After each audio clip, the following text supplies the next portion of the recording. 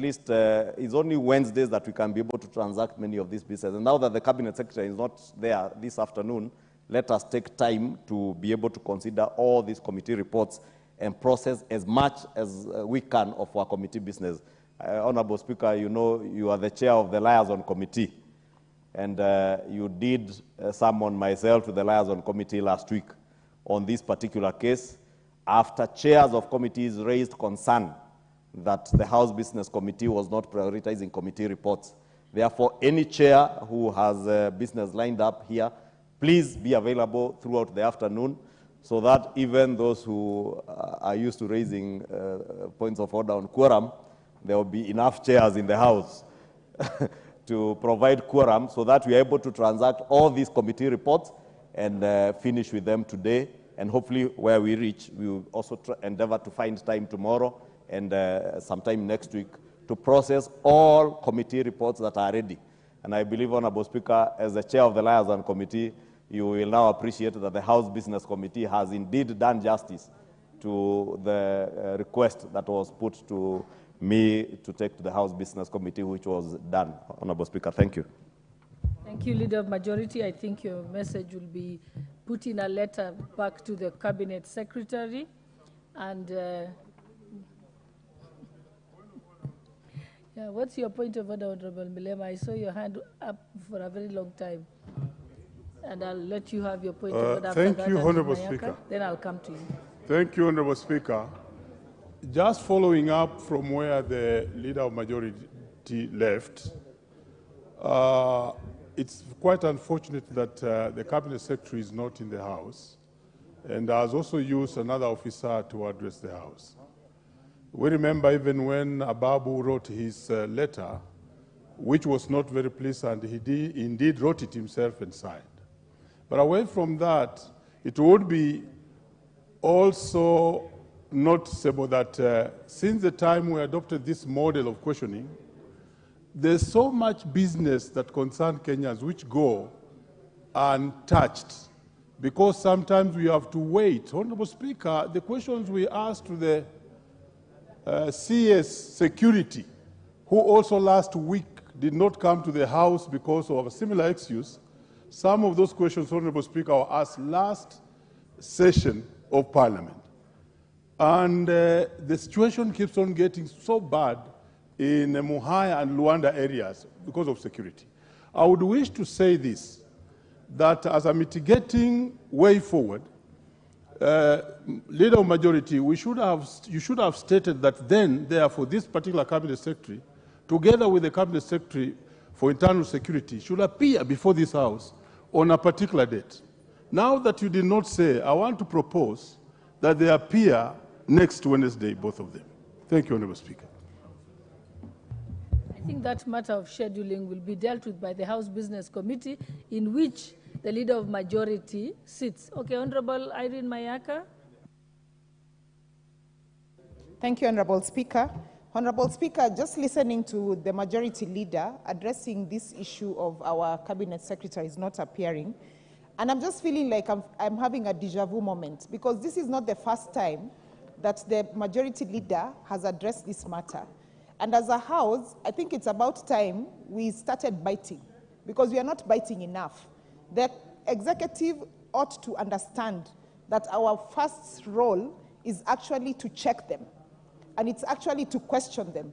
And for them not to appear, this is the second week that we are having a CS who is meant to appear before us, not appearing, and yet we want to address matters that are of national importance. And Honorable Speaker, just to add to what Honorable Milemba said, I think we actually need to summon these two CSs to appear. It can't be business as usual that they allow their secretaries to write to us instead of them themselves taking upon themselves the time to just type a few sentences and sign. It shouldn't be business as usual, Honorable Speaker. And therefore, I think we should summon them and not just ask them to appear. Thank you. Like I said, your sentiments will be taken and they'll be able to communicate to the Cabinet Secretaries. Allow me first to recognize the people in the public gallery. Honorable members, allow me to recognize the presence of the following guests in the public gallery. 1 Munyu Secondary School from Naivasha constituency, Nakuru County. 2 St. Clair's Girls High School from Gatundu South constituency, Kiambu County. And 3 Kenyatta University Coast Student Association, I presume from Nairobi, or from the coastal area of Kenya. And 4, I also wish to recognize the presence in the Speaker's Gallery of the African Holy Ghost Christian Church, Huruma, Nairobi, comprised of Sunday school officers. And on behalf of the National Assembly, I think I will give the Honorable Mshangi Karemba to welcome all the guests on behalf of the National Assembly. Thank you, Honorable Speaker, for giving me an opportunity to welcome our guests today. The students of Munyu Secondary School in Naivasha, the students of Clare Girls in Gatundu, and Kenyatta University Coast Students Association.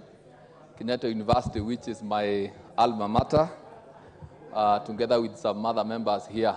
And I wish to tell the students who have come to Parliament today that the future belongs to them. It is only this moment that they are young, but the future is brilliant. The future is waiting for them so that they can become leaders in this country. And I wish to tell them that we started like them. We were students like them. We became student leaders in the University of Kenyatta University and other universities, and so we are here. And lastly, Honorable Speaker, I wish to appreciate in a very special way the Sunday school officers from the African Holy Ghost Christian Church, Huruma.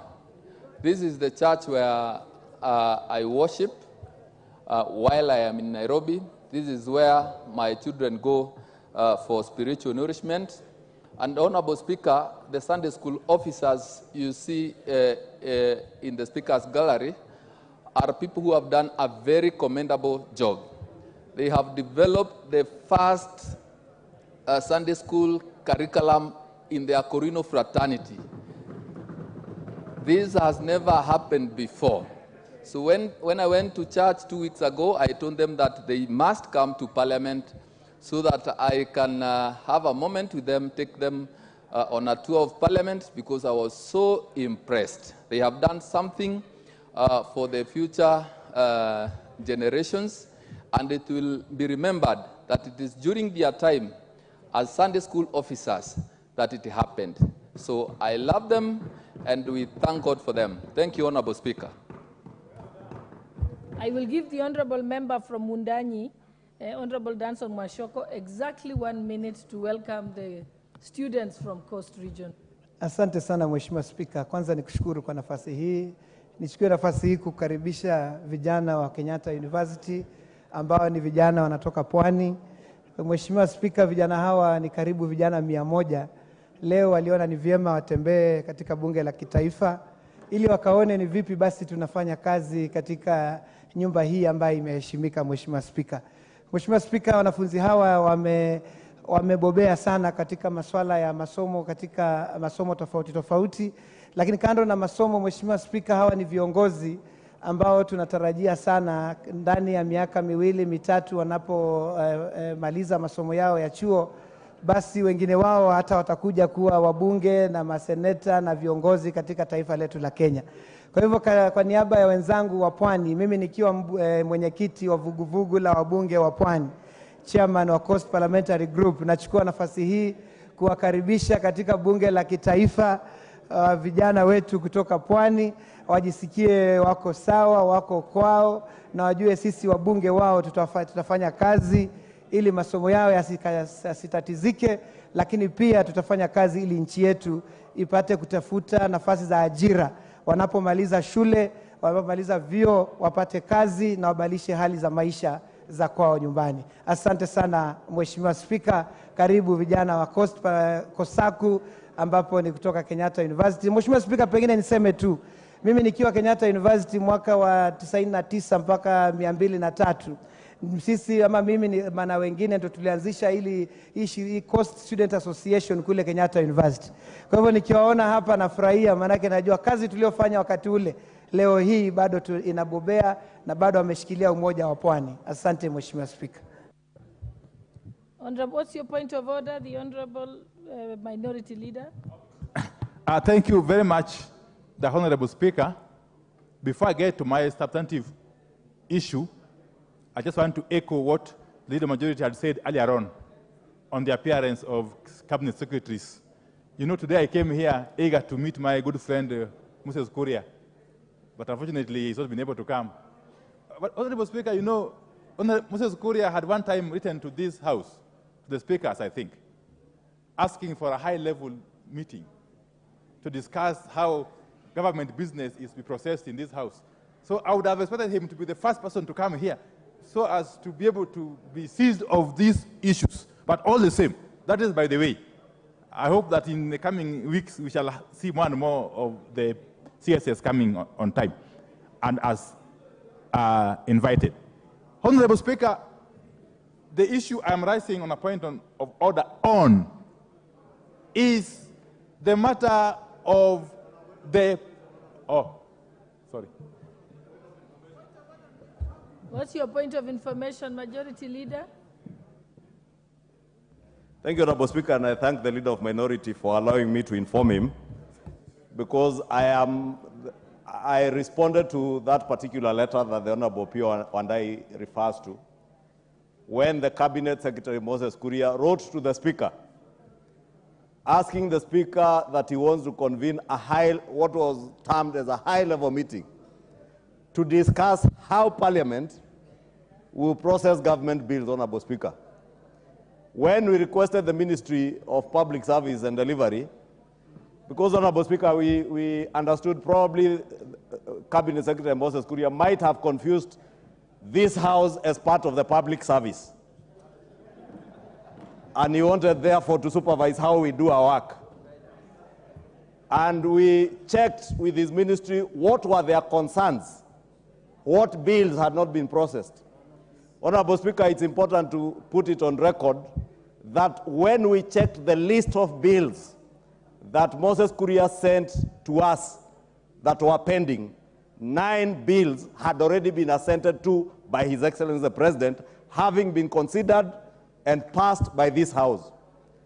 52 out of the 56 regulations that he claimed were pending in Parliament, 52 had already been adopted by the House. Some of the other bills that he claimed had not been processed as government bills was a bill belonging to the Leader of Minority. And I do not know whether the Leader of Minority processes any bills on behalf of government. It was a private member's bill belonging to the Leader of Minority, and therefore we duly informed the Cabinet Secretary and also appraised him with the current structure of government, that the office charged with the responsibility of coordinating work between the executive and the legislature is the office of the Prime Cabinet Secretary. And therefore that matter, I believe, was put on the Honorable Pio, and we did respond appropriately to Cabinet Secretary Moses Kuria. But I agree with Pio Wandai, the same way he wrote should have been him writing to the House, not his principal secretary. We proceed, Honorable Wandai. Yes, thank you very much, Honorable Speaker. Honorable Speaker, the issue I wanted to raise is this, and it's very important that we pay attention as members. The financial year 2023-2024 is just 3 or so months shy of coming to a close. And you know, Honorable Speaker, the performance of the budget is dependent to a large extent on how monies are released, on the exchequer releases and the absorption of the exchequer releases by the respective ministries and state departments. Honorable Speaker, we know that every budget cycle we undertake public participation. And upon such public participation, monies are appropriated. I am talking specifically about public participation money in the Ministry of Roads, in the State Department for Roads.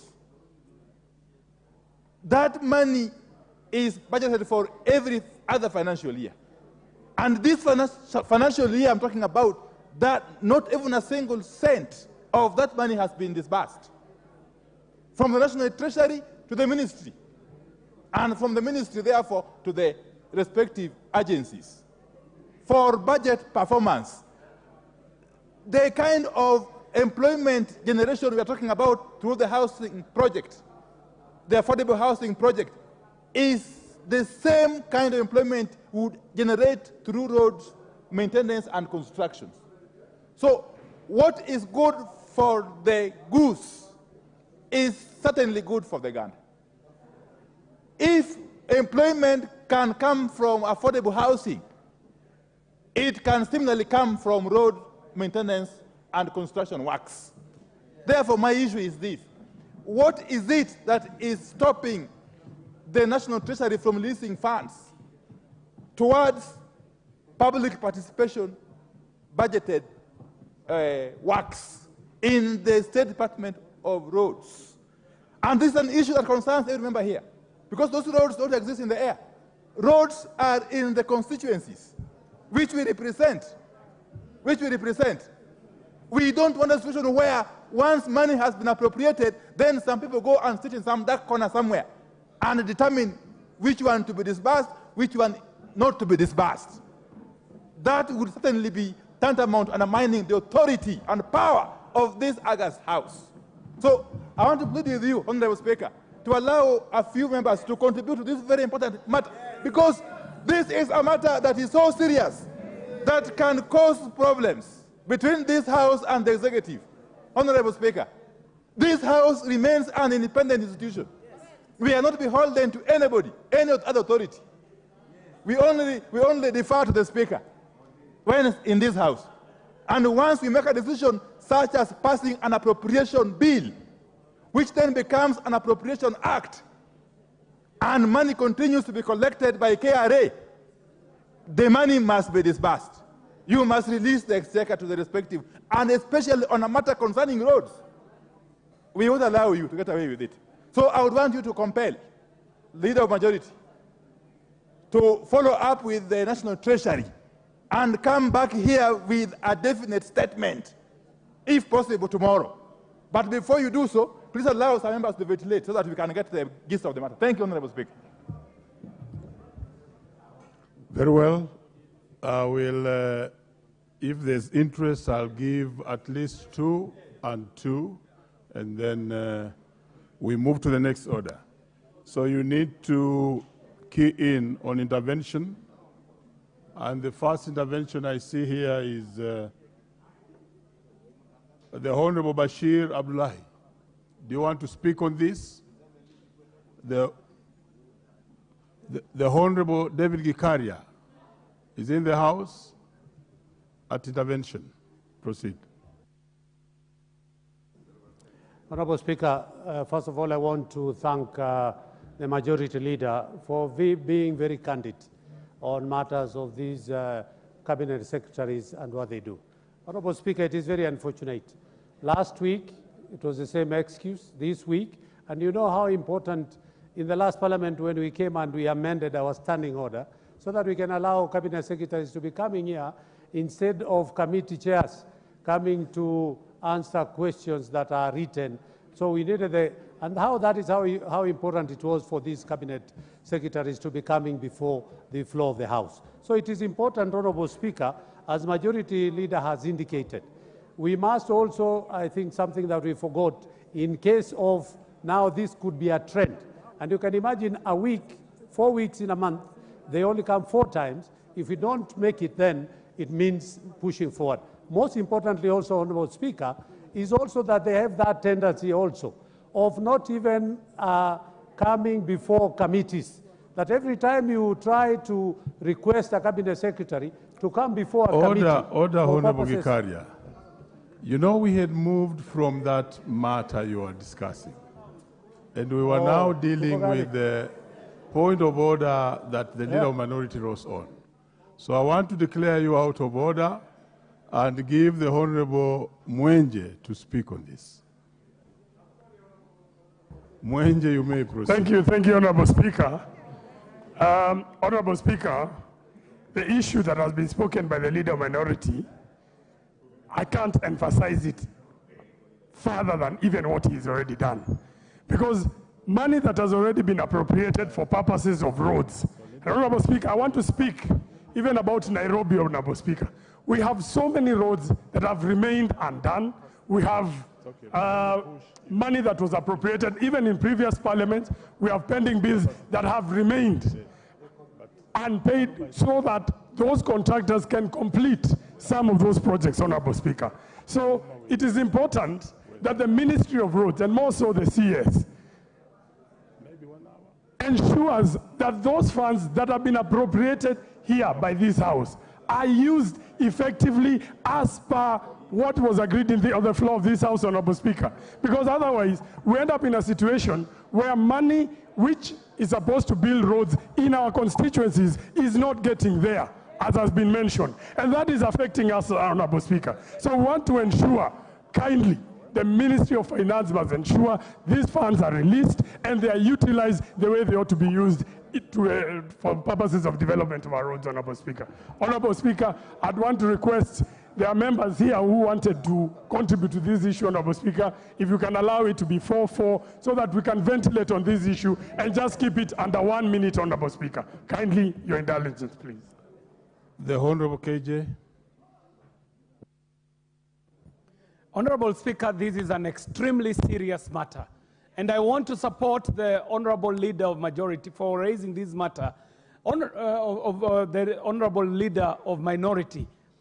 It affects every single constituency. Honorable Speaker, some people might be imagining that Nairobi is extremely well covered in terms of road network. But when you think about it, even previous programs on roads in Nairobi have actually failed. The most recent one being the roads that had been earmarked for development in slum upgrading program. Mr. Speaker, we are on record in this House as members of Parliament saying that the work that was done was extremely shoddy. People were laying cabro on what you call cotton soil in our constituencies, Mr. Speaker. So, Mr. Speaker, the big issue here is Parliament taking its place, its rightful place in budgeting. No other house, no other institution, no other entity has the role of appropriating monies in the budget. And when it is appropriated by Parliament, everything else is automatic machination to ensure that it gets to the constituency, and no one should appropriate responsibilities that they are not their own to go and appropriate after Parliament has appropriated. So, Honorable Speaker, allow me 1 minute to also add that the questions that are asked in this House, some of them, time is of essence. So when a cabinet secretary does not show up, for example, the cabinet secretary was to be appearing today. Order, Honorable KJ. I'll just be very short on this one. We had actually dealt with a matter of questions. So you have made your point. Yes, I'll be 1 minute, Mr. Speaker. No, the interest is very high, so please take your place. Much obliged, much obliged. Honorable Wangwe. Thank you, Honorable Speaker. Honorable Speaker, I just want to also reiterate what the minority leader has said, especially the issue of roads. And indeed, Honorable Speaker, the CS in charge of finance must wake up and do his job. It looks very easy, Honorable Speaker, to sit in an office and fail to know that Kenyans are out there suffering.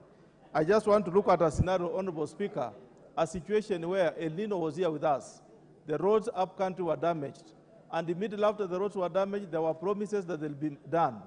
In addition to that, Honorable Speaker, there is also the money that was voted for in this House that was meant for RML to go down to various constituencies. That money has not been dispersed. In addition to that, Honorable Speaker, there are also those roads which were begun some times back in form of tarmac, like the C41 in my constituency, Honorable Speaker. It is not done in really sense, Honorable Speaker. What has happened is supposed to be maintained. That has not been done. There is no money which has been sent to that. Therefore, Honorable Speaker, it's important. Let the CS in charge of finance be called to order by this House and let him live up to the role that he was given so that he can get us the money in our various constituencies. Thank you, Honorable Speaker. Finally, the Chair Rhodes. Are you in the House?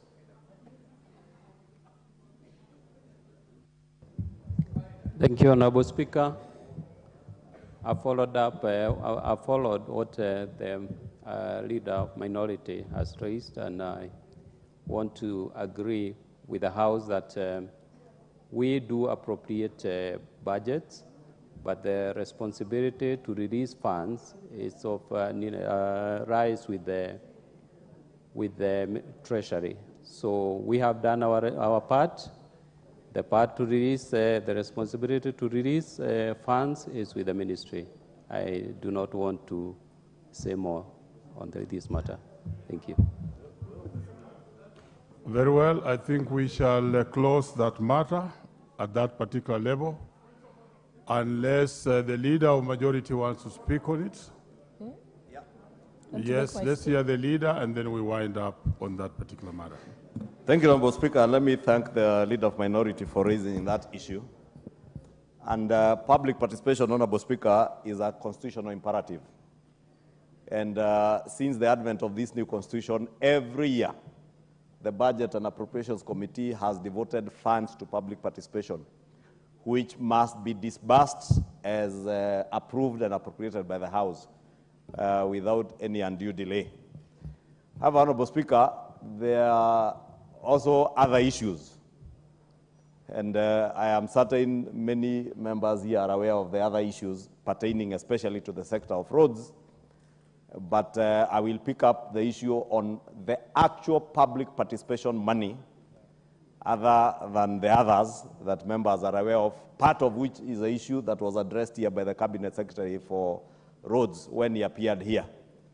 And Honorable Speaker, because there is that other matter that was very well addressed by the Cabinet Secretary for Roads, which I am certain we do not want to delve into now, but for the public participation one, I will get to the Cabinet Secretary, National Treasury, to first provide us with a list so that we ensure that it is in the counties that we carry out public participation.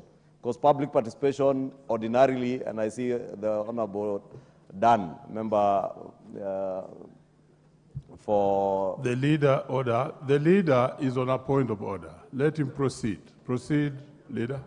Thank you. Honorable Dan Mwashako is a seasoned member of the Budget Committee, and we will tell you the public participation funds are usually done, we used to do them for about 11 counties per year. So that by the end of 4 years, we have covered all the 47 counties.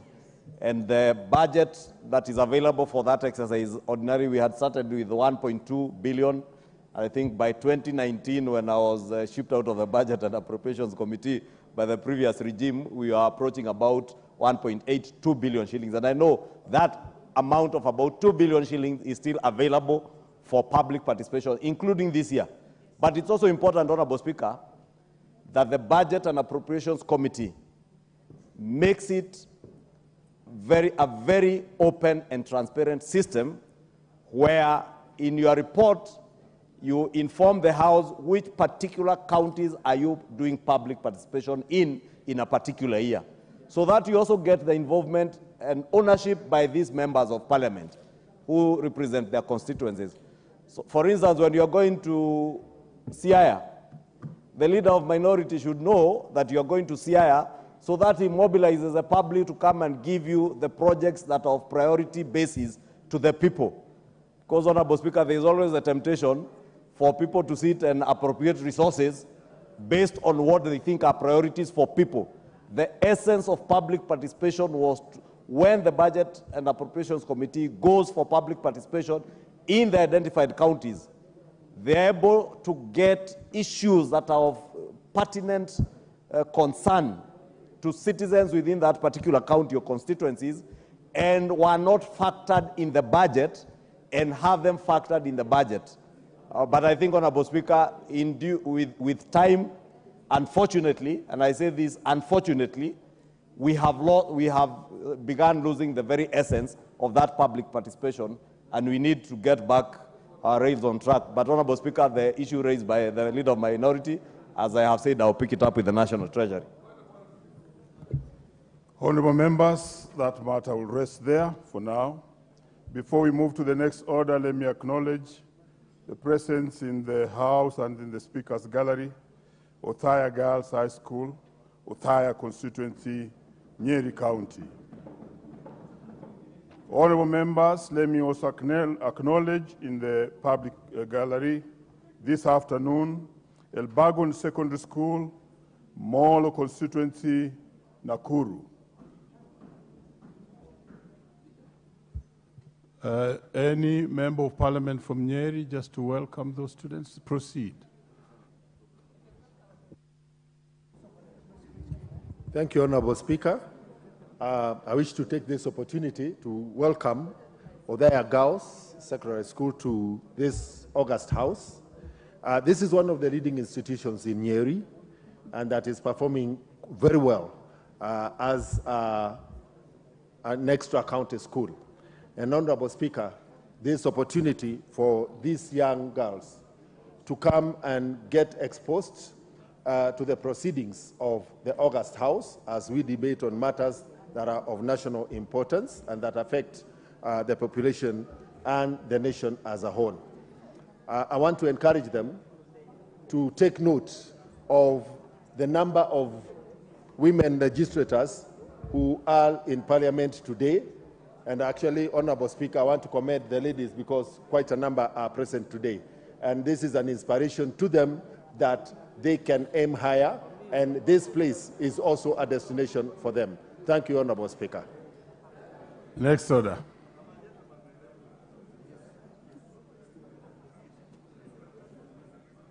Order, members, we move to statements. The Honorable Deputy Speaker. Okay. Thank you, Honorable Speaker. Honorable Speaker, pursuant to Standing Order 44-2D, I rise to make a statement on the leadership of the Committee on the Members' Services and Facilities and the Committee of Powers and Privileges, which were reconstituted on Tuesday, 5th, 2024. Honorable Speaker, Standing Order 212B establishes that the Committee on Members' Services and Facilities and provides that the committee shall consist of a chairperson and not more than 14 other members who shall be approved by the House at the commencement of every session. Further, Honorable Speaker, Standing Order 178-1 partly provides that unless provided under any written law, standing orders, or by resolution of the House, a select committee shall, upon appointment, elect a chairperson, a vice chairperson from among its members. Honorable Speaker, following the reconstitution and approval of the members to serve in the committee on Tuesday, 5th March 2024, pursuant to Standing Order 212B3, the Clerk of the National Assembly, in exercise of the powers conferred under the provisions of Standing Order 179-2, declared a vacancy of the office of chairperson and vice chairperson of the committee on Wednesday, 6th March 2024. Honorable Speaker, Standing Order 179-1 requires that the clerk to appoint a place and date and time of the first meeting of the committee within 7 days of its constitution by the House, or such other further period as the Speaker may approve. In compliance with the said standing order, the clerk appointed Tuesday, 12 March 2024 at 4 p.m. as the date and time for the conduct of the elections, which took place in Room 9 at the main Parliament buildings. Honorable Speaker, Standing Order 179 specifies the form of a candidate's nomination paper as prescribed in the 5th schedule to the standing orders. The nomination papers were issued as prescribed and whereof by the deadline on the submission of the nomination papers on Monday, 11th March 2024 at 5 p.m., the following honorable members had submitted duly filled nomination forms. They are as follows. 1, the Honorable Dr. Stephen Wachira Karani, MP for the position of chairperson. And 2, the Honorable Faisal Bada Salim, MP for the position of vice chairperson. Honorable Speaker, Standing Order 179-12 provides that if only one candidate is nominated for the election as chairperson or vice chairperson, the clerk shall, at the expiry of the nomination period, forthwith declare that that candidate as elected without any vote required. Consequently, having received only one nomination from each of the position, the clerk declared the Honorable Dr. Stephen Wachira Karani, MP, and the Honorable Faisal Badr Salim, MP, duly elected as chairperson and vice chairperson of the Committee on Member Services and Facilities respectively. Honorable Speaker, in line with Standing Order 179-14, I therefore notify the House that the Honorable Dr. Stephen Wachira Karani, MP, and the Honorable Faisal Badr Salim, MP, were duly elected as chairperson and vice chairperson of the Committees on Member Services and Facilities respectively. Honorable Speaker, the House may recall that the Committee of Powers and Privileges, which is chaired by the Right Honorable Speaker, was also reconstituted on 5th March 2024. Whereas the law establishing the committee does not provide for the office of vice chairperson, it has become an established practice of the House for the Speaker to designate a member of the committee to perform the duties of the vice chairperson and represent the committee in the liaison committee. In this regard, I also notify the House that the Speaker designated the Honorable Joseph Lekuton, CBS MP, as a vice chairperson of the Committee of Powers and Privileges, who shall also sit in the liaison committee as the Speaker's representatives. I thank you, Honorable Speaker. Very well. Next order. Order number 8, the Regional Development Authorities Bill, National Assembly Bill number 7 of 2023, second reading, resumption of debate. The Honorable Tindi Mwale, not being in the House. The Honorable John Mutunga, had you spoken on this? Honorable members, who could refresh the screen, remove your cards and key in afresh, because most of the members who are on the list are not possibly interested in speaking on this. So, very well, you can now key in. Very well, the Honorable Maina Madenge, Nyeri Town. Had you spoken on this? I suspect you had spoken on this. The Honorable Ferdinand Wanyonyi. Is Ferdinand Wanyonyi in the House? Not ready. The Honorable Makali Mulu.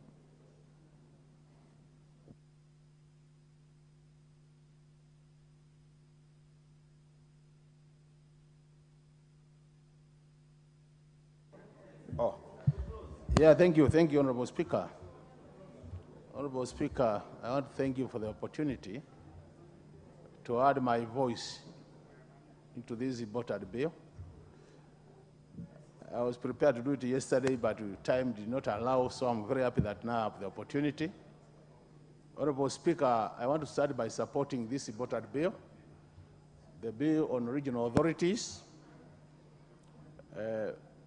As opening remarks, Honorable Speaker, we all know that we have quite a number of these regional authorities in this country, and most of them have been administered from different acts of parliament.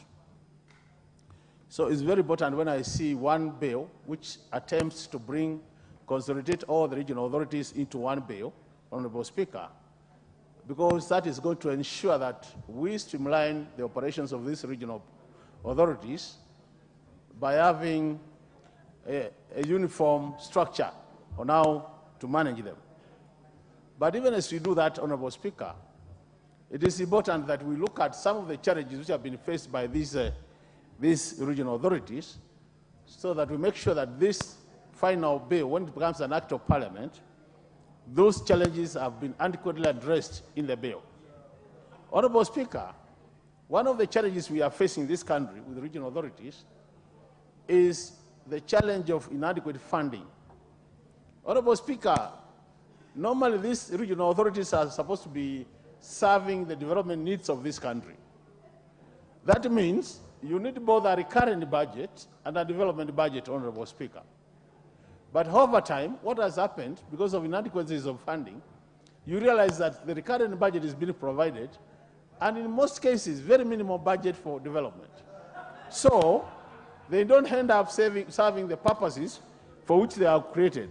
So, one of the things you need to be very clear on, Honorable Speaker, is to make sure that these important authorities in this country, we must provide resources for them so that other than just paying salaries, they go to that extra mile to ensure that development is also implemented in this country through them. Some of them play very key roles, Honorable Speaker. For example, those ones in the water authorities. Water is a major problem in our ASO and semi-ASO areas in this country. And if those authorities were effective, if they were efficient, they would have done a lot in sorting out that matter. So for me, from where I sit, one of the reasons why I'm supporting this bill would be to have a structure, a financial framework, to make sure that they are adequately funded. The other matter which is critical, Honorable Speaker, and which keeps on coming up every time we see it, is the issue of duplication of roles, Honorable Speaker. Honorable Speaker, you realize that some of the work they are doing, duplication is at two levels. There is duplication at the national level, and there is duplication at the county level. Honorable Speaker, some of the functions being performed by these local, regional authorities, Honorable Speaker, you realize there is duplication. There is a lot of, you take one and another one, you find that they are doing almost the same thing, and it's like where one stops, it's not very clear, one stops, another one starts. So you find there is overlap. And one of the things should be sorting out, Honorable Speaker, through this bill, is to ensure that each of the regional authorities which is going to remain after restructuring, Honorable Speaker, that we have a very clear mandate for them. So that, for example, I want to say this, Honorable Speaker, about 2 weeks, we did visit my constituency, where we have the Tanavi Development Authority, and we have then the National Water and Harvesting Authority. Water and Water Harvesting Storage Authority, Honorable Speaker. Now, you find one of the dams we have in my constituency is called Kalundu Dam. Kalundu Dam was done by the National Water and Harvesting Authority, but after completing the implementation, Honorable Speaker, there wasn't that proper handing over from that dam to Atanathi, which is now the local authority covering our area. So because of that lack of proper handing over, you find that that dam currently is not serving the purpose you were supposed to be serving, Honorable Speaker. Because the river is polluted, the intention was to do small-scale irrigation in the area. But because there was no proper handing over, then we have faced that challenge of the dam being there, but not really serving the purpose. So one of the areas we must address, Honorable Speaker, is to ensure that even at the national level, Honorable Speaker, we don't have overlaps in terms of functions. In that case, then we'll be able to have them serving specific functions and helping Kenyans. The other level of overlap, Honorable Speaker, is the issue of the county and the national government. Honorable Speaker, most of the functions being performed by these regional authorities are devolved. For example, water is devolved, Honorable Speaker, and you find that it is not clear what the county government needs to do and what the authority needs to do. And it's also not very clear at what point do they work together because they are doing the same function. So that confusion, Honorable Speaker, what has happened is that because of that confusion, then you have conflict always. That what the regional authorities are doing, Honorable Speaker, county governments are complaining that they are taking over their role. So we must also make sure through this bill, Honorable Speaker, that we come out clearly in terms of what belongs to the county government and what belongs to the regional authorities. In that case, then we'll minimize the authority. The other thing, Honorable Speaker, the county government are also having an argument that it makes sense that the reason why they are not getting the rightful share in terms of equitable sharing is because some of the money which should be with them is being left at Nairobi to take care of functions which are already devolved, Honorable Speaker. So in that case, they are saying, if we were very clear in terms of what is devolved and what is not devolved, then county governments will be able to get more resources from the national government without even adding any resource in terms of revenue collection, Honorable Speaker.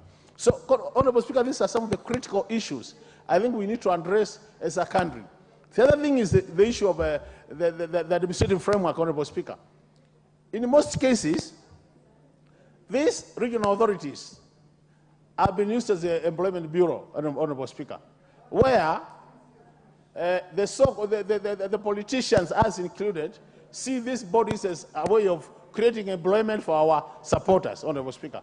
And anytime you visit them, you look at the board composition, you look at who is employed there, Honorable Speaker, you will find that there is a very close alignment of the minister and the people working in those bodies, or the board managing the regional authorities. In that case, Honorable Speaker, then you find that we lose what I will call the issue of focusing more on competencies, so that we get people who can manage them.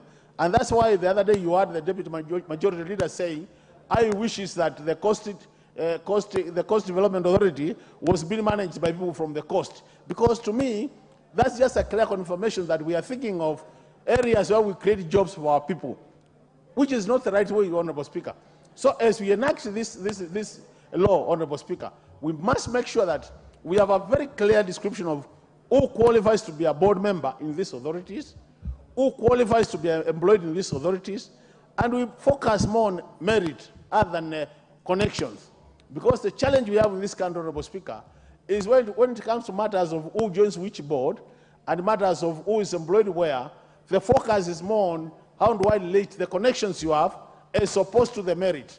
And I think time has come that as a House, we need to make sure that now we focus more on merit, Honorable Speaker. And if we do that, then we'll be helping this country. The last point, Honorable Speaker, as I allow other members to contribute, is the point of the numbers. We have so many of these regional authorities, Honorable Speaker. You wonder whether the number we have should be the optimum number, Honorable Speaker. I do believe we could do with a smaller number than we have and still achieve the same outcome. So to me, from where I sit, we should be looking at it from what do we want to achieve at the end of the day? What result do we want to achieve? And then work backwards, Honorable Speaker, coming to a point to say, how many regional authorities do we need to achieve the desired result?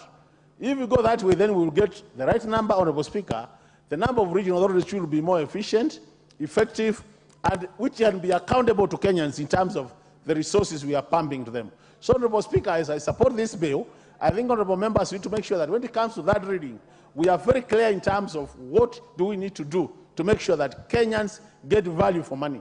And in this era where we have shortage of resources, Honorable Speaker, this bill could not have come at a better time to make sure that we streamline these regional authorities and then we achieve for Kenyans and push Kenya to the next level. With those many remarks, Honorable Speaker, I support. Thank you for giving me the opportunity, Honorable Speaker.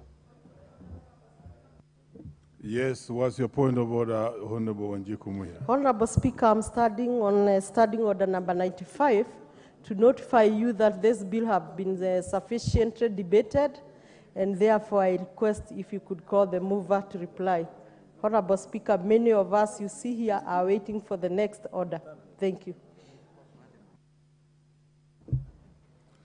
Honorable members, the member has risen from his place on standing order number 95, that the mover be called upon to reply. Will as many as of that opinion say aye? Aye. Will as many as of a contrary opinion say nay? Nay. The ayes have it. Mover, you may proceed.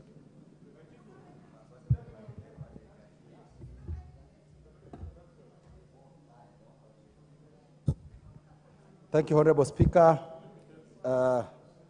Honorable Speaker, I want to thank all the members who made contributions in this bill, and also thank the members of the Regional Development Committee for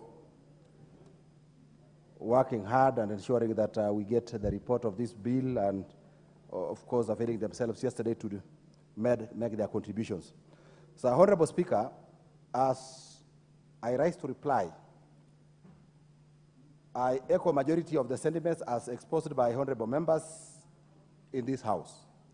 And Honorable Speaker, I want to bring to the attention of this House the provisions of Article 189(2) of the Constitution of Kenya 2010 that outlines the importance of cooperation among the different levels of government. That is between the national government and the county government. Honorable Speaker, by combining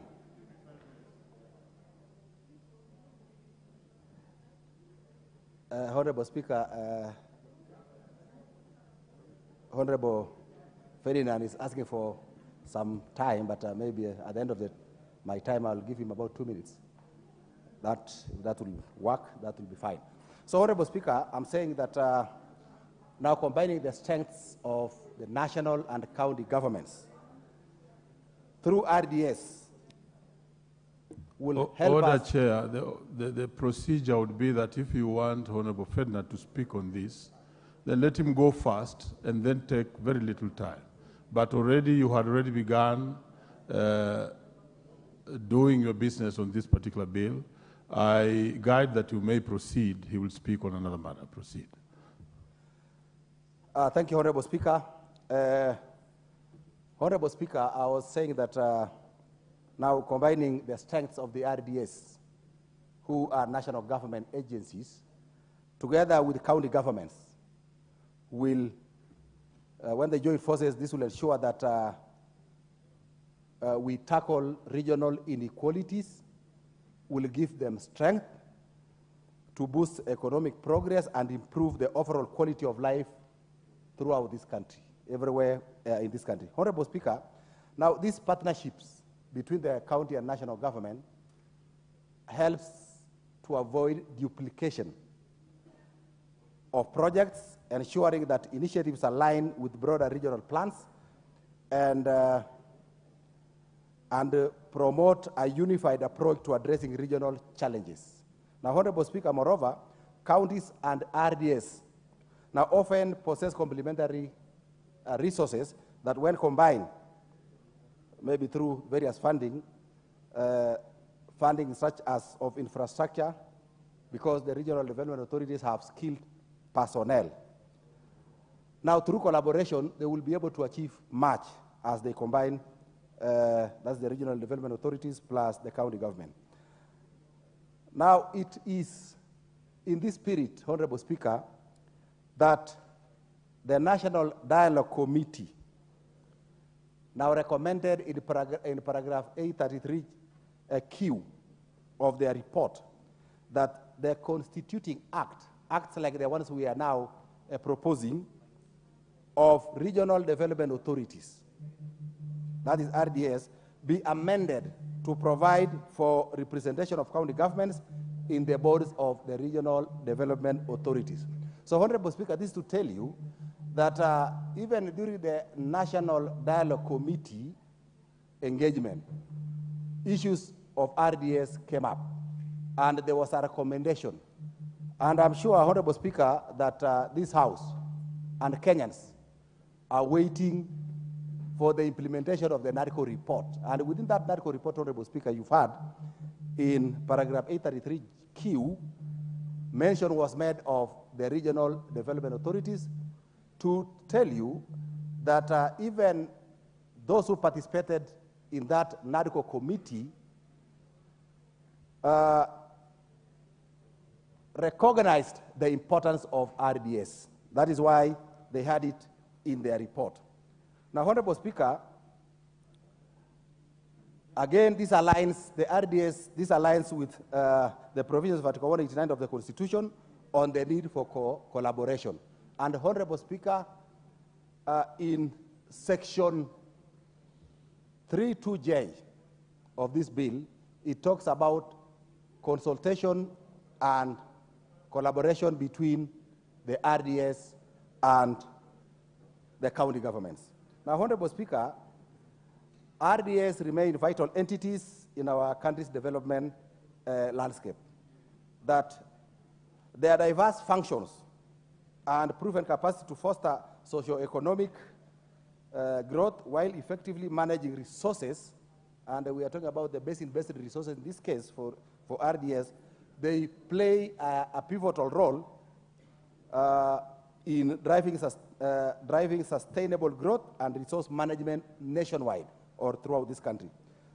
Now, Honorable Speaker, I implore fellow honorable members who have dissenting opinion to support this bill in order to continue with their mandate of alleviating poverty, improving development of infrastructure, industries, social services.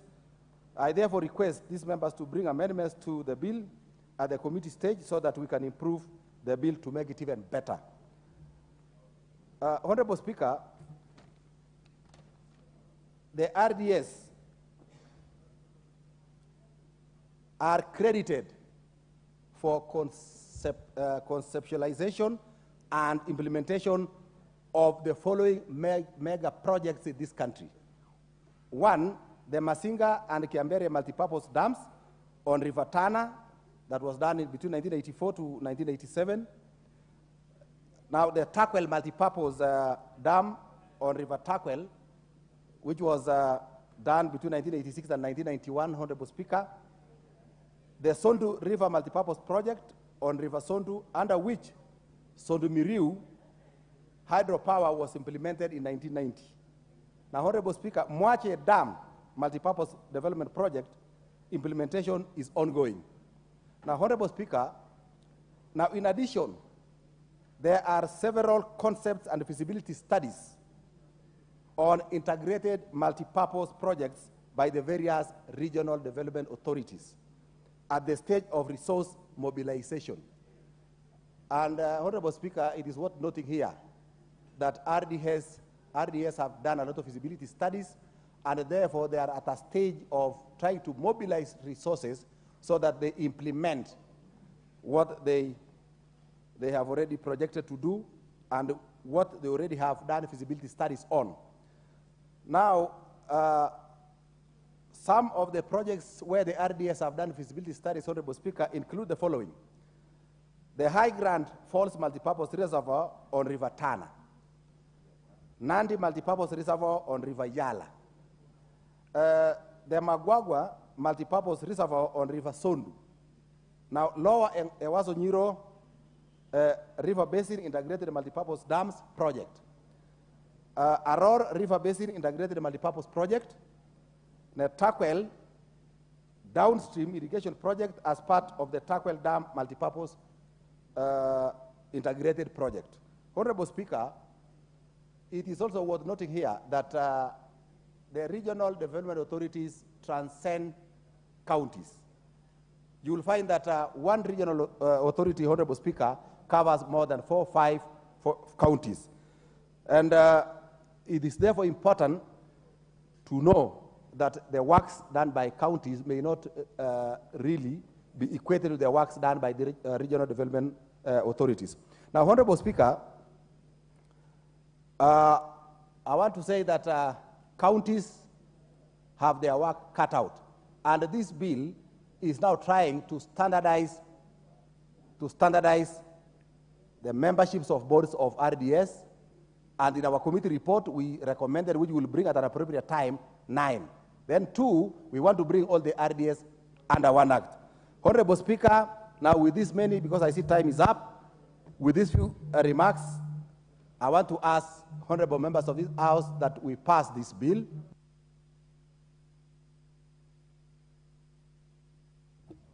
Give him 1 minute to conclude.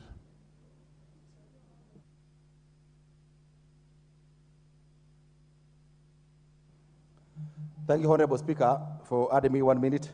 Honorable Speaker, I was requesting honorable members that we pass this bill, move to the next stage, where we have also proposed as a committee amendments, including amending the number of board members from 12 to 9 and other amendments that as a committee we have proposed.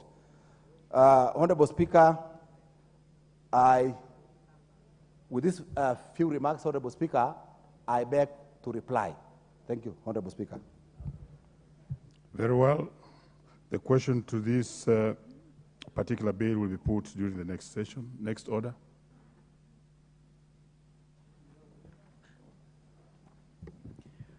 Order number 9, motion, compliance to Article 54(2) of the Constitution regarding employment of persons with disability in public institutions. Chairperson, Departmental Committee on National Cohesion and Equal Opportunities. Is the chair in the House? Yes, I'm here. Proceed. Thank you so much, Honorable Speaker, for giving me this opportunity.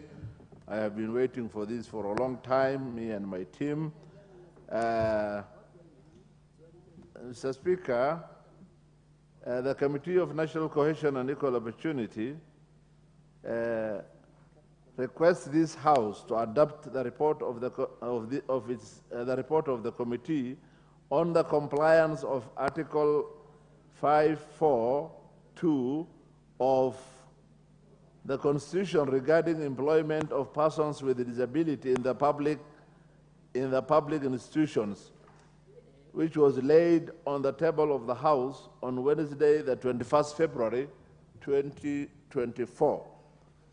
Mr. Speaker, sir, the Committee of National Cohesion and Equal Opportunity resolved to carry out inquiry into the employment diversity in public institutions, specifically on the status of the compliance of the composition of persons with disability in the public institutions pursuant to Article 54(2) of the Constitution.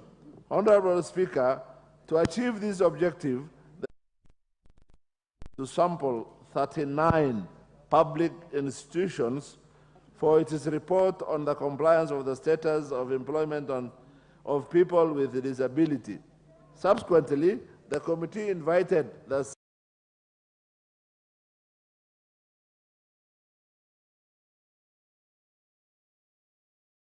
compliance with the same.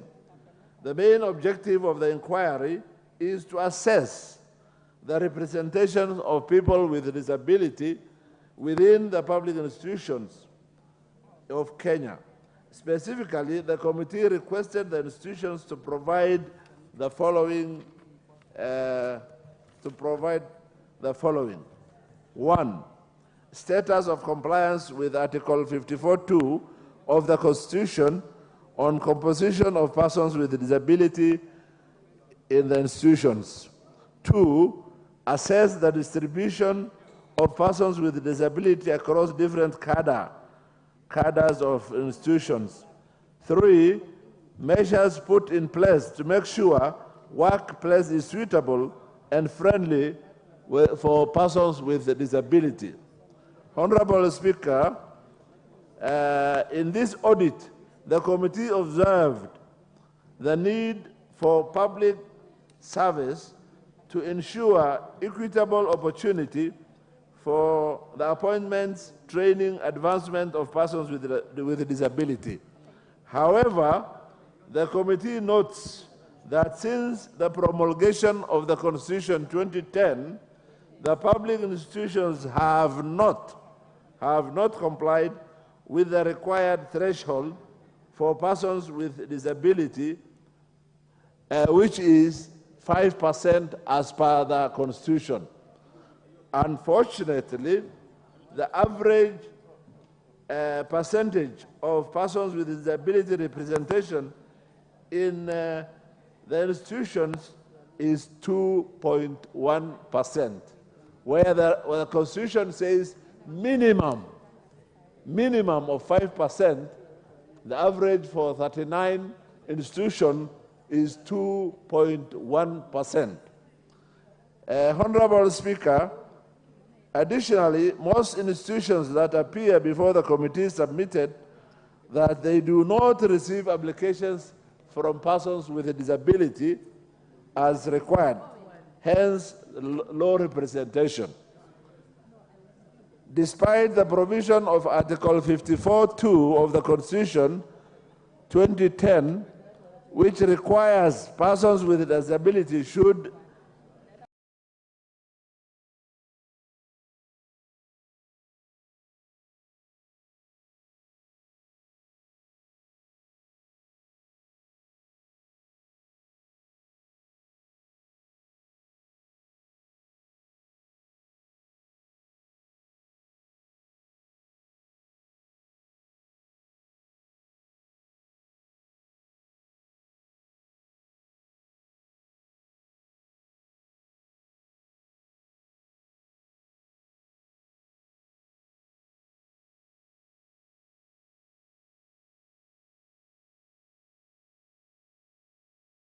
of adoption of this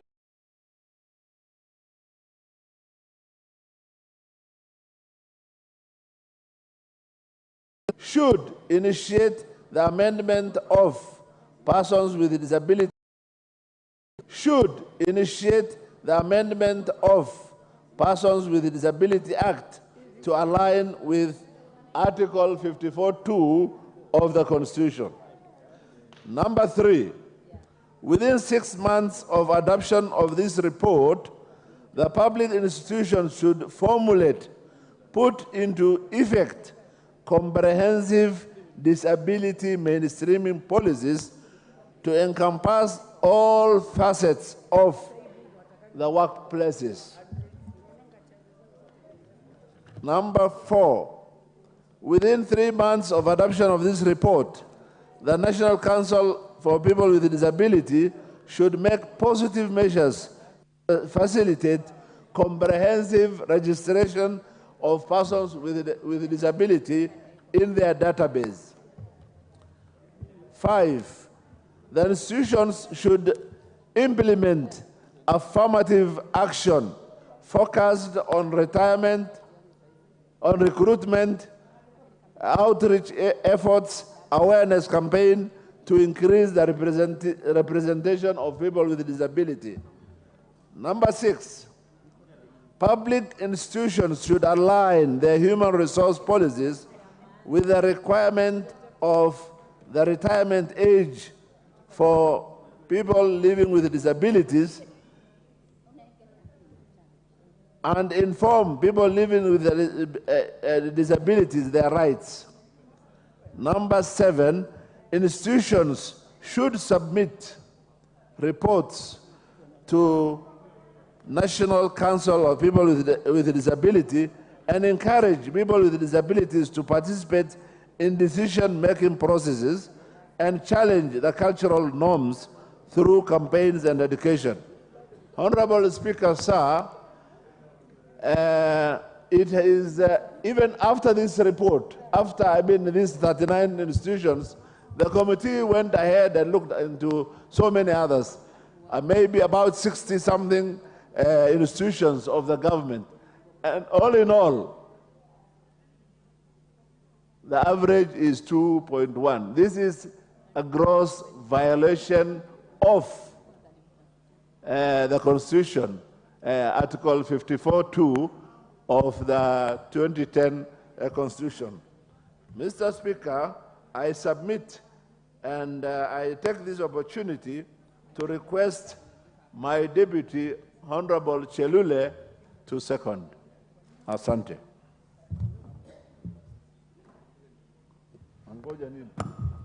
Honorable Chelule.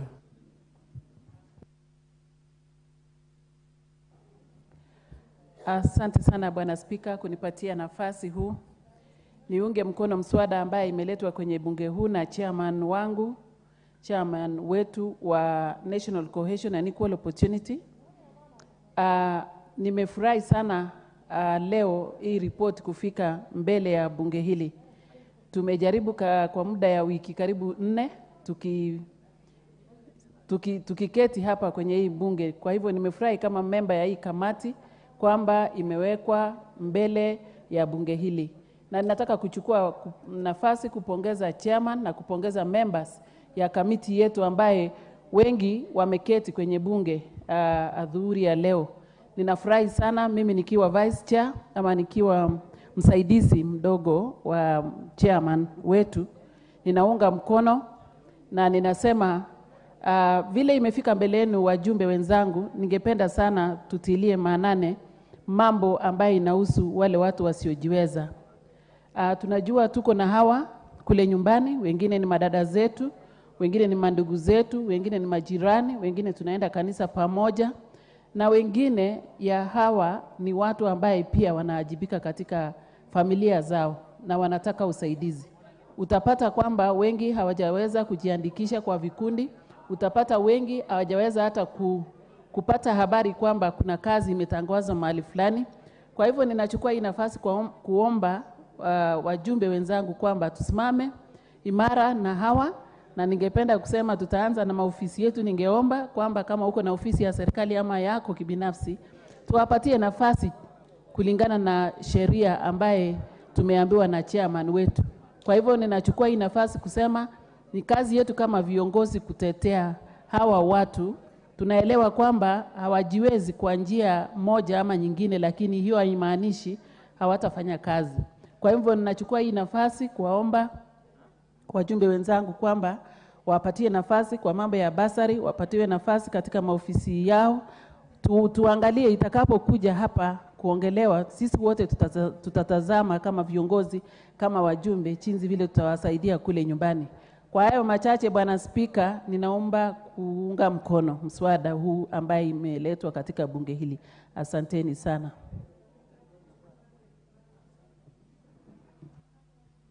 Asante sana. Honorable members, I propose the question that this House adopts the committee. Let me take it again. Honorable members, I propose the question that this House adopts the report of the Committee on National Cohesion and Equal Opportunities on the compliance of Article 54(2) of the Constitution regarding employment of persons with disabilities in public institutions, laid on the table of the House on Wednesday, 21st February 2024.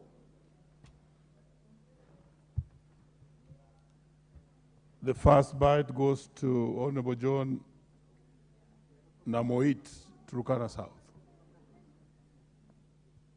The Honorable John Namoit. In the absence of the Honorable John Namoit, second is the Honorable Harrison Kombe, Magarini.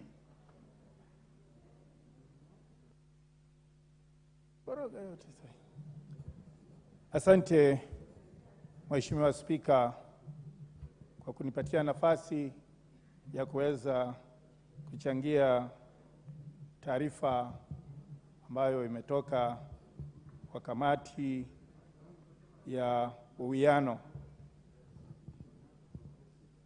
Mheshimiwa Spika, kwa hakika katika yale mashirika tulioweza kuwaita mbele ya kamati na tukakagua stakabadhi zao, tumepata kujionea kwamba kiwango kile cha watu wasiojiweza ama walemavu kilikuwa kiko chini ya wastani iliyokuwa inahitajika na iliyopendekezwa ndani ya katiba.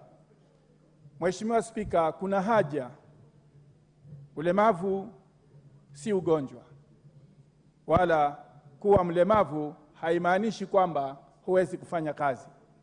Hivyo kuna haja ya kwamba nyanja zote tukapate kuwahusisha na kuwaajiri walemavu. Kisungumzia hivi, ningetaka kuwa mfano katika kamati yangu ya CDF nimeweza kujumuisha walemavu ndani, na pia vile vile hata kwa wale waajiriwa wa ofisi pia nimeweza kujumuisha walemavu. Mheshimiwa Spika, nimepata kuona mlemavu wakati mwingine akiwa katibu wa kudumu katika wizara husika wakati huo ambapo tulipokuwa na mafuriko sehemu za Bate katika sehemu yangu ya bunge ya Magarini, tuliweza kuona ya kwamba anahusika vilivyo na kuhakikisha ya kwamba wale wote ambao wameathirika wakati huo wameweza kuhamishwa na kupelekwa katika sehemu ambazo ni za sawa, na pia vile vile wameweza kupelekewa chakula kutoka kwa wizara yake. Mheshimiwa Spika, kusema ule ukweli na nikinukuu kwa lugha ile ya kigeni, disability is not inability. Uko uwezo wa kufanya vyema zaidi hata kuliko wale walio wazima, na pia kuwa mlemavu haijamaanisha ya kwamba wewe uwe ni mtu wa kubaguliwa. Katiba imekataa masuala hayo ya kubagua walemavu na kubagua mtu mwingine yeyote yule kwa sababu ya maumbile yake. Leo hii tuwazima wengine wetu, lakini haijamaanisha kwamba uzaliwavyo ndivyo unavyozeeka. Kwa mara nyingi tumepata kuona watu wakihusika kwa ajali na hivyo kupoteza maumbile yao na kuwa walemavu. Ningeuliza bunge hili likaweze kuunga mkono taarifa hii ili kwamba tukaweze kuwaweka mahali wanapostahili walemavu kama Wakenya wengine. Asante Mheshimiwa Spika. The Honorable Wanjiku Muya. Thank you, Honorable Speaker, for giving me this opportunity. Indeed, I was waiting for this report. And first, I want to congratulate the committee. The report is very, very well done. It's a beautiful report, considering they even did an audit of 39 institutions, which can indicate how our country looks like. Honorable Speaker, I think the Act of 2003 is about to be repealed. In fact, it is in the process. And I see quite a number of beautiful points in this report. And therefore, I hope the chair and the committee will also be coming to the relevant committee to give input to improve the new act that is expected. Honorable Speaker, as this committee was doing an audit, I think it would only have been fair if they started by Parliament, because when you are auditing, it is also good if you could audit yourself. And as such, personally, I can say I have complied. I have 2 persons with disability in my constituency, not specifically in the CDF, because I know in NGCDF the law requires, but outside NGCDF, in the constituency office. And therefore, I ask the honorable members, the 290 of us and the women reps, to also audit themselves and see if they can create a position, 1 or 2. And if the country would move in that direction and the counties would also create equal opportunities, then we would be somewhere. I also want to urge the Honorable House of Senate to do a similar audit to the counties, because this is their mandate and this committee could not have audited the counties. I know the county of Uasin Gishu, I know the county of Kericho, which is rated very highly. And in fact, during the Governor Madago, he was rated the best county to have employed so many deaf persons in the county of Uasin Gishu. As we call the county governments in the rest part of the country, I ask the Senate to consider if they could do this audit, but before they do it, let us audit ourselves. Because, Honorable Speaker, we say the government, but we are the government. Before we audit the ministry, let's audit ourselves. However, Honorable Speaker, this report is based on census of 2019, which we all know it is disputed, and therefore the figures that are put here couldn't be real. We know the census in this country are after 10 years. But I may plead with the government, considering the very desperate situations that all of us have witnessed last year during the registration of Inua Jamii, when we could not register thousands of people from persons with disability because they didn't have registration numbers. I would ask if the government, now that they devolved the National Council to the counties, could review the numbers of these people, and also consider to improve in funding the National Council, which is the body entitled in considering matters of the persons with disability. Honorable Speaker, 5% is a very small percentage for us to attain as a nation. If you read through the report, you find the nation of Switzerland as the best in the world to have considerably given the employment opportunity to these people. But I'm also happy that in East Africa, in our bloc, the state of Rwanda, which is our partner state, is also rated very highly to have considered this. Honorable Speaker, time and again, persons with disability have lived on donations as if they are not citizens, and they live waiting for whatever happens in their life. It's time that the government make deliberate move, consider them, fund them through the budget in the avenues that they are working with like the National Council, the Social Security and the Ministry of Labor, and consider them just like Kenyans. Honorable Speaker, there is, of course, a conversation of the caregivers today. We may consider to give persons with disability jobs, but in the event it is not possible, the caregivers can be given the jobs and they can work and provide the essentials to their loved ones, and that data can be put as serving the person with the disability. I want to congratulate the Lake Victoria South Waterworks Development Agency for having been the highest out. The Honorable James Nyikal. Thank you, Mr. Speaker, for giving me an opportunity to contribute to this. Mr. Speaker, this report is extremely important. It is looking at Article 54, and although it confines itself to 54.2, which is just basically about the employment, the 5% that is required for institutions to offer persons with disability.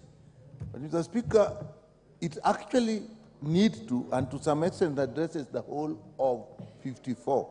Mr. Speaker, there is no way we can attain the requirement of 54.2 if we do not look at the rest of 54, particularly B, which says access to educational institutions and facilities for persons with disability that are integrated into education system. Education is key to being employed. So there's no way you will think I'll get to 5 if you don't address education. If you look at C, Mr. Speaker, access to all places, public transport, and information. How can one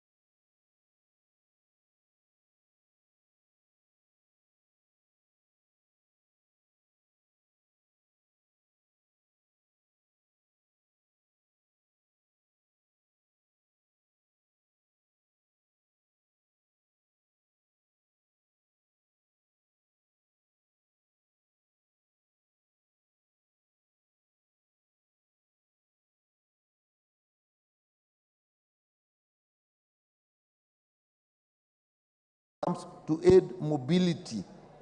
Now that includes schools, that includes working places, so that must be done. If you look at even public facilities like toilets, you must make sure that those are accessible. If you look at institutions of training, if there is no sign language, and I know when sign language became a national language, I remember that time during the process of the Constitution 2010, it is important, and only the media, particularly the television networks, actually have implemented this appropriately. I see it in most meetings. I don't know whether it's really working in schools. Mr. Speaker, we really need even to have Braille for every person who is blind. If you look at the leaves that we have, sometimes people see talking leaves, they think it's just modern. Basically, that is a requirement. Some leaves even have Braille. So people have not noticed. So all these are actually required. But it also indicates mainstreaming of disability in all institutions. Mr. Speaker, whatever we do, if all institutions do not realize and put in place and monitor the requirements of persons with disability, there is no way we'll achieve the employment that we are looking for. So, Mr. Speaker, I've looked at this report and the recommendations that it has put in place. They say within 3 months, all public institutions should review human resource policies to enhance representation of persons with disabilities. That can only happen if, in the first place, you have enabled, you have capacity built the persons with disabilities, you have given them the provisions that they require in the learning institutions way before that. So that's something. Within 6 months, in consultation with other stakeholders, are aimed at reviewing the Disability Act. In fact, that is extremely important. I know the Disability Act, there is an effort to review it. And so that must be done. But, Mr. Speaker, I will summarize it that mainstreaming is extremely important for this. Registration, we have a proper process of registration of persons with. The Honorable Ferdinand Wanyonyi.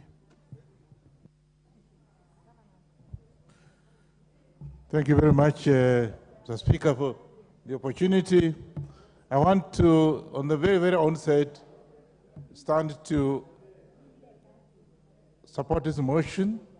First and foremost, Mr. Speaker, disability is not inability, is not sickness. When you are disabled, doesn't mean you are unable. You can do quite a number of things, and it's not that because you are sick. You are just physically disabled, and that could be, as we have all witnessed in our lives, that's actually God's creation.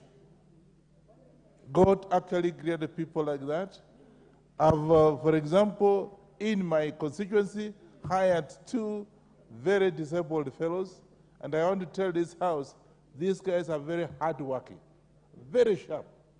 If you have anything, those are the fellows I normally sent out. And therefore, disability is not inability, it's not sickness. So we should be given equal opportunity to be able to work.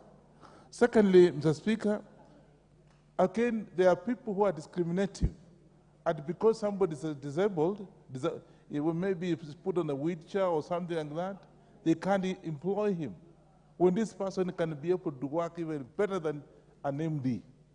And therefore, we should actually make this aware. People should be able to know that somebody, it doesn't matter if he's unable, but as long as he's actually able, and most of these people are very, very sharp. I have in my family one person who is actually disabled.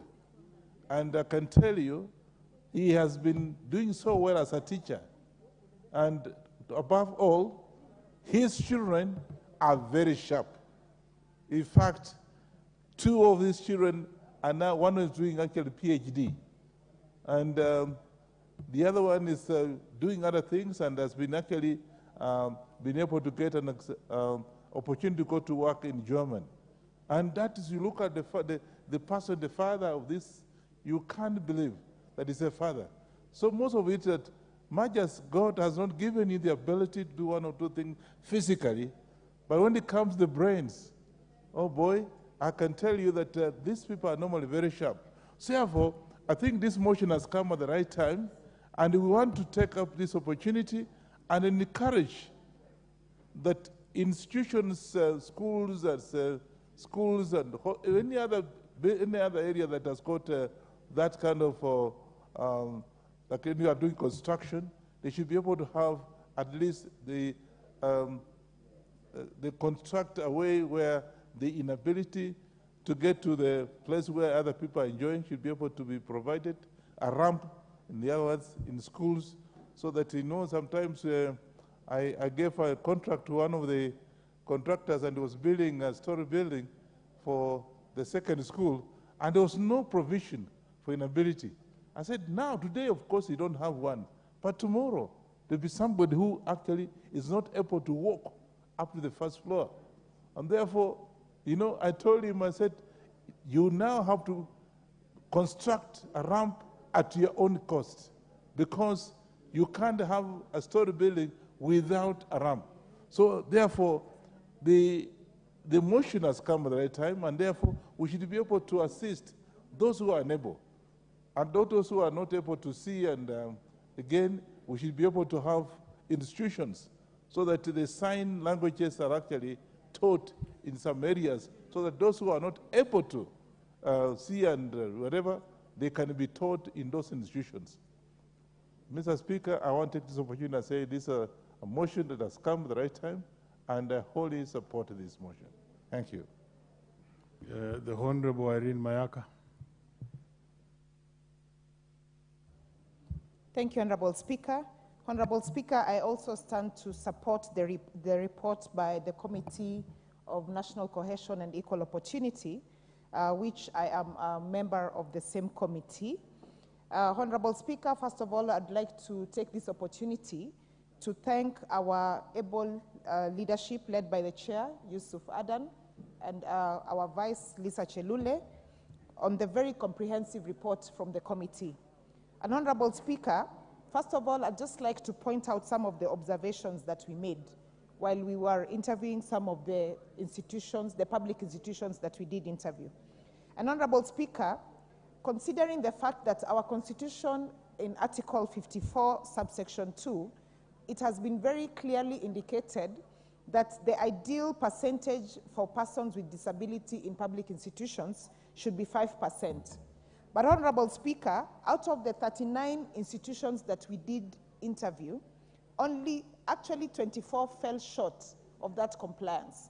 That is a total of 61% of those interviewed, which gives you an average of 2.1% of the persons with disability who are employed in our public institutions. Honorable Speaker, one of the things that we noticed was lacking is lack of an adequate and comprehensive policy in these institutions that clearly laid out the requirements for them to be able to have persons with disability there. The other issue was on the limited outreach, because each and every institution that we got an opportunity to interview were telling us that they were not having enough people who were persons with disability interviewing or coming forward to say that they wanted these particular jobs. Honorable Speaker, the other issue also that we noticed was the issue of staff training, lack of adequate number of staff who actually had adequate training on sign language or how to handle persons with disability.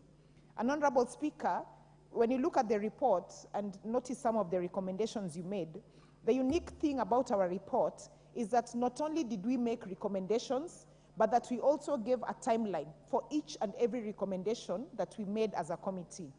For instance, Honorable Speaker, we indicated very clearly that we want to ensure that in 3 months, public institutions have human resource policies that directly spoke about and had issues in reference to persons with disability.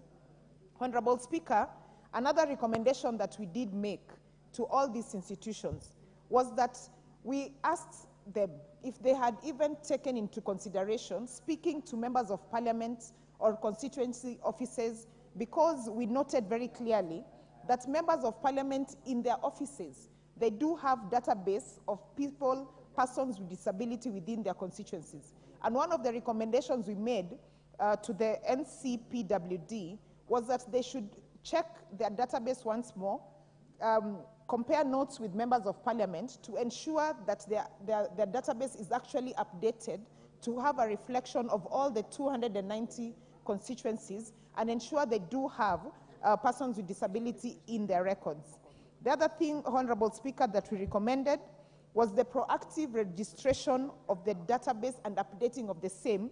And this we recommended as a committee that we want it done in 3 months. So therefore, which means that we will check again with the NCPWD to ensure that their records are up to date. Honorable Speaker, another recommendation that we strongly gave consideration was on the public institutions' collaboration with health insurance. Because one of the things that came up was that the health insurance coverage fund did not take into consideration how expensive it is for persons with disability to acquire their mobility tools like wheelchairs, like crutches, because this in most insurance funds is not covered. And finally, Honorable Speaker, as I conclude, I just want to encourage the persons with disability who are out there, because we have had so many success stories of persons with disability who have actually confirmed that disability is not inability. And therefore, mine is just to urge them to ensure that they're actually registered with the National Council for Persons with Disability, and that even for our fellow members of parliament who are here, to ensure that they have updated their records of persons with disability within their constituency.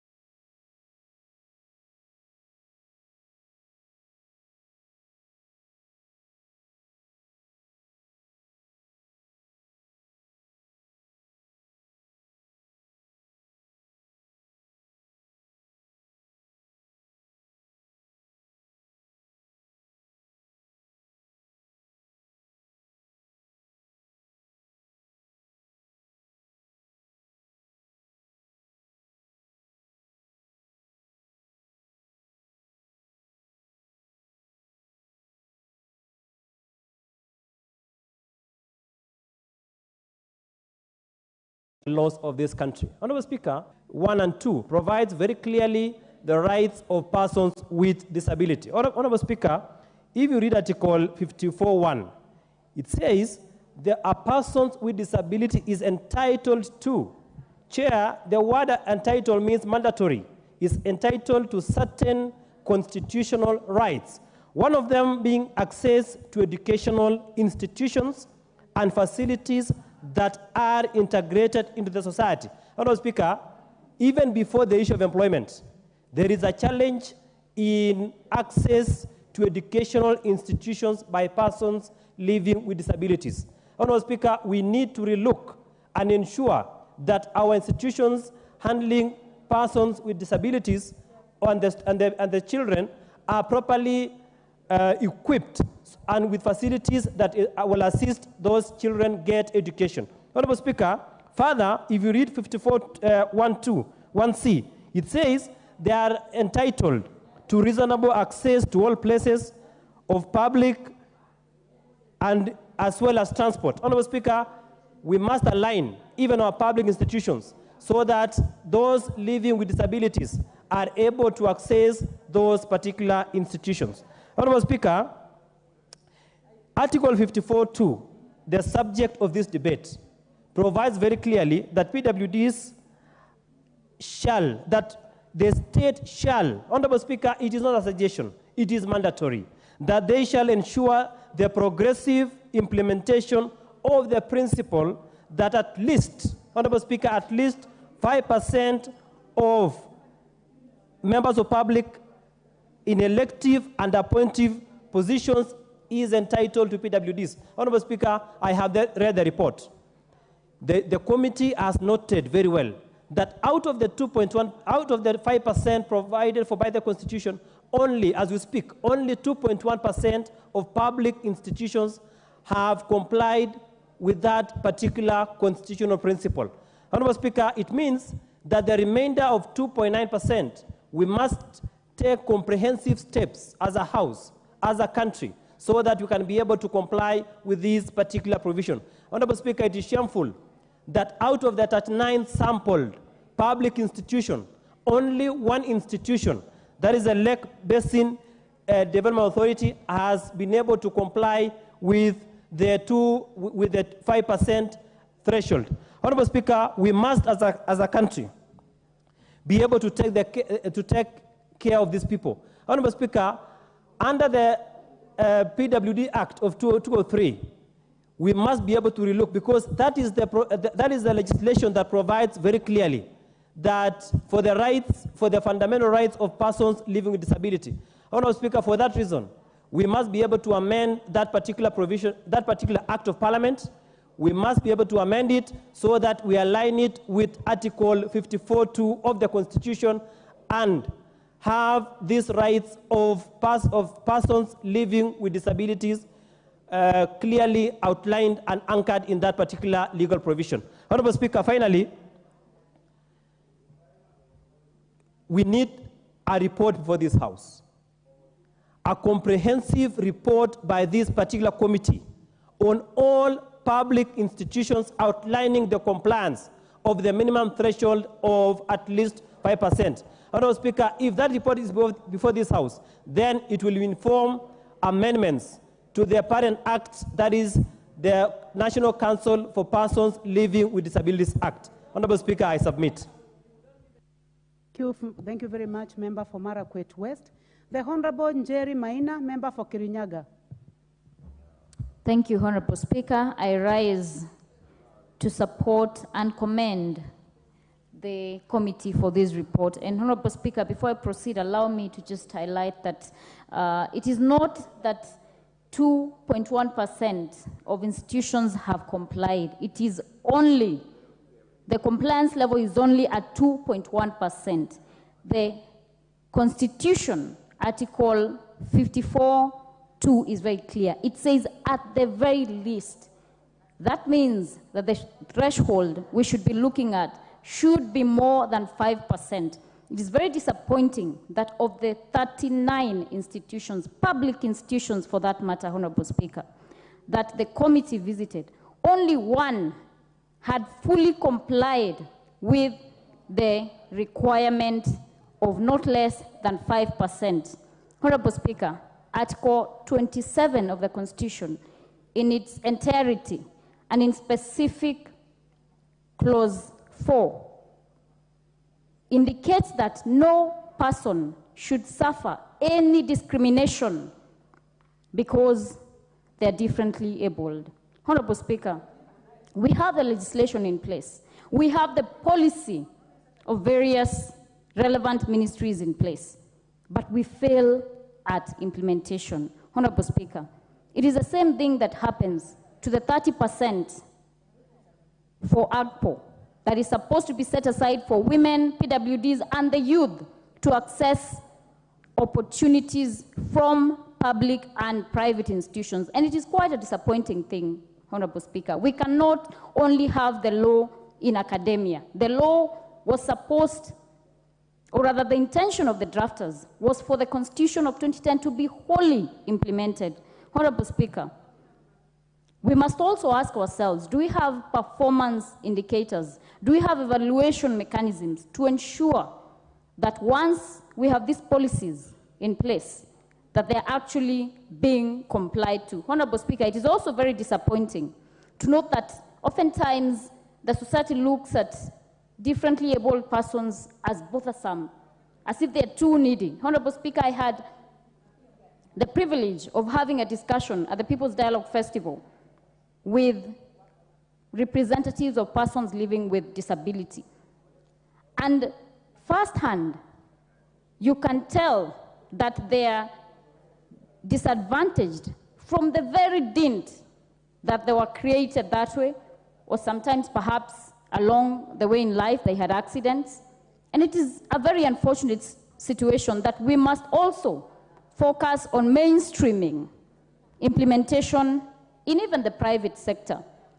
Most of these institutions, they lack the basic infrastructure, mere basic infrastructure, to ensure that differently abled persons have access to these facilities, even health facilities, despite the fact that there is law in place and the 203 Act stipulates that differently abled persons must be facilitated with infrastructure to ensure that they access certain facilities. It is therefore the right time, and I have seen that the committee has recommended implementation within 3 months. Of course, perhaps they can give some more time for implementation and also follow up. I want to request the committee to follow up on whether it has actually been implemented, because we do not even need any subsidiary legislation. The law and the Constitution is very clear. That means that those institutions are not compliant with the Constitution of 2010. So, as a House, we must ensure that we fully implement the 2010 Constitutions and support persons living with disability. Thank you, Honorable Speaker. Thank you very much. The Honorable Gideon Mulyungi, member for Mwingi Central. Thank you, Madam Speaker, I rise to support this report from the National Cohesion and Equal Opportunities. And I want to start by congratulating the chair and the committee. The chair is my neighbor. He passes through my constituency to his home, and I know he's a very able man. And therefore, Madam Speaker, I listened to him speaking, and as a former vice chair of that committee, I understand what he was talking about, and I support the contents of his document in total. Madam Speaker, the Constitution provides that all public institutions must comply with appointment of persons with disabilities up to 5%. And from the report that has been tabled, it is very clear that majority of the institutions in Kenya do not comply. Only one out of those which were interviewed complied. Madam Speaker, people living with disabilities are normally disadvantaged. And anybody, anytime, whether born or thereafter, can be disabled. You recall, Madam Speaker, the former president of Kenya, President Mwai Kibaki, became the president of Kenya on a wheelchair. And that was the epitome of compliance of this constitutional requirement. And I think that is why President Mwai Kibaki was the founder of the Constitution. Madam Speaker, the spirit of the Constitution 54(2) is that this provision should be complied with progressively over time. And since we promulgated the Constitution, 2010 is now well over 10 years, 14 years. And in my view, all the institutions within 14 years ought to have complied with this provision. And therefore, I want to blow on this committee to crack the whip to ensure that all the government institutions comply with this provision. Madam Speaker, you realize that in most of the public buildings and even public places, PWDs are normally not provided for. You'll find buildings with no ramp access. You'll find even places where even toilets, there are no provisions for toilets to assist the disabled. Even in restaurants, there is no provision where a disabled person will enjoy themselves in a restaurant, even in bars and clubs. There is no provision. And therefore, Madam Speaker, I agree totally with the recommendations of this committee that we should revise the law to ensure compliance by all the institutions to make it mandatory, so that if you don't, you have broken the law. And therefore, Madam Speaker, I support. Asante sana. Thank you very much. The Honorable Jackson Lemontare, member for Samburu East. Thank you, Madam Speaker. I want to support this report. Madam Speaker, just as other speakers have said, disability is not inability. And Madam Speaker, we have the Constitution and there is the Act. What we are lacking, Madam Speaker, is the compliance of the same or implementation. If at this time, Madam Speaker, we are still talking of these people with a disability not able to access some places. And I think, Madam Speaker, this disability, it is very important for us to know as a country. In Kenya, there are a lot of issues even when it comes to employment. And we are talking about the employment of disability people, and even it is reported, Mr. Speaker, that even the employment of people in some sectors is only very few community members are employed. So it is very important for us, first of all, Mr. Speaker, barriers should be removed so that the disabled can access almost all the services, Mr. Speaker. And I think, Mr. Speaker, when it comes to the employment of disabled people, the employers have sometimes doubt about their performance. And people still have a lot of negativity towards the disabled people. And I think it is our high time as a country to implement fully the Constitution and even the Act, Mr. Speaker. It does not help the disabled people to have laws written on paper, but when it comes to implementation, that is where we lack. And I think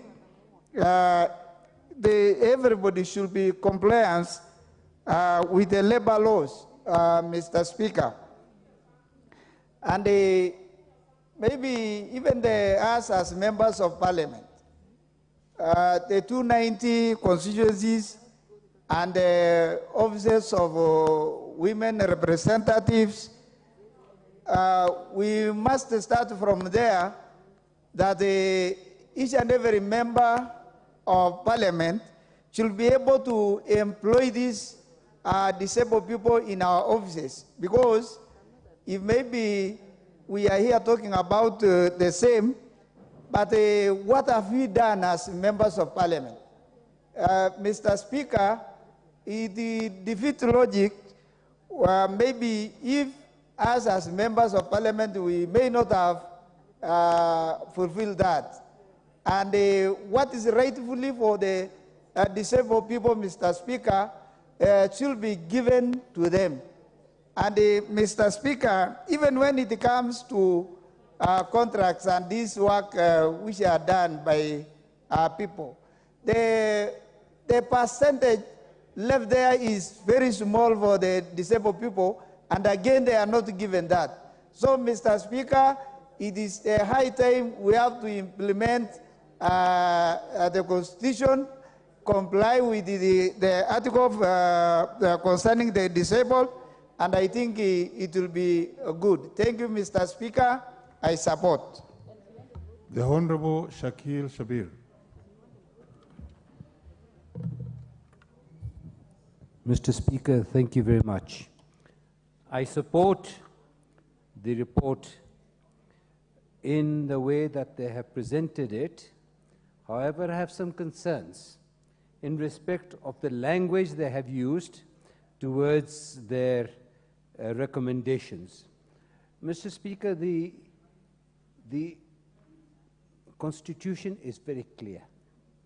It says 5% of all employment on all public institutions must be the absolute minimum.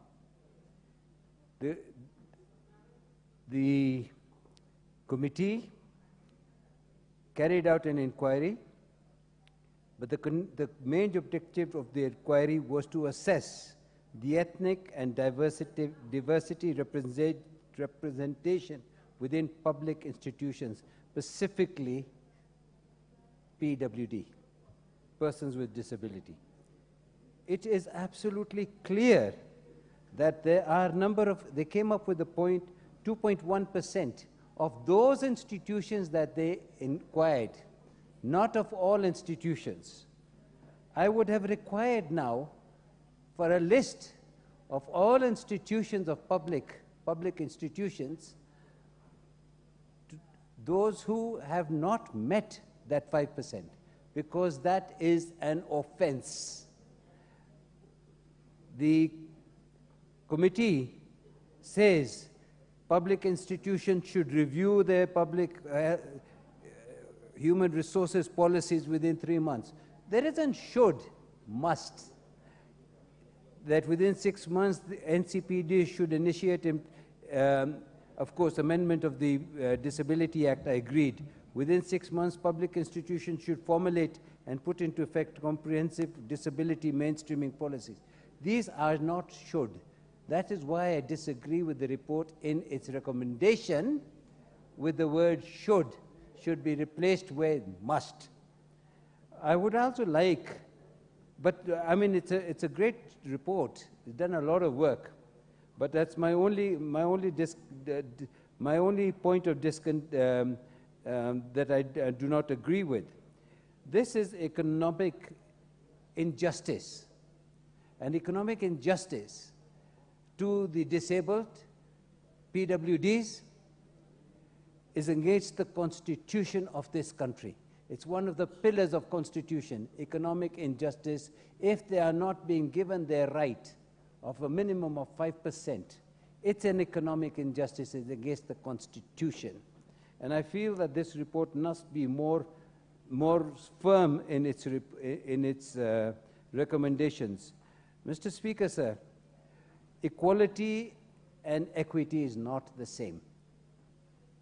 Equity demands a minimum of 5%. Equality would ask for difference. There is, Mr. Speaker, also a feeling that not a feeling, it's something that I've seen, that we do not, as members of parliament, give enough support to our members, our PWD, in our constituencies. And I would want to make sure that we also, our constituencies also should be audited. A report should be given by our constituencies telling the Speaker how many PWDs we have. Finally, Mr. Speaker, sir, there is another association of persons with disabilities who get funded directly from the Office of the President. NCPWD gets funded from the budget. But this other one is headed by a great lady, Christina Pratt. But they have much more money than the other one. And I would like to point out today that I think these two institutions must be amalgamated, and they're doing the same thing, and they should be put together, and we have a joint approach. Thank you, Mr. Speaker, sir. The Honorable Maina Malenge.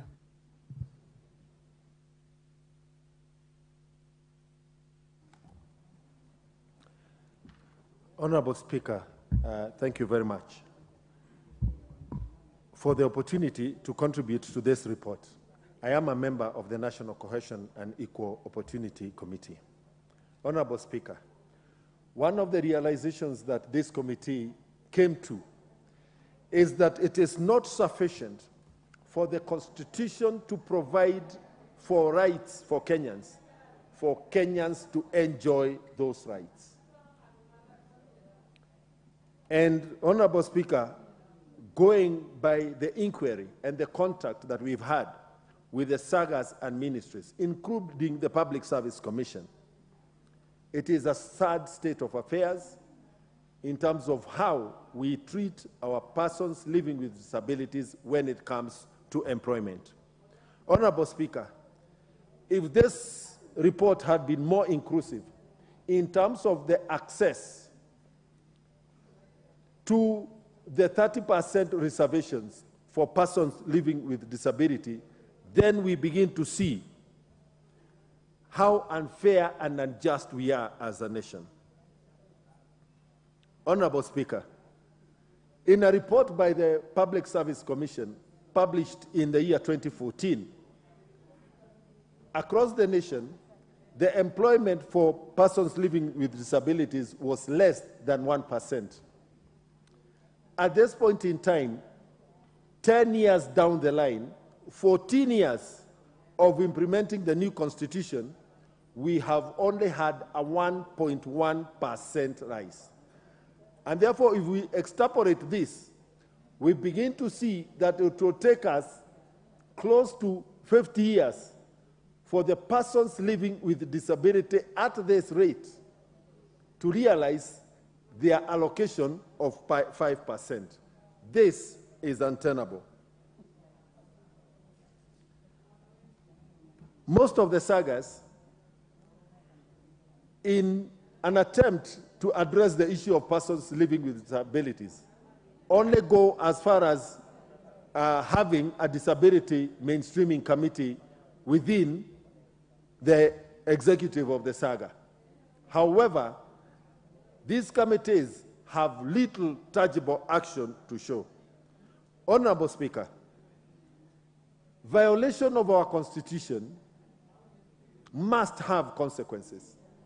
And therefore, I'm urging this House to actually go a step further and recommend that the violation of the rights of persons living with disability by public and state officers should be classified as a gross violation of the Constitution, with the potential of having CEOs dismissed on account of denying persons living with disability their chances. Honorable Speaker, when we look at training opportunities for skills for persons living with disability, it is a national shame. We visited one institution that I believe may be the only dedicated institution for offering secondary education to persons living with disability.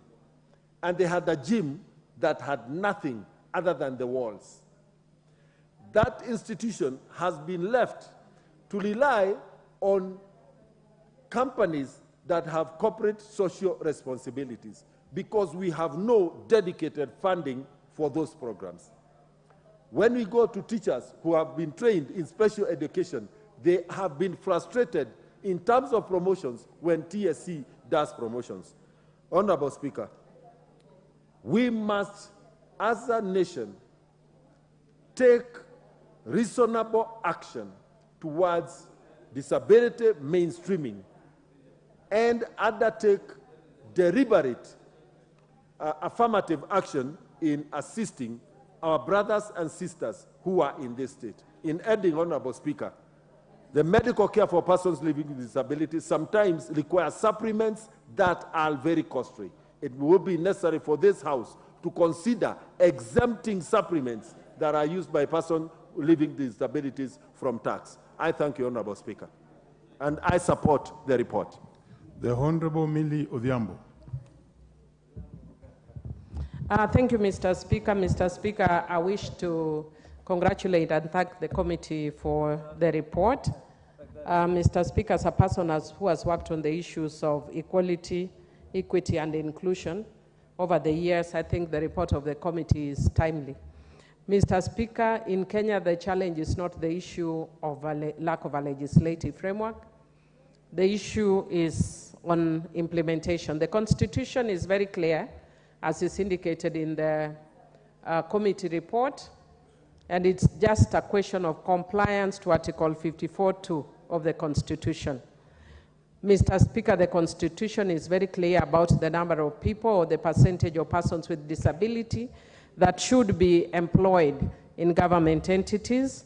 And Mr. Speaker, because of our entrenched culture of impunity, we think that we actually pass laws for the sake of passing laws.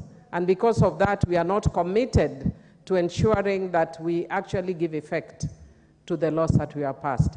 And I want to challenge the Committee on Implementation that other than the report that has been brought by the specific committees, they should also follow up and ensure that when we pass laws, that the laws are actually implemented.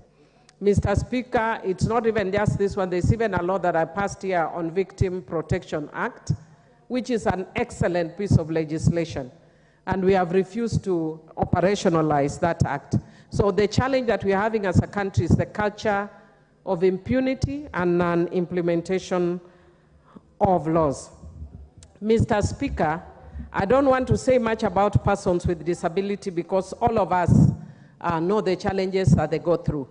I just want to challenge the committee that beyond the issue of the numbers that are employed or the ones that are not employed according to the Constitution, I also would like the committee to also do an audit of public buildings or infrastructure and how friendly they are to persons with disability. One of the other issues, Mr. Speaker, that I think we need to also look at very keenly is very clear, to be very clear and to have disaggregated data on the kinds of disability and how widespread they are, even by gender. And the reason is because persons with disability who are women tend to face even greater challenges than persons of disability who are male. And I'll give an example of there's a family in my constituency in Bitter Point area around Milimani of a woman whose husband had a disability. And the woman herself has children with 5 children with severe disabilities. And I don't even want to call them children because they are adults actually. And you find that these persons with severe disabilities are raped, they have children, nobody can take care of them.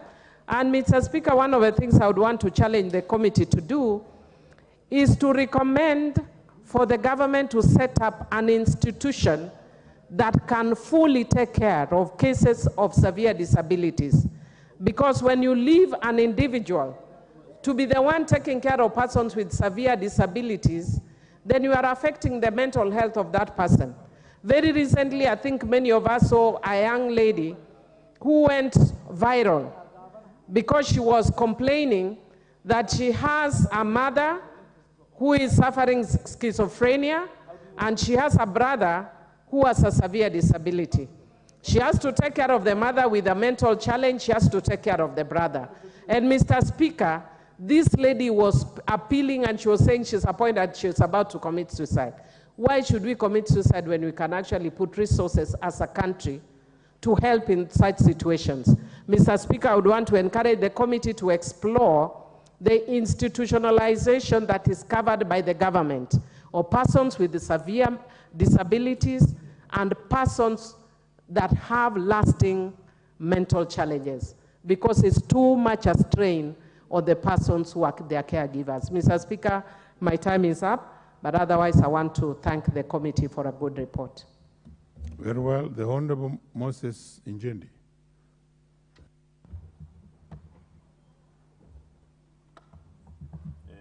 Thank you, Mr. Speaker. I arise also to support this motion, and particularly Honorable MP Yusuf for this particular report. Mr. Speaker, I wish to start by highlighting what the article says. The state shall ensure, Article 54(2), the state shall ensure the progressive implementation of the principle that at least 5% of the members of the public, elective and appointed bodies are persons with disability. Speaker, we may want to really talk harshly against these institutions, But from where I'm sitting and reading this, you see, it talks of progressive. And therefore, it becomes a challenge to anyone, even to sue them. Because if you are to sue any person, then he quotes this, which talks of progressive. Progressive means what? How long? So I would that maybe the committee may consider coming up with an act of parliament which actually can stipulate up to what point this should be implemented to get 5%. Speaker, the other challenge we have in the country is when you're talking of employment of these persons. There are some jobs that are very specific. They want someone who is a professor, someone who has a master's, someone who has a specific qualification. Speaker, we want to face the matter practically. Do we have institutions in the country that train or can train persons of disability to this particular level? And if there are, how many are they? Do we have sufficient teachers in the country? Speaker, this is a matter that the country or a parliament or the committee should look at deeply. It's not as it is at face value. We are aware that most families have persons with disability, but this person, even accessing education, is a challenge. The current CBC is talking of integrated kind of education in our schools, where persons of disability can also join. Speaker, I'm aware of families that are not willing even to take their children to such schools because disability in our country, in our community, is a shame. It's a curse. And therefore, taking them to school where other normal children are is a challenge. And even those children, when they are there, those who are very normal, they keep off these particular pupils. So even if you talk of employment, do we have these particular persons having necessary qualifications for employment? No, it's not there. Do we have these institutions that have to train them? They are not there. So Sheikh Yusuf, it's not only a matter of recommending those timelines, but it's a whole process to do with also educational system. Speaker, I've been wondering, when it comes to the forces in this country, that's KDF, police, prisons, NYS, how come when they advertise for these particular positions, you see, they do not consider persons with disability? And they're very clear about that if you have an eye problem, if you have one of the fingers, Mr. Speaker, look at it, just one finger being shot, you are not admitted into the forces. Is this a way of discrimination against persons with disability? What has a finger, losing just a small finger, one of it, what has it to do with performing the functions of a KDF officer or a police officer or a prison officer? So, Speaker, I can see my time is up. We have to come up with a specific law that has timelines. Because even as we are aware, some of the institutions, public institutions, do not have spaces or channels or path that this person with disability can actually use to access offices. And this is just one way that demonstrates as a country, we are still very negative. We are not sensitive to persons with disability. Otherwise, I support and thank Sheikh Yusuf, Chairman of Coalition. Thank you. The Honorable Martin Owino.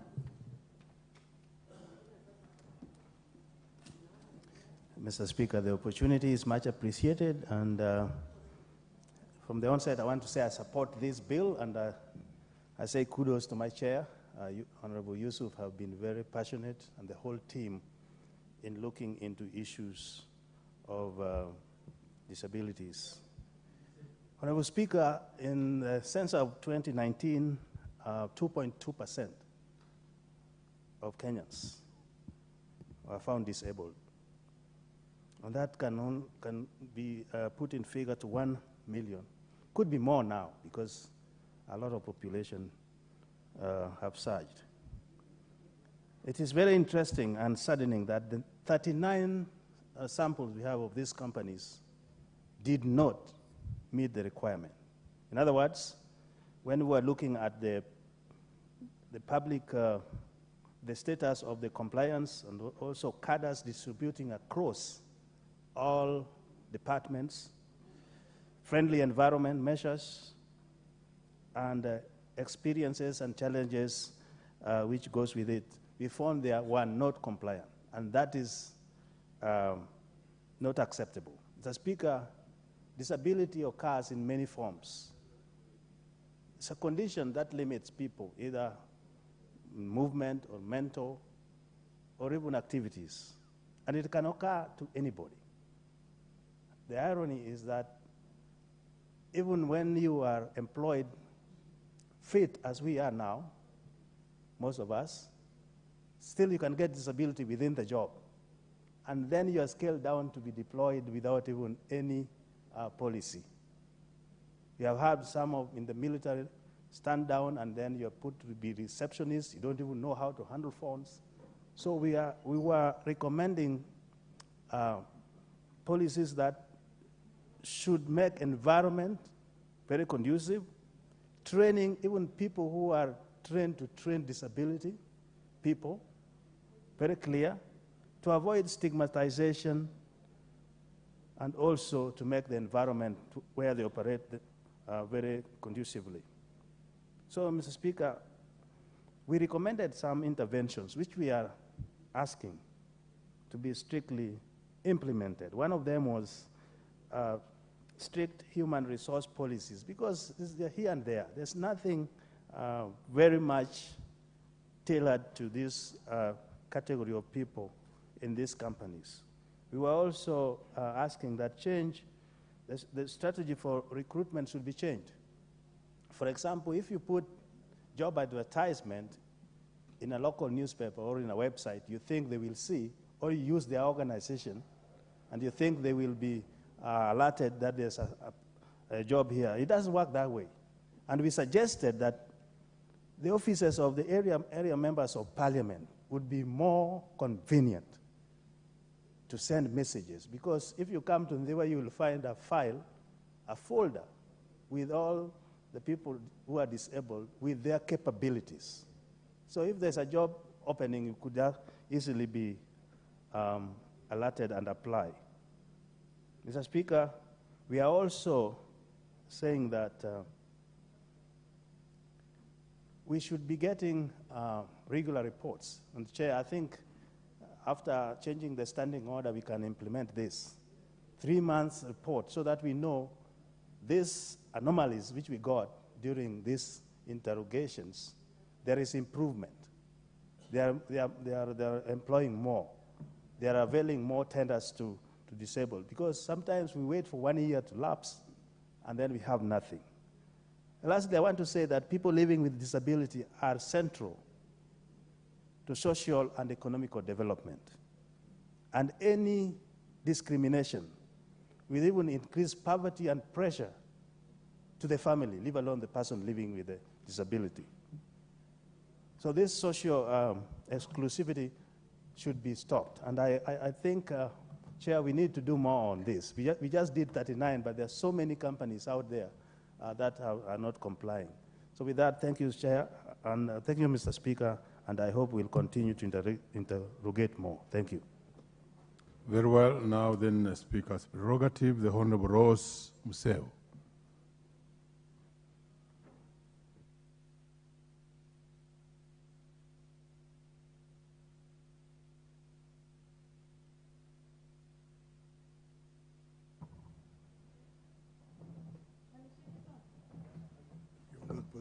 Oh, thank you.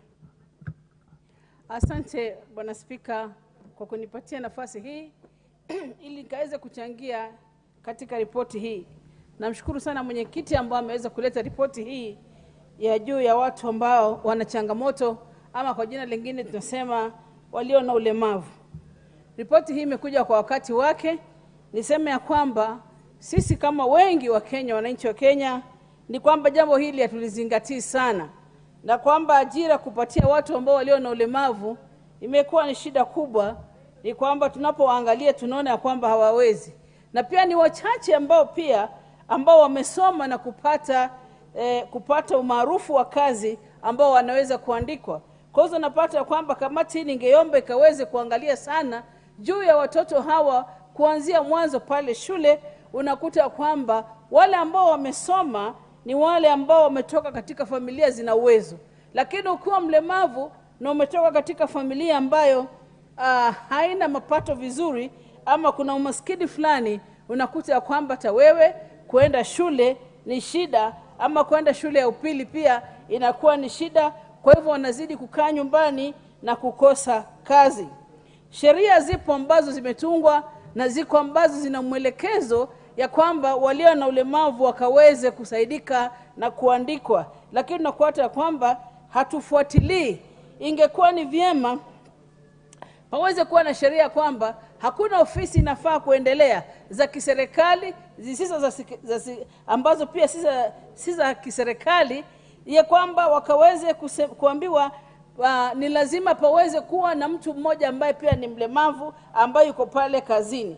Na ulemavu si kidole peke yake. Unaweza kuta kwamba nasema tumeweka mtu mlemavu lakini ana kidole kimekatika. Pana, tunataka kuona ulemavu kabisa ambao pia wamepatiwa nafasi ili tukaweze kuwaingiza ndani ya kazi, ya kwamba tukaweze kuwa na watu wa kwenda round maofisini kuangalia kama sheria hii imeweza kutekelezwa. Niseme ninapoendelea na kuunga mkono ripoti hii, niseme ya kwamba kulikuwa zamani na social workers ama wafanyikazi wa kiserikali walikuwa wanatembelea nyumba kwa nyumba kuangalia watoto walio na ulemavu, lakini jambo hili ni kama lilikaja likaisha, na wengi unakuta kwamba wazazi wengi watoto wao hawapeleki shule kwa sababu ya kile Kiingereza wanakiita stigma, ama kwa sababu wanaogopa ya kwamba ni kama laana fulani ndio maana kuna ulemavu. Ulemavu ni jambo ambalo linafaa kuzingatiwa sana Kenya, ndio tuone ya kwamba walemavu hawa wamepata nafasi. Nikiwa katika ofisi yangu, Bwana Spika, kesi nyingi ambazo ninapata za ubakaji ya watoto, wengi ni walemavu. Wengi ambao ni walemavu sasa wameanza kuingiliwa, kwa maana hawawezi kukimbia, hawawezi kufanya lolote. Unapata ya kwamba wanaume wachokozi wanakuja kulemea wale wasichana wa kike au watoto wa kike walemavu, na inakuwa kwamba security yao, ningeomba pia ingeweza kuangaliwa na kuangaliwa ni jinsi gani wanaweza kusaidika. Otherwise mimi nasema kwamba ninaunga mkono ripoti hiyo, na jambo hilo linafaa kuangaliwa kwa dharura kabisa, jinsi ambavyo tunaweza kuwasaidia walio na ulemavu. Mimi ni mtu ambaye nilikuwa natembea vizuri, lakini leo niko na ulemavu. Kwa hivyo naelewa changamoto ya kuwa unapotembea ukiwa mzuri na ukiwa na ulemavu. Ni jambo ambalo lina shida sana, na naomba kwamba watu hawa wakaangaliwe. Pia usajili wao ukaangaliwa, maana wengi unakuta kwamba wanatafuta kupata ile kadi ya ulemavu, inakuwa pia ni shida kuipata. Tafadhali kamati yasema asante kwa hiyo ripoti. Thank you. The Honorable Francis Sigei.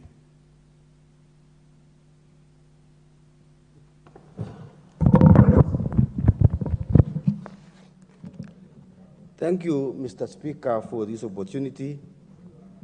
I rise to support this very comprehensive report, Mr. Speaker.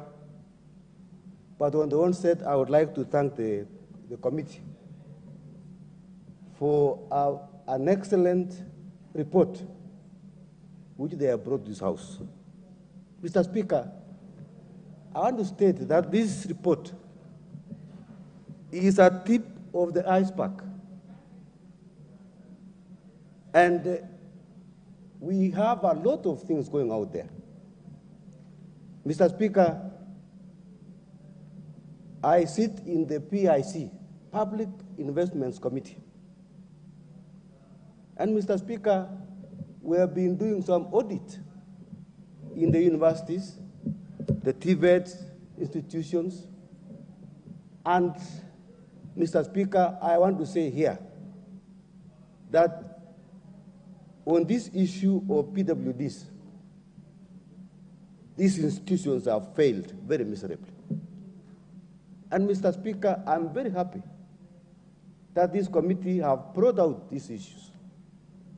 Mr. Speaker, as said by my colleagues, our Constitution is very clear. Article 54(2) is very clear. The laws of this country are very clear. the act which deals with specifically on disabilities is also very clear. I think, Chair, I want to support Mr. Speaker that the issue here is mainly lack of compliance and enforcement of the existing laws. And Mr. Speaker, I want to request the committee which has done a very good job to look again, let us re-examine the existing laws. Bring these amendments to the House so that you can be able to discuss these issues and take appropriate action in terms of legislation. And Mr. Speaker, I want this House to take this role seriously. And let's make sure that those people who are violating these laws, who are not abiding by the Constitution, are given punitive actions which can make them not to forget in their lives. Mr. Speaker, the issue of procurement, the law on procurement is very clear. It talks about giving some specific percentage to these people who are living with disabilities. But how many comply with this act? Chair, we need to look at ourselves. Even as members of parliament, Mr. Speaker, I don't know how many of us are complying to this rule, to this law. Because really, it says that of all the procurement, of all the tenders in the entire country, we must give specific percentage to people living with disabilities. And the Chair, the Speaker, I want to say I support this report. In my constituency, Mr. Speaker, I have carried out assessment of people living with disabilities in my constituency. And I managed to get 1,084 people living with disabilities. What I am now doing, Mr. Speaker, is to look for how best we can assist. Because unless you know the extent to which they are disabled and what they really require in their life, it's very difficult to assist. So, Chair, I am, as an MP of Sotik, I am committed to making sure that what the chairman has brought up here, I support in my, as a starting point. So, Mr. Speaker, this report I fully support, and I want to thank the chair and this committee for doing a fantastic job. Thank you, Chair. Honorable Jackson Kosgei.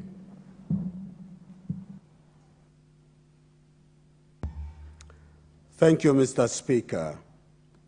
From the onset, I want to say I support the report by the Committee on the National Cohesion and Equal Opportunities by my friend, the chairperson, Honorable Yusuf Adan Haji. Thank you for the good work, well done. Thank you for being bold to sample organizations and institutions of government that have not demonstrated their response to the demands by the law in all facets as given by our Constitution. It is a shame that in that sample, over 99% of the institutions representing other government sagas and agencies have not been able to fulfill the demand of the law in meeting the rights for persons with disability. Allow me, Mr. Speaker, to quote from Mahatma Gandhi in some of his sayings. This was an Indian philosopher and who is the founder of the modern-day India. He said these words, and I quote, that the true source of rights is duty. If we all discharge our duties, rights will not be far to seek. Mr. Speaker, if we do not implement, and I draw my attention to the recommendation given by the committee And I think I support every part of it up to number 7, the way it is. Allow me to highlight my support by paying attention to number 1, number 2, and 5. Mr. Speaker, that institutions that really would like to practice a secret, we call it in management for a bureaucratic disentitlement and discrimination, it is a silent policy that the disadvantaged people and people who are vulnerable in institution are silently disentitled of the rights they have in an organization if public institutions cannot pay attention in their policies, and especially the human resource instruments. The second thing that I have seen from their recommendation, Mr. Speaker, and I support, is that we need to strengthen organizations, and especially the National Council for Persons Living with Disabilities, whose bill is due for a review, and it is about to come into this House. And because it has been taken over to become a government bill, I wish to appeal to the leader of majority to hasten to bring that bill to the House so that we can review it, amend it, make sure that the gaps that exist in its implementation will serve as a shield. It is not enough to feel that we are entitled. It should go beyond and make sure that the law is responsive enough. I also agree that in the depoling of this particular report, it should be implemented as recommended by the committee. With this, Mr. Speaker, I support the report, and thank you again, the committee, for the good work under your leadership, Yusuf, as a chair. Thank you so much. And we support it. Thank you. Very well. The Honorable Kathambi.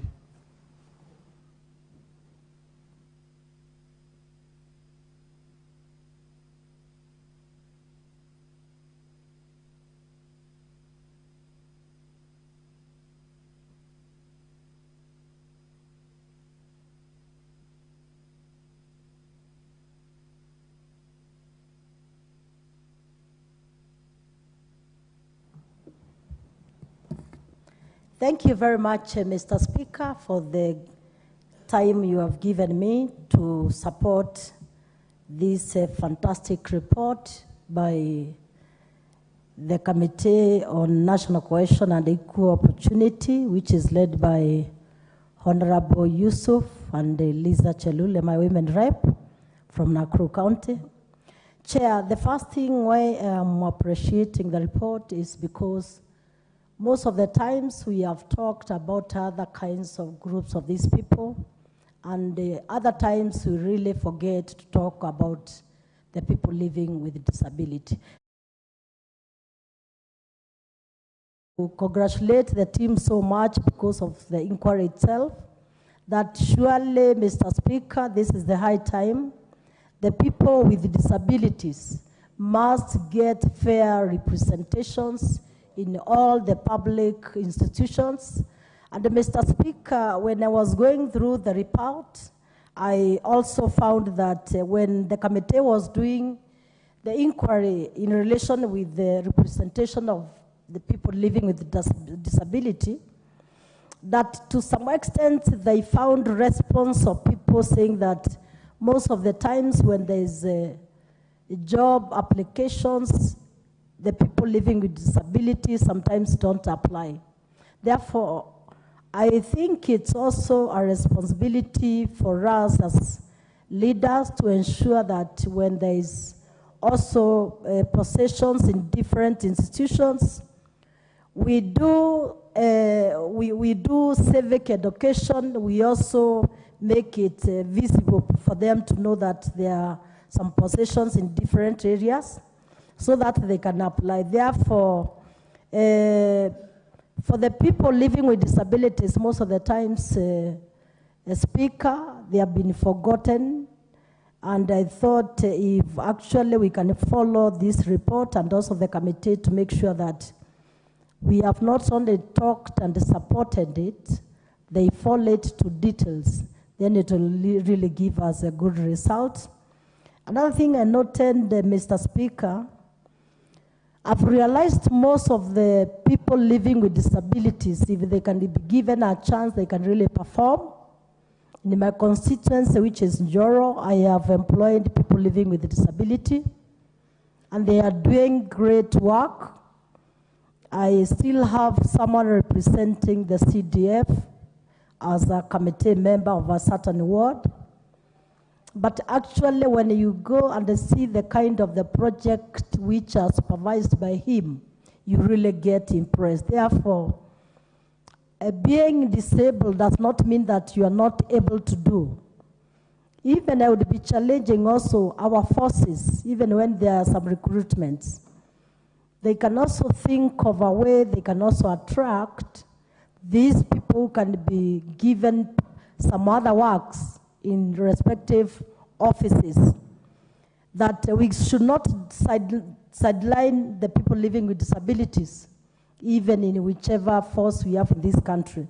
Therefore, Mr. Speaker, I just want to support this report, which is really bringing the matters of people living with disability also as an important case, because most of the times we have talked in this house in the support of our youth, our women, and sometimes when it comes to the matters of employment, we have sometimes not taken it seriously. Therefore, with this also, Mr. Speaker, we should not only talk about the public offices. Let it also be implemented by the private institutions. And let us also, through the chair and the vice chair of this committee, ensure that even the places of the place where they work, let us ensure that we have friendly structures to enable our people live well. Therefore, I stood purely to support this, and the committee, this was good work, and they put it and they push it to ensure that it is implemented, therefore physically. Thank you, Mr. Speaker, for the time you have granted me. Honorable Charles Were, Kasipul.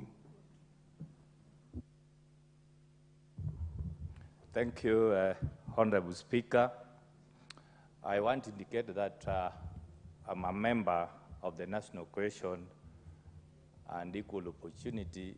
I'm also a veteran there because even in the last parliament, I served in the same committee. I want to laud my chair, Honorable Yusuf, and the entire committee members for the executive job which they have done. I want also to indicate even the National Assembly has entered into expenses because we had several meetings in Nairobi, in Coast Region, and also in Western Region, where we sampled different state corporations. I also want to indicate this, the essence of bringing the Act and the Constitution, because in the Republic of Kenya, wealth is normally distributed through employment, in which a consideration for disability was done. And object in this was to make sure that a good percentage, 5% as per the Article 54(2) of the Constitution, was brought in. You have noted that averagingly in 39 institutions, the average compliance, non-compliance is 2.1. And actually, if you go deep into each institution, you'll just note things are not very, very good. Some are even at the percentage of 0.5%, while the Act stimulates very well a minimum of 5%. So in the institutional audit in these institutions, we really checked every part. And also I want to draw attention back, even in the last parliament, including Parliamentary Service Commission, which is our employer, has not even complied, even with the minimum of 5%. So we have a lot to do. And in our work, apart from the real employment which comes with the income, we also checked into the working conditions. And that's why we have also put some recommendation of each organization being given a time to prepare the HR manual as a policy so that we can make the improvement.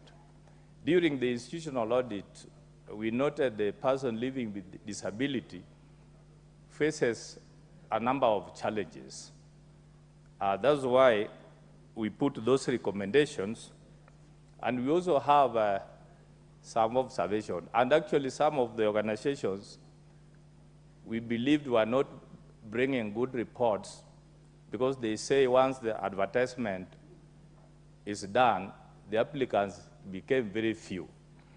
I want to indicate that Kenya really has really advanced in terms of academia, because even in lower level, you can notice there are several institutions of academia which are specialized for the persons living with disability.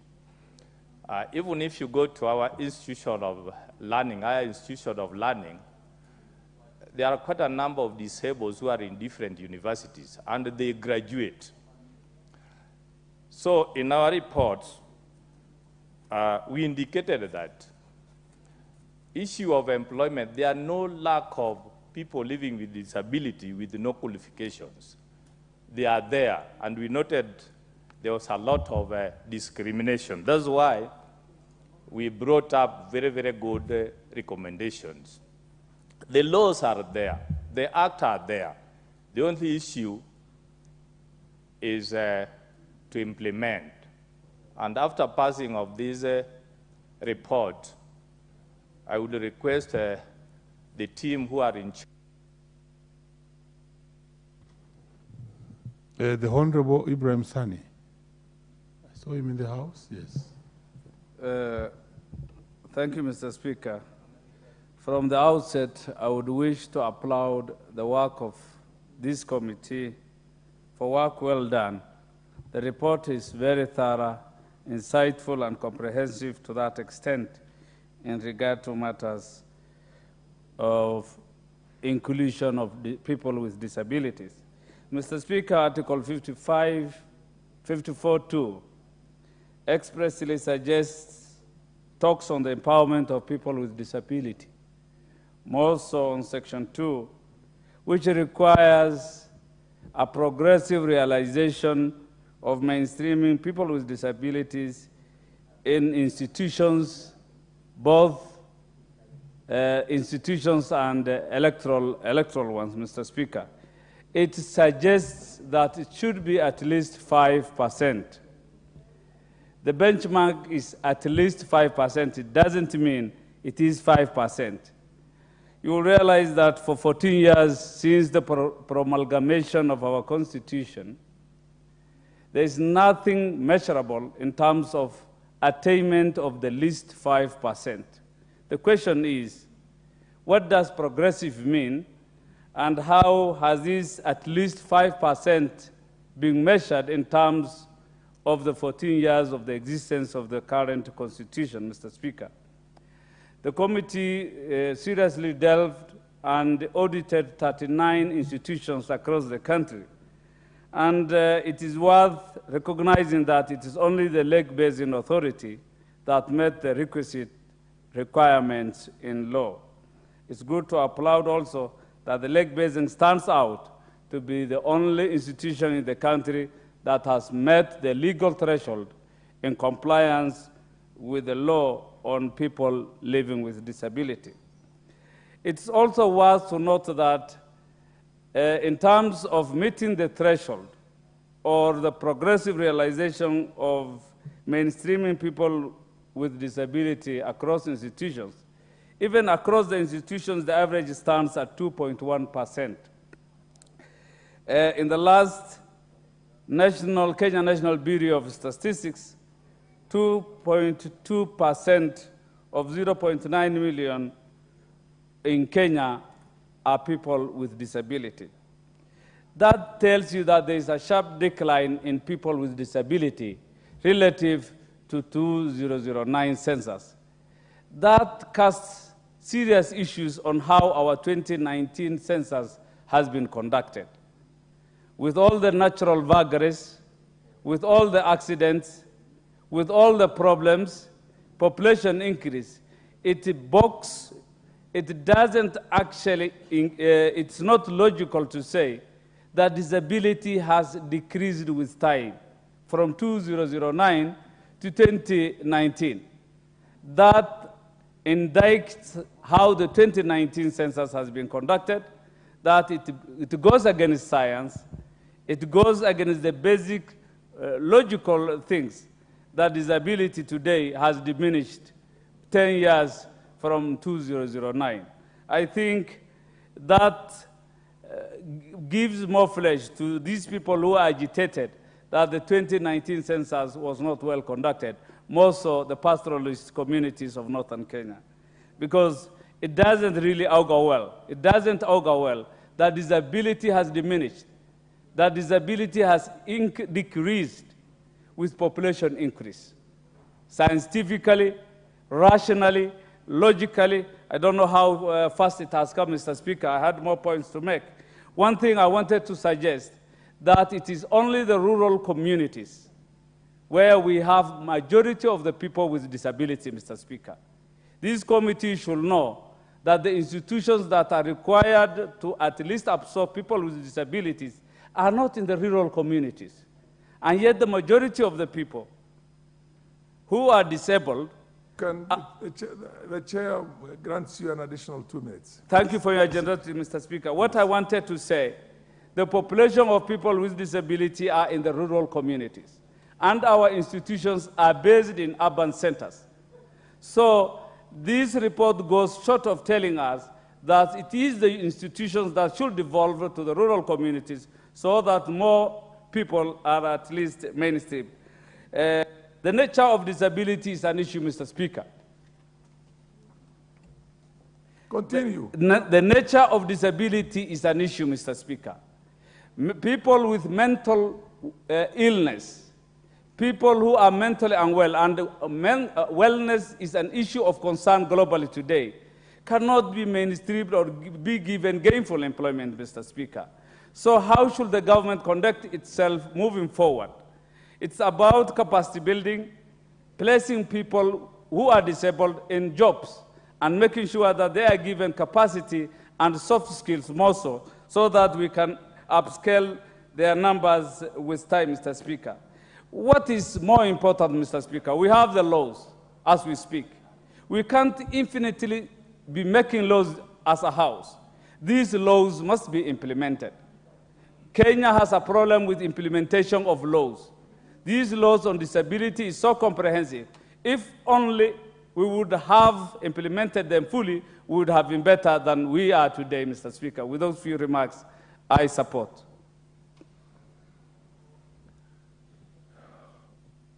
The Honorable Naomi Wako.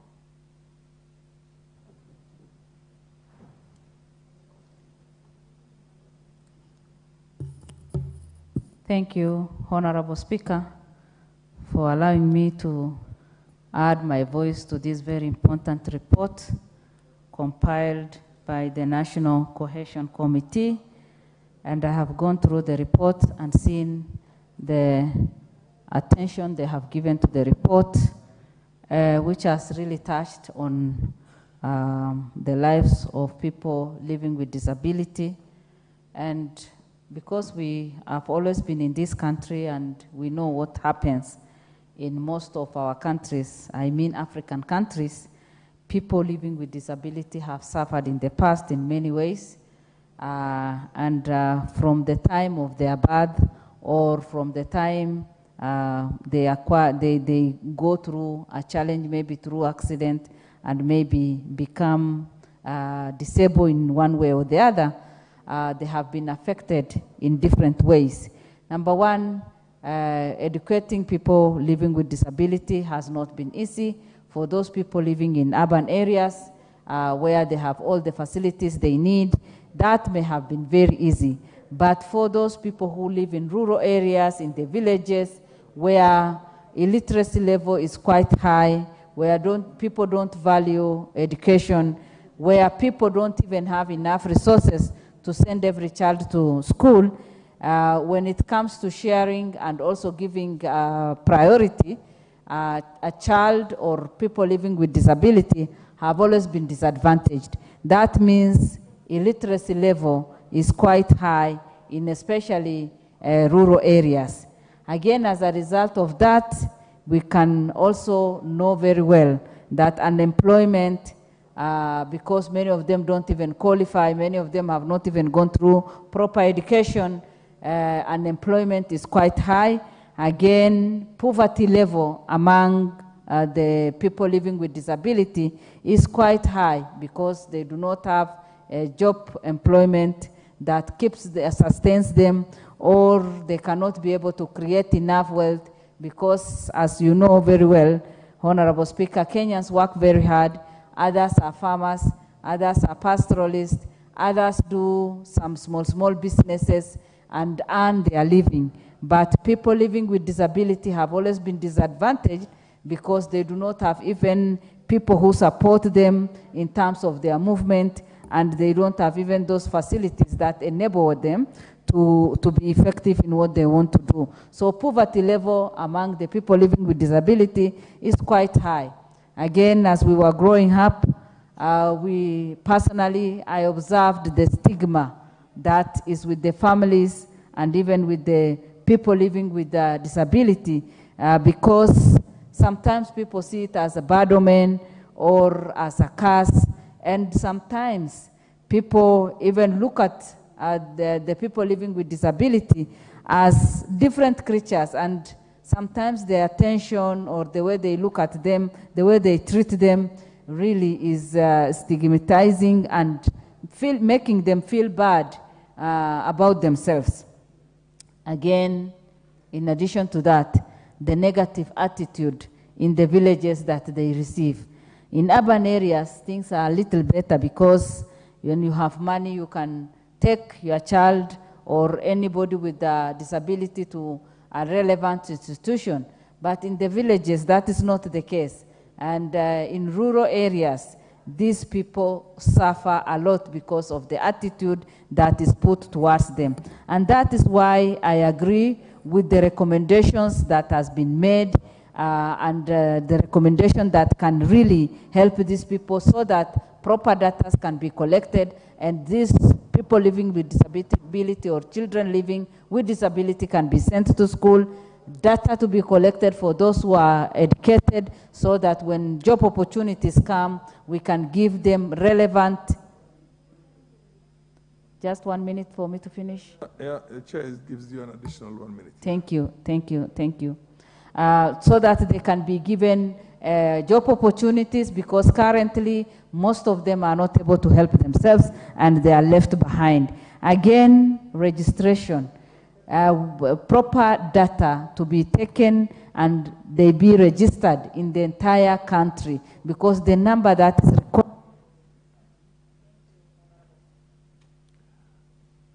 Honorable Member of Parliament for Kisauni. Asante sana Mheshimiwa Spika kwa kunipa fursa ya kuweza kuchangia ripoti hii ambayo ni ya muhimu sana.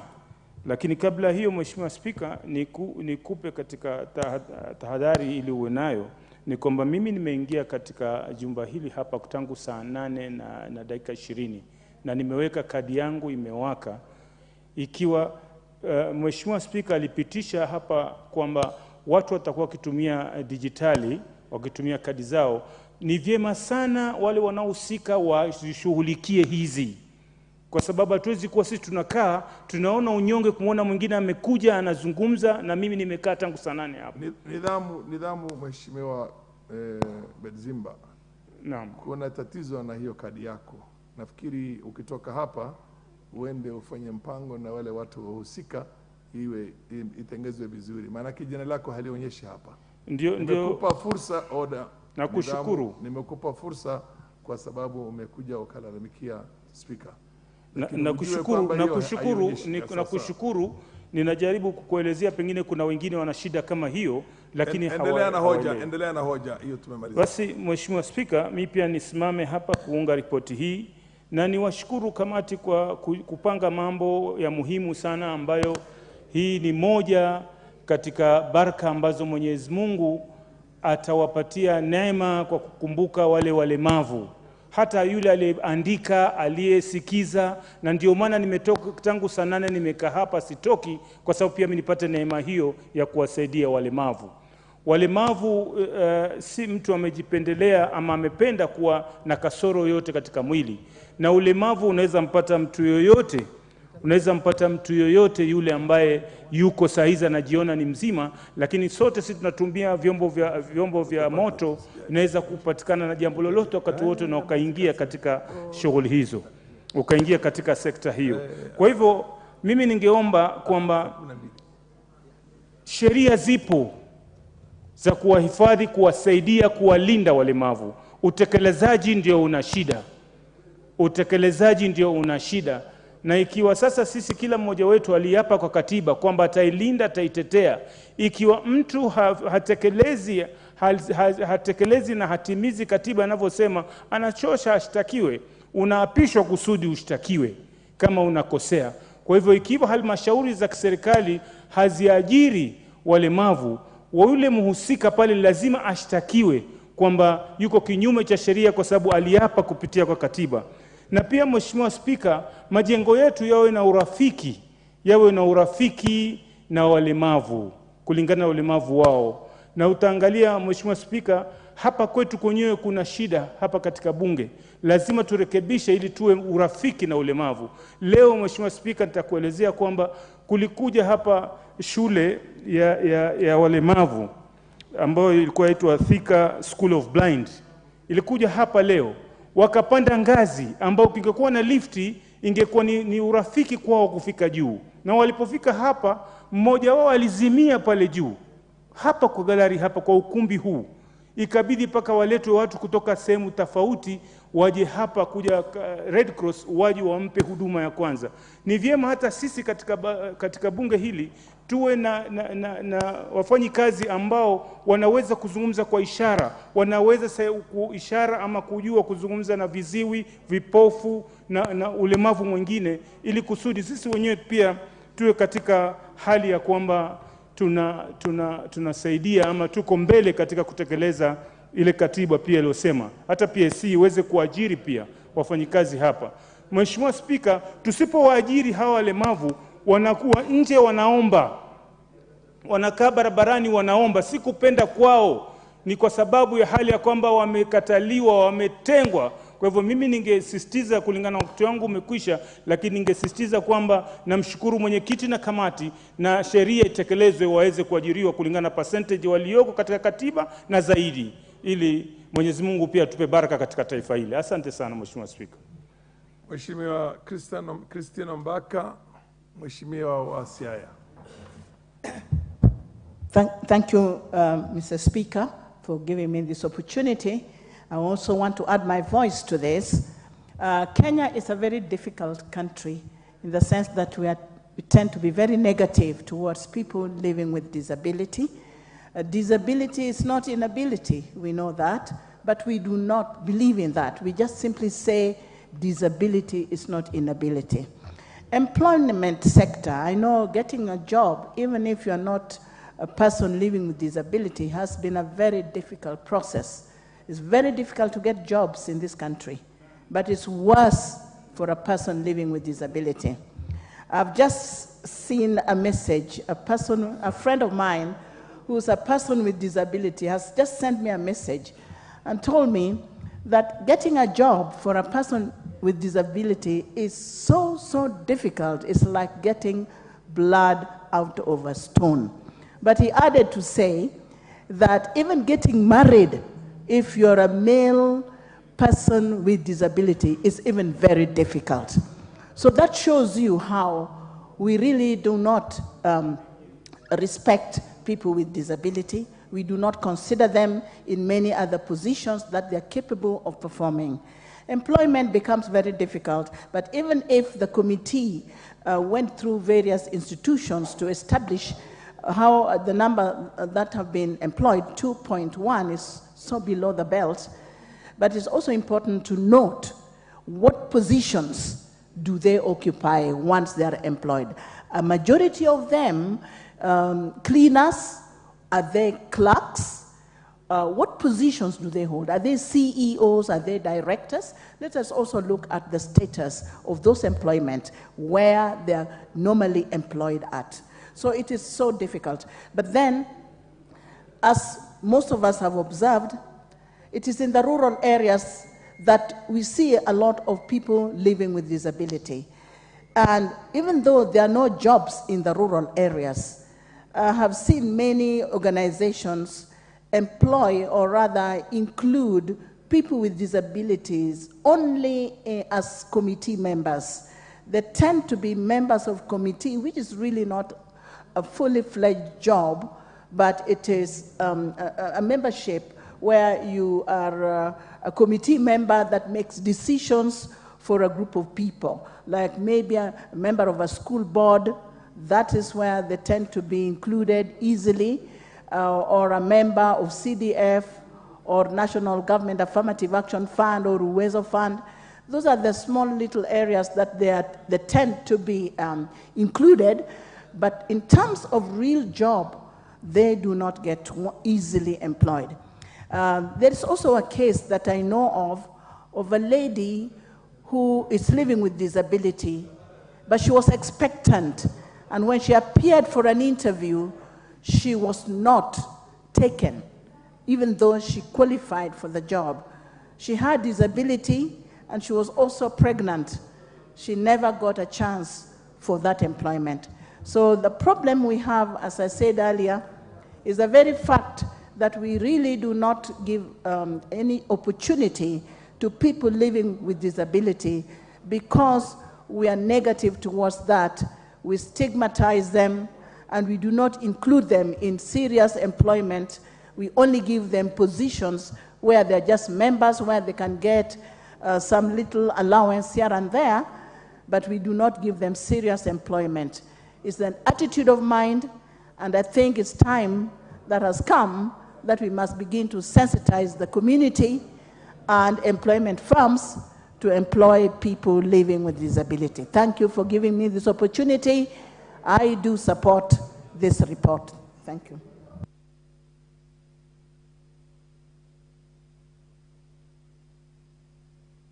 The Honorable Beatrice, followed by the Honorable Yusuf Mohammed.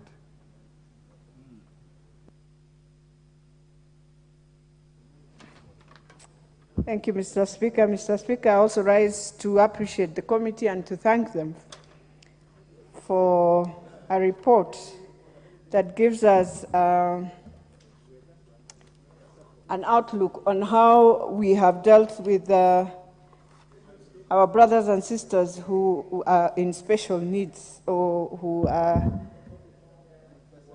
with different disabilities, Mr. Speaker. Mr. Speaker, you know, it is the role of government to ensure you create a friendly environment and integrate special equipment and design to empower individuals with disability, Mr. Speaker. And you realize that the Constitution, Article 27, entitles every person to equality, and more importantly, not to ensure there is no discrimination, both indirect or direct. And you find that that is why we have different laws and especially a policy that manages this sector, Mr. Speaker. Mr. Speaker, people living with disability come from different cultural backgrounds, educational, or even social backgrounds. And therefore, it is important for us to know that their equal opportunities goes beyond hiring. And when I say that, Mr. Speaker, is that you must ask yourself, it's not just about disability. We must understand that today in our lives, Mr. Speaker, we have people who walk in when you are okay, but in a few years something happens to you, and you find yourself in the same situation as those who are with disability. And therefore, it is also important that the government must have a clear policy for retention of job, especially when you acquire disability within an employment. And when I look at the report, Mr. Speaker, as I appreciate Article 54, which entitles persons with disabilities to accessibility to the different devices that we are talking about. Mr. Speaker, I want to take myself to the report, and especially when we are talking of the Office of the Data Protection Commissioner. And I'm saying this is a very crucial commission, that if you don't have people with disability who can also come and account for their own data, then I'm wondering, how then do you work? Yet you must ensure. Yet it is where now we are saying protection of data. This is the most that we need to really, and I'm hoping, I look at the recommendations of the committee, Mr. Speaker, and I appreciate that they've put in the timelines, and I'm hoping each institution will be bound to these timelines and be able to follow what the report is saying. Because, Mr. Speaker, there is no need for us to come and speak all this English we are speaking, Mr. Speaker. In other words, in brackets, I can say Kizungu mingi. But then you find ourselves again back into the same challenges we are facing, Mr. Speaker. The report says, within 6 months of the adoption of this report, the NCPWD, in consultation with other stakeholders, should come up with proposals aimed at reviewing the Persons with Disability Act. And this is very critical, Mr. Speaker, because today in registration, you find many people living with disability headed for registration, but they will just be taken in circles. And so as I finalize, Mr. Speaker, the most important thing I'm hoping all institutions of government and even the private sector can do for this country is to look at this report, look at the recommendations, and try their best to adopt and ensure that this report is implemented as needed. With those few remarks, Mr. Speaker, I beg to support. Dear West MP. Thank you, Mr. Speaker, for giving me this opportunity. I want first and foremost to take this opportunity to thank the chairman who brought this report, Yusuf Aden Haji, for being bold enough to come up with this kind of recommendation to help the most disadvantaged persons in the society. Mr. Speaker, as we all know, everyone here in this house must have either came across or have a disabled person in his society or his house, Mr. Speaker. It is very painful, Mr. Speaker, when we have those kind of people who need more care, who need more expenses, who need more care to be given in terms of resource and other things, Mr. Speaker, but nobody is caring about. It is unfortunate to see, Mr. Speaker, institutions of this country not following the law, Mr. Speaker. According to the report, Mr. Speaker, there is no institution that has been called, or department that has been called by the committee and gave a report, have complied with section or article 54, subsection 2 of the Constitution of this country, Mr. Speaker. Mr. Speaker, it is high time for this House to be bold enough and take the necessary action against anybody who is violating the Constitution and the law of this land. Mr. Speaker, these people who are living with disability mostly need to be cared for. They need to be given a lot of attention. They need extra care. They need extra resources. They are not like me and you who can go from one place to another to access services, Mr. Speaker.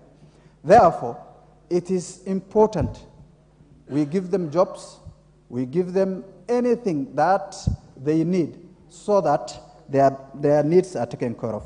Mr. Speaker, the committee have done a great job. According to their findings, they have come up with several recommendations that must be implemented, Mr. Speaker. I support this motion, Mr. Speaker, and confirm my unsolicited support for these 7 recommendations, Mr. Speaker.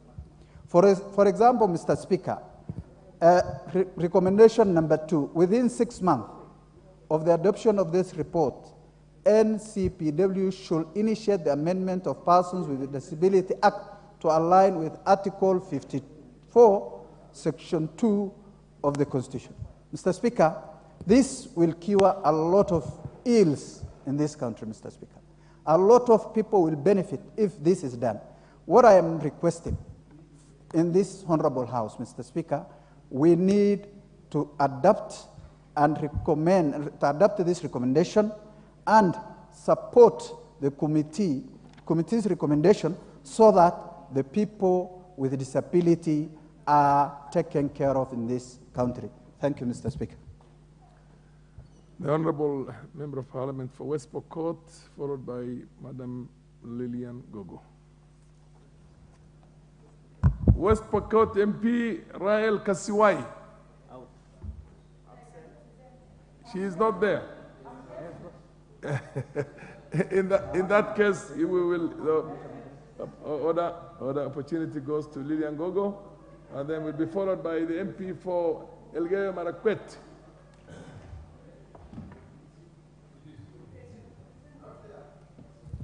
I really thank you, Honorable Speaker, for giving me an opportunity to make my own contribution on behalf of Rangwe people on this matter of a report that has been brought by my brother, the Honorable point of order? Yusuf. Yes.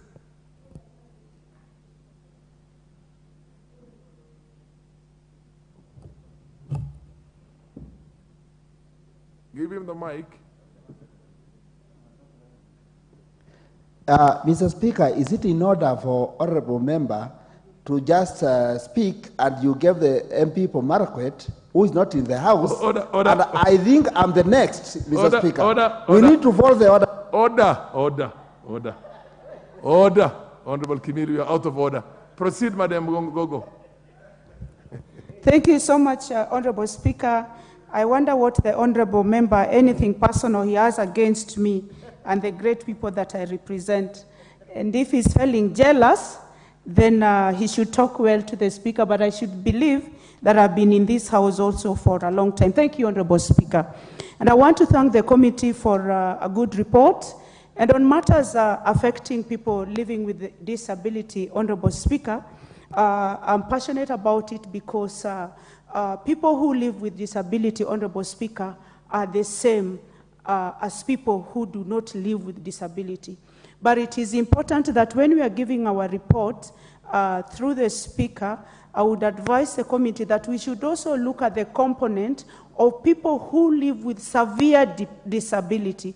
Because this survey was done to find out how institutions comply with the constitutional provision that requires that people who live with disability be given a certain percentage when it comes to employment. But there are people also who may not be at the places of employment, and they are living with severe disability, and as had earlier been elucidated with by one of the members, that the caregivers of such people should be treated as people who are also living with disability. Because there are people who are caregivers, and the people that they take care of are not employable, and the people live with disability, but at the same time they miss on chances of being employed by these probably the investigated institutions. So it's just a part of the recommendations, Honorable Speaker. But I want to say, Honorable Speaker, that it is high time that our institutions, even without being, that we just be human. That if you are leading an institution as a manager, as a managing director, as a CEO, or whatever title you hold in that institution, it is important, Honorable Speaker, that we think about our brothers and sisters as Kenyans. That somebody must not follow you up to find out if you have given, or if that institution, or if that board has given an opportunity for people who live with disability, Honorable Speaker. It should be invoked within our spirits, Honorable Speaker, that we take care of the vulnerable groups of our society, Honorable Speaker. I want to thank the committee for doing a very good job, Honorable Speaker, but moving forward, Honorable Speaker, we should also get a system of punishing institutions, Honorable Speaker, who do not take care of people who live with disability, who do not give people who live with disability equal opportunity. We must have punitive measures, probably a form of a fine. Let us come up with a form of a fine as a way of forcing them into compliance. We just don't investigate and give a report, debate on it, but we should come up with stringent measures such that they should be able to be fined if they do not comply. And even having said that, such members who live with disability, Honorable Speaker, when it comes to advertisement of, I thank you for that opportunity.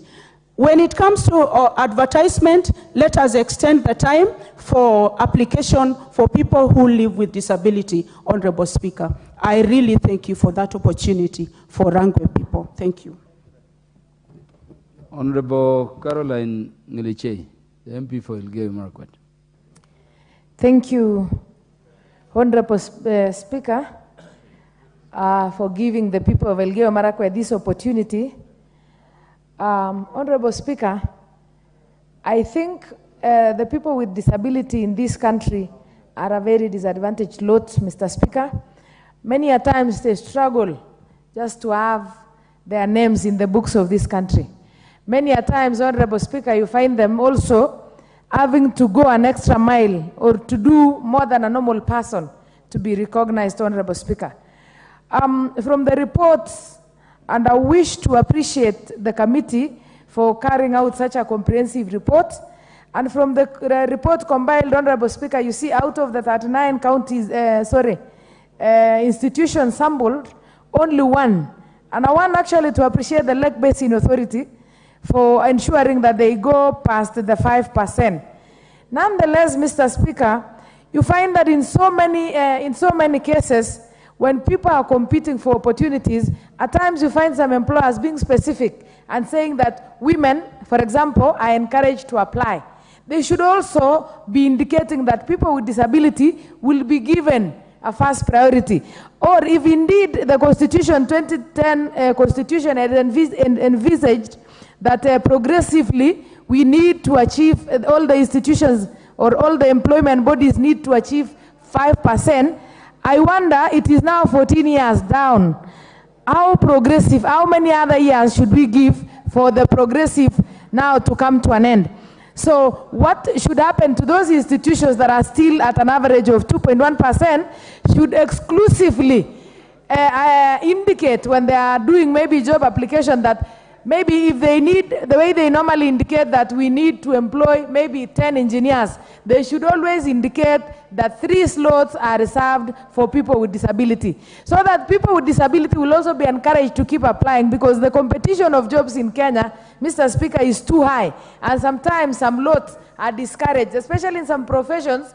When a person with disability applies for a profession, like there was an example of a partially blind teacher in Elgeyo Marakwet County. She even feared to go for interviews because what she... Order, Honorable Caroline Ngeleche, I'm informed the time has come for the mover to reply. By the procedure of the House, that would mark the end of your contributions. Mover? Where is the mover?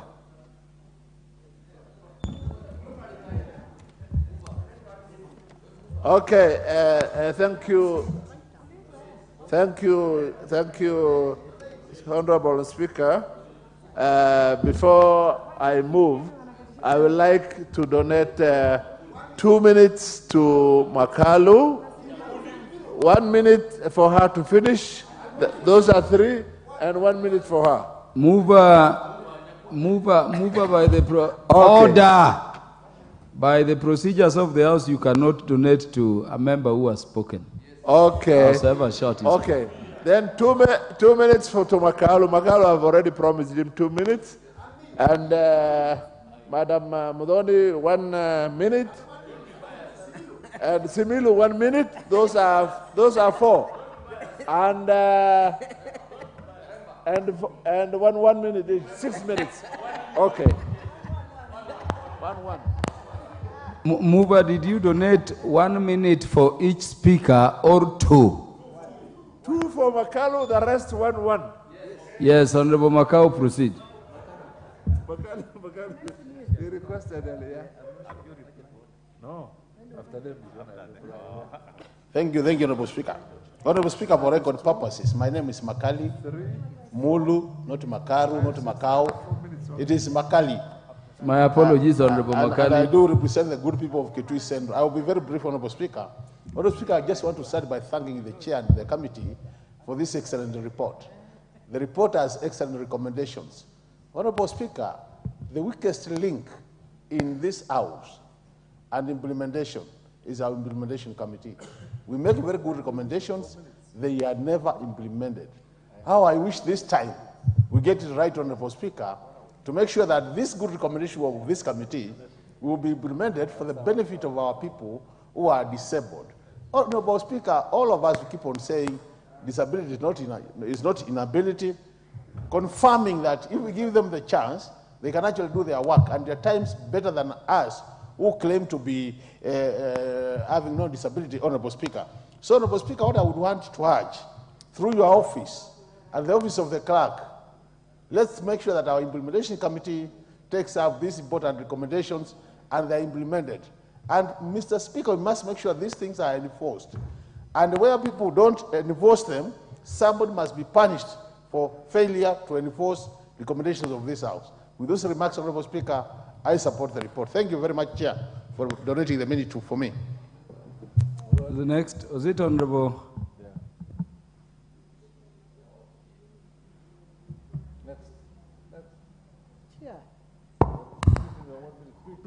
Thank you, Chair. I too want to support this very important report by the Departmental Committee on Regional Cohesion and Integration, Honorable Speaker. And I want to say inclusion of the disability in all public institutions is not an option. Honorable Speaker, I know we have very many bills talking about the disability. We have made laws, but the implementation stage is what is the elephant in the house. So, Honorable Speaker, I support this report, and I say disabled people have equal rights and equal opportunities. Thank you, Honorable Speaker.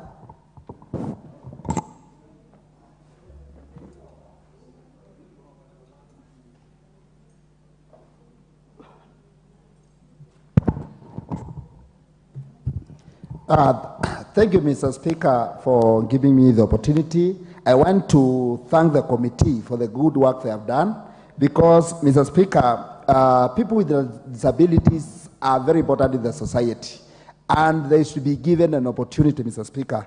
Mr. Speaker, in my constituency, I have given two in my office and the work they are doing is recommendable. And Mr. Speaker, for this recommendation for the committee, we need to take them serious. This is the time to implement the recommendation because these are good recommendations and we need to recognize people with disabilities. Mr. Speaker, even I worked in a building whereby the building is not PWD friendly. And Mr. Speaker, this should be taken serious because these people are important and given the opportunity, they can do a good job. Let the government give these people jobs and consider them in whatever they are doing. Lastly, Honorable Karemba. The Speaker. Thank you, Honorable Speaker. I wish to say that nobody applied to be born as a disabled person. And what measures the quality of our society and leadership is how we treat people who live with the disabilities and those disadvantaged people. So, and this motion is about inclusion. So, Mr. Speaker, I support the idea of having the people living with the disabilities included in the full total compliance with Article 54, subsection 2 of the Constitution of Kenya. I support, Honorable Speaker.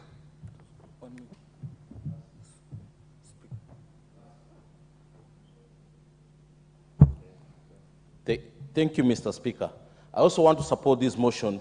Clearly, you know, disability is not inability. Most of these disabled are our brothers and sisters out there. I support this motion because these people, they take their time to look for these jobs and it becomes very difficult to get jobs. And they compete with people who are well off, who have their hands, who have everything that they need. So I want to support this motion and I want to also say that even in the procurement sector, there's a section that said that we need to give people with disability and youth jobs. These things should be implemented so that these people who are living with disability can also earn a living from where they sit. So I want to support the committee for the good job that they have done. I support. The mover, you now have under 4 minutes to reply.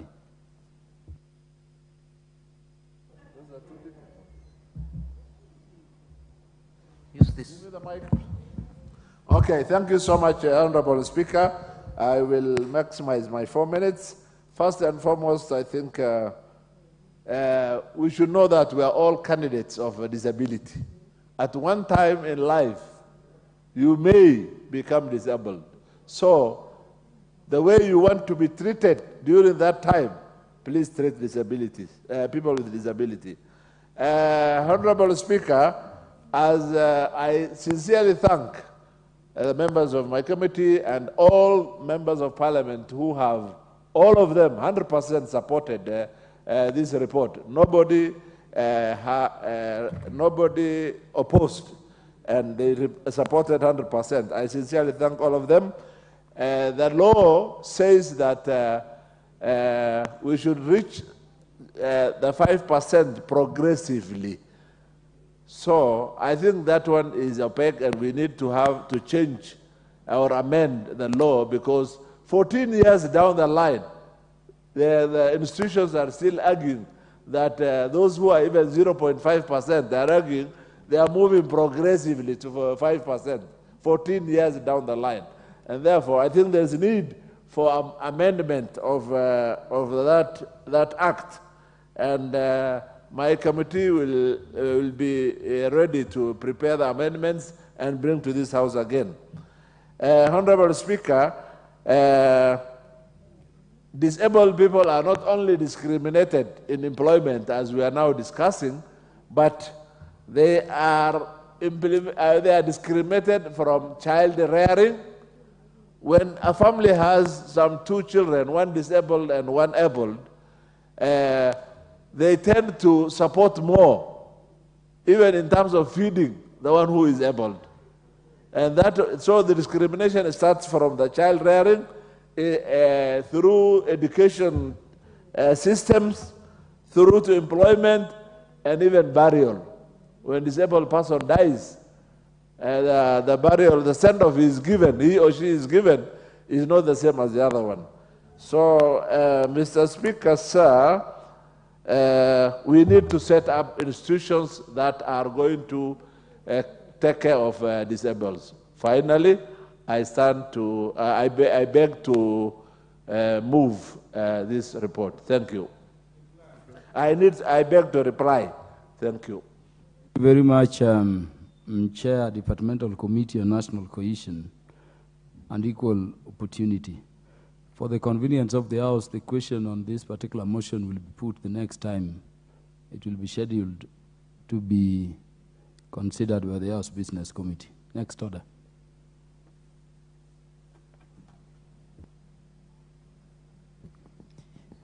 Order number 10, motion, report of the Auditor General on financial statements of selected state corporations. The Chairperson, Public Investments Committee on Commercial Affairs and Energy, Honorable Kusing. As mover, proceed. Thank you, Mr. Speaker, for giving me this golden opportunity to move this report this evening. Allow me, Honorable Speaker, to start by saying that I beg to move that this House adopts the first report of the Public Investment Committee on Commercial Affairs and Energy on the examination of the reports of the Auditor General on the financial year, on the financial statements of state corporations for the financial years running up to 2020-2021, Honorable Speaker, laid on the table of the House on Wednesday, December 6, 2023. Honorable Speaker, which are these state corporations that we have, it is in our report today, Honorable Speaker. The agencies are as follows, Speaker. One is Engineers Board of Kenya for the financial year 2017 all through to 2021. Two, Honorable Speaker, is Energy and Petroleum Regulatory Authority, EPRA, for the financial years running to 2021, as I said earlier. Three is Competition Authority of Kenya, CAK, running to the same financial year I've just mentioned, Speaker. Four is Central Bank of Kenya, CBK. And five, East African Portland Cement Company, Honorable Speaker. Speaker, this being our maiden report, you will allow me to appreciate and thank my committee for a very good work. This is an auditing and public investment committee Speaker is terrible committee. You cannot conclude things quickly. You cannot move because until when they are cleared, they are never cleared, Honorable Speaker. So I want to thank the able committee, my colleagues, who have really persevered and waited. And Honorable Speaker, led by public interest. Of course, this is a committee that is guided by public interest. Speaker, allow me to, as procedure dictates, that this committee, Speaker, is guided or established by our standing orders. The Public Investment Committee, Speaker, is established, that is of Commercial Affairs and Energy, is established under National Assembly Standing Orders 206A, and is responsible for the examination of the working of public investments based on the audited reports and accounts in the sectors of energy, environment, general economic, and commercial affairs, Honorable Speaker, and is mandated to do the following. One, examine the reports and accounts of the public investments. Two, Honorable Speaker, is to examine the reports of any of the Auditor General on the public investment and Honorable Speaker, third, to examine in the context of autonomy and efficiency of the public investment, whether the affairs of the public investment are being managed in accordance with sound financial and business principles and prudent commercial affairs, Speaker. And finally, the committee is limited to schedules, and this is very important, Honorable Speaker, this being the maiden report, that this Parliament, at the last Parliament, Public Investment Committee, Honorable Speaker, was auditing the entire parastatals or investment. But this year, it is different. That is why, Speaker, it's good to mention for record that the committee is limited to schedule of entities issued by the Honorable Speaker on 8 December 2022, pursuant to Standing Order number 206, subsection 6, comprising the total, if you put all the investment we are auditing, Honorable Speaker, or we are examining their books, the total to 132. Maybe the entire country might be about 400, but because of the wisdom of the House, that was difficult even for the last committee to finish anything, Honorable Speaker, and that this work is time-taking. Then the House decided to divide them, and those ones, the ones I've said, 132, Honorable Speaker, were given to this committee. So, Speaker, fundamentally, Speaker, to say in this House is, or as I move this important report is, what is the yardstick? What is the, for example, what somebody might say, the marking scheme? What are we reflecting on when we are looking at these books that have been brought by the General Speaker? Then the question is, Honorable Speaker, what guides the committee in examining those books? What guides the committee?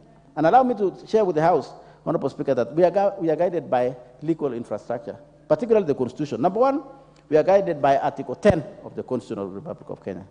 What is it saying? It sets the principles of public finances, which include, Honorable Speaker, openness and accountability in those agencies. Further, it includes public participation, financial matters, as it is described in that Article 201, Sub-Article A, use of public money in prudent and responsible way. That is a fundamental instrument, which is the Constitution of Kenya. That is the yardstick or the reflector or the mirror upon which my committee, Honorable Speaker, is guided when we are looking at those documents or books that have been brought before the committee. Second, Honorable Speaker, we are also guided by Part 6 of Chapter 12 of the Constitution of the Republic of Kenya in terms of finances. What is that saying?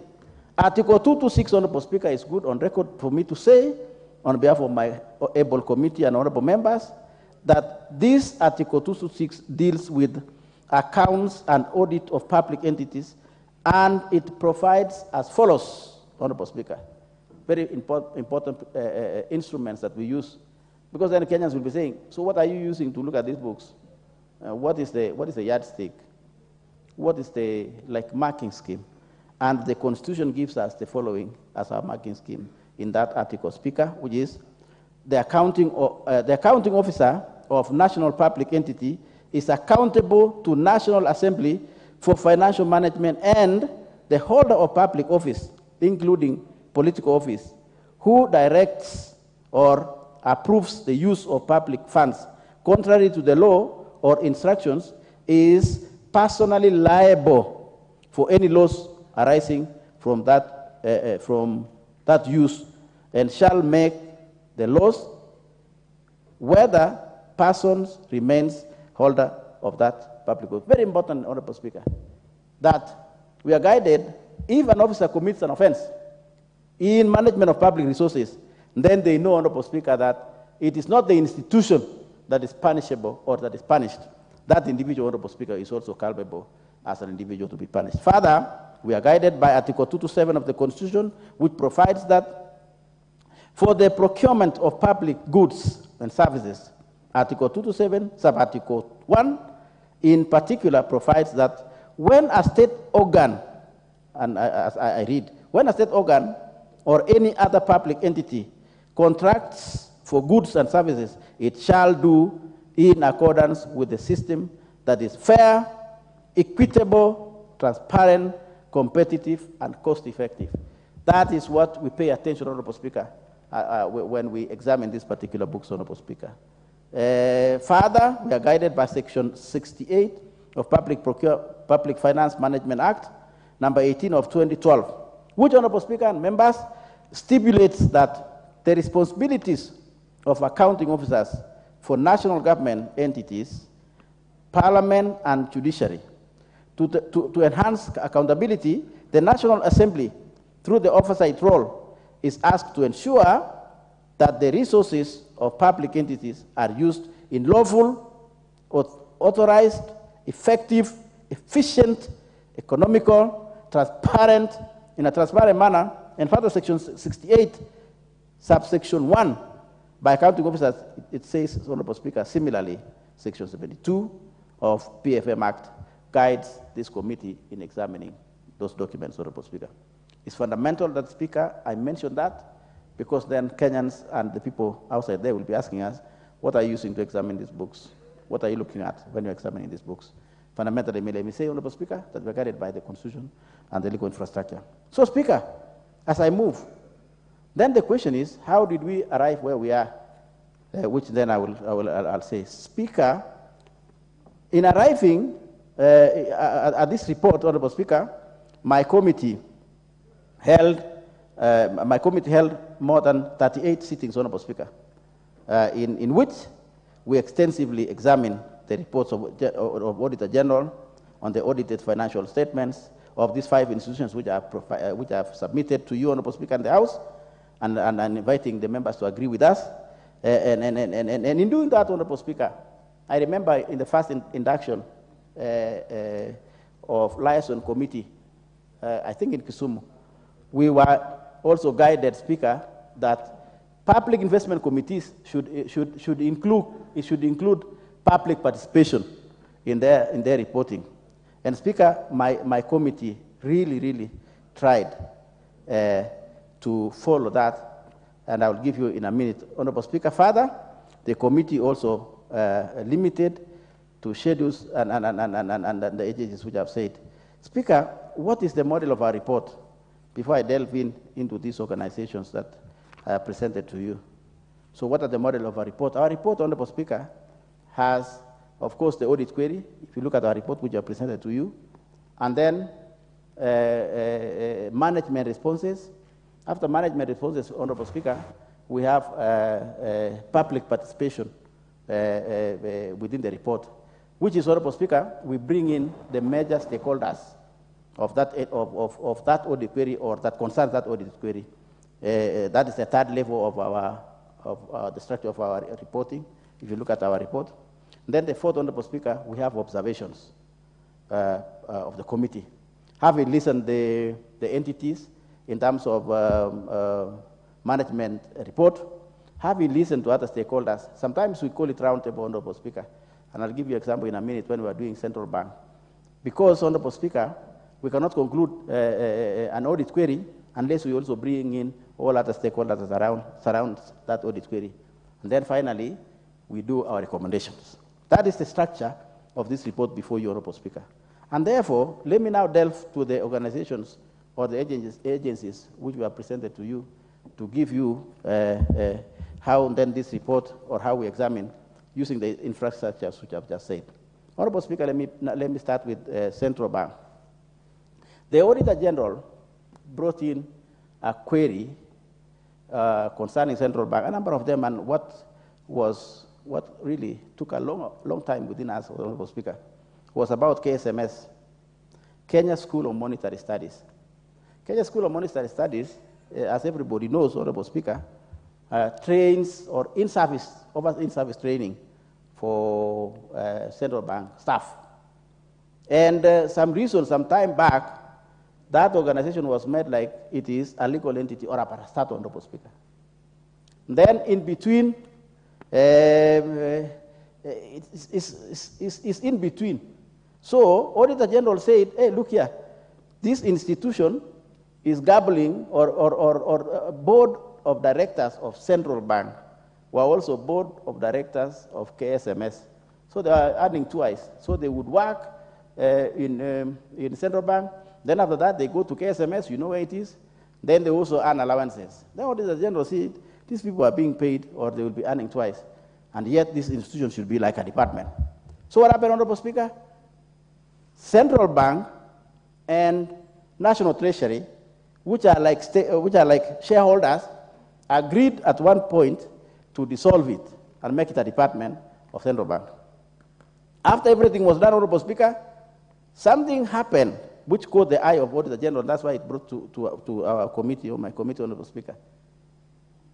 Something happened. They had passed the resolution to dissolve KSMS and make it a department under Central Bank.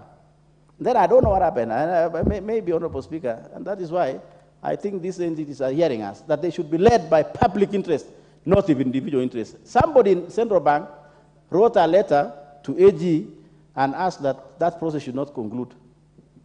And then it stopped. So Auditor General, when they were auditing the books, they said, what is the problem of this? Why don't you proceed in the solution of KSMS? Because of the reason which I have just asked you, Honorable Speaker, that this was like double payment of directors of Central Bank and so on.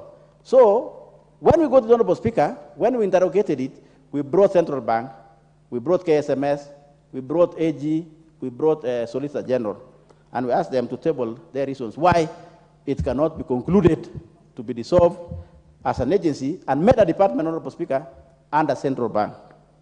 We asked National Treasury to defend itself. And before my committee, Honorable Speaker, they failed to defend themselves.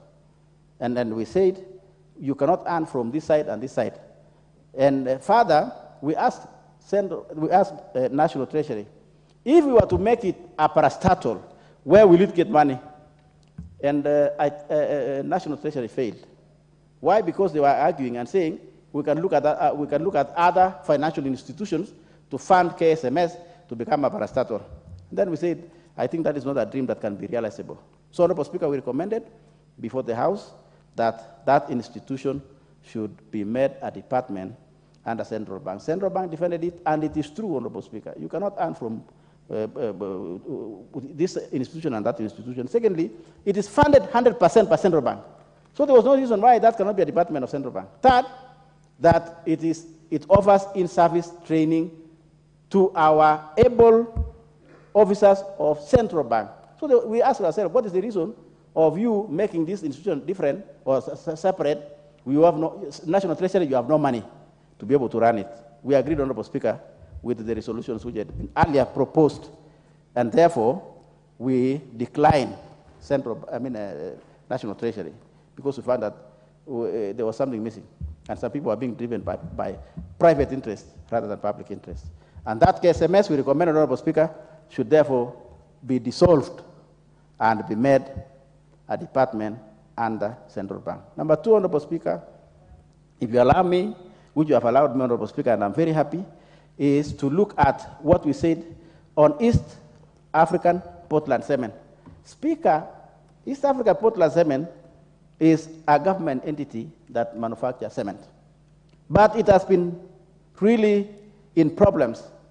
It has been really in problems, Honorable Speaker. So what Auditor General brought to us is that this is an institution, for example, like Speaker, if you read in our report, it is like an institution in ICU because it is insolvent.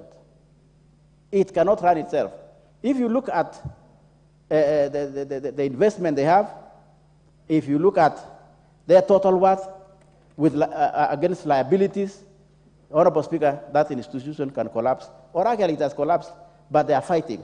So what happened, Honorable Speaker? And then when that question came before my committee, we did a lot of interaction and examination, Honorable Speaker. We brought in the ministries that are concerned. That is industrialization. We brought in the shareholders, including Lavat, Honorable Speaker. Of course, you know Lavat is one of the biggest manufacturers of cement in the world. They also own shares in East African Portlands. We brought in NSSF, which also shares, National Treasury, and everybody, Honorable Speaker. We did interrogation. Out of all that which you can see in our report, Honorable Speaker, out of all that, because of interest of time, Honorable Speaker, we came up with some resolutions and recommendations that we want to ask the House to agree with us. One of the recommendations, Honorable Speaker, is that as a stopgap measure, they have a lot of land. They have a lot of land. And the PS for industrialization, which is actually the PS in charge of East African Portland Cement. And our thinking, Speaker, is that we should be having a government agency that makes cement, so that we have government setting the prices. If you allow, Speaker, prices to be set by private sector, everything, I'm telling you we are doomed. And now, particularly this time, when we are having now economic strains, that we should be having all the time a government agency that keeps on maintaining prices. You remember, Speaker, of course, you and I were in last Parliament when I was defending Kenya Airways, when I was defending Kenya Railway. I was saying that government must have transport so that it can keep some level of pricing. Look at this now. I'm very proud of SGR. Everybody wants to go to Mombasa is SGR. Not even now matatus and buses. Speaker, that was a fundamental item, regardless of how it was procured. But government must maintain so that it keeps on controlling the prices. If you allow private sector, I'm talking about this so that even also government listens on this East African Portland segment. If you allow government, if you allow private entities to be driving all these sectors, then we will have this thing will go out of proportion, Honorable Speaker. So what we recommend to survive, for this agency to survive, we recommend, Honorable Speaker, that one, they can sell part of the land so that they can remain liquid and be able to pay those staff. And three, that government can be able to look at it, if possible, to privatize it. And when they are privatizing, we put a caution that government should not privatize 100% of some of these entities that they are aiming to privatize. And our colleagues are listening from the other side. So our committee was saying, we cannot privatize our institution 100%. What about if these people becomes rogue? What happens in future? So government must have a hand so that if these private people become rogue, they are chased away. Or then we apply the policy of three things, mambo matat. If they become rogue, Honorable Speaker, this is our country, we are in a country of independent people, and we are independent. Finally, Honorable Speaker, so that I can allow my colleagues to make contribution, is this an institution called EPRA. EPRA also came to us, and something very interesting, Honorable Speaker, that auditor raised was about the CEO, the recruitment of the managing director at that particular time. The paperwork were not properly set, and therefore, Honorable Speaker, then we were given that to look at. And before us, we did we almost actually did an interview, Honorable Speaker. We brought this, so we had an option to say, we send this person home because of paperwork, or what happens? So we brought even the interviewer, the people who interviewed him. We looked at whether this person is qualified, and I'll tell you, Honorable Speaker, Kipto Bargoria is very qualified. In fact, he really helped our country during a very turbulent time in the oil sector, Honorable Speaker. And he's very competent, to be honest, very competent. So what did we say? We said, Honorable Speaker, in our recommendation, if you see, we didn't find sufficient reasons to send that gentleman home just because of our paper that somebody, and it was not his problem, it was a problem of the board. We brought in the chair, who is a very prominent and reasonable person in this country, Honorable Speaker. Somebody just decided to, I don't know whether he plucked one paper or not, but he convinced us that he's a competent Kenyan, that he can be allowed to finish his term, Honorable Speaker. With those very many remarks, Honorable Speaker, because my colleagues and the members of the committee can be able to fill in the gaps that I might not have gotten everything, or presented everything, Honorable Speaker, because my colleagues are here, they can also present those issues that I might have not touched in all of them. With those few remarks, Honorable Speaker, I beg to move and ask my able Vice Chair, Dr. Kogo, to second, Honorable Speaker. I thank you. Honorable Dr. Lillian Gogo. Thank you so much, Honorable Speaker and grandson of Asumbi. I rise to second this particular report from the Public Investments Committee on Energy and Commercial Affairs. And I want to thank my Honorable Chair for being very elaborate, and he's been very elaborate and intentional in presenting his report to the extent that it is so clear. Honorable Speaker, allow me, Honorable Speaker, to make mention that audit committees are generally not punitive. We do not undertake audits so that somebody is punished, but we want our institutions that are audited thereof to adopt best practices according to what has been put down for them, so that we account for public funds, we account for public resources, but even better still, we deliver the best for this nation. And with that in mind, Honorable Speaker, the report has been written, but there were general recommendations by the committee, and it was observed that there was general poor accounting standards and general incapacity of some accounting officers in the specific organizations that were reviewed, Honorable Speaker. And to this extent, I think that due advice was given so that they could adopt best practices, Honorable Speaker. It was also noted, Honorable Speaker, that there was a long time span on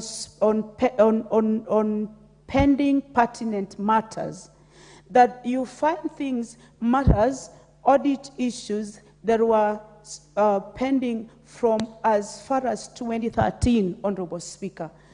And I think the committee has endeavored to make sure that most matters are resolved, Honorable Speaker. And also, where there was need to submit documentary evidence, Honorable Speaker, to support the audit queries, then there were less submissions of such submissions, Honorable Speaker. And another observation, Honorable Speaker, that was very important, and the committee seriously pursued it, is unsecured and untitled land holdings for these particular organizations, Honorable Speaker. Honorable Speaker, we realize that these particular organizations, they hold this land in trust for the public. This is public land. But for some reason, one reason or another, Honorable Speaker, there has been an observation by the committee, Honorable Speaker, that there is laxity to secure titles for these particular state corporations, for the land that they should hold in trust for the public, Honorable Speaker. It is important, Honorable Speaker, to note that the committee has been extremely firm. The committee has been extremely firm to discharge its mandate so that what is due to the public is rightfully used, Honorable Speaker. And besides, if there is need for money to be generated, because it is investment committee on energy and commercial affairs, there are situations where Honorable Speaker, money has been generated to the best interest of the public. But if that be the case, Honorable Speaker, the committee has been firm that there is proper accountability for this money, Honorable Speaker. That even if there is also money that has been obtained from whatever source, this money is well accounted for, it is properly used, Honorable Speaker. And also, I want to thank the committee, Honorable Speaker, as we deliver this report on the floor of this House, Honorable Speaker, that the committee has been so committed to its work. It is in audit committees, Honorable Speaker, specifically this particular committee, that members sit for hours and hours on end to generate this report and to examine and look at the audit queries, Honorable Speaker. And I want to thank my chair, Honorable Speaker, for having brought up the issue of the substantive MD of IPRA, because it was everywhere that he was irregularly he irregularly got into office, and it was a matter of public concern of Honorable Speaker. And from the report that we have had, Honorable Speaker, it is good, Honorable Speaker, that Kenyans give fellow Kenyans a chance, because at times insinuations are made that particular individuals are in office by dint of their inclination to a particular ethnicity, Honorable Speaker. But as it were, the committee went and dug the exact information that was needed, Honorable Speaker, to give proof to the fact that the particular MD for IPRA was in office legally or illegally. And this matter was cleared, Honorable Speaker, to the extent that it was proved that he is in office like any other Kenyan, well qualified with over 8.5 years in that particular office. And as already has been said, the committee was also very firm, because at the time that this particular organization appeared before the committee, there was a serious crisis. And I remember one of the members of the committee, Honorable Speaker, one of the members of the committee, Honorable Speaker, insisted on the MD of IPRA telling Kenyans when or whether there was going to be any reduction or any stagnation in the cost of fuels in this country, Honorable Speaker. And I must say that at some point, this particular leader was pushed to the wall, to respond to Kenyans to the extent that they were going to work day and night and give Kenyans a good report. Not only a good report, but a pointed direction towards the reduction of the cost of fuel. And if you have been living in Kenya like me, Honorable Speaker, in the recent past, there have not been those alarming reports on the increment on the cost of fuel, Honorable Speaker. Allow me, Honorable Speaker, also to say that there is absolute commitment by this particular committee to serve the Kenyans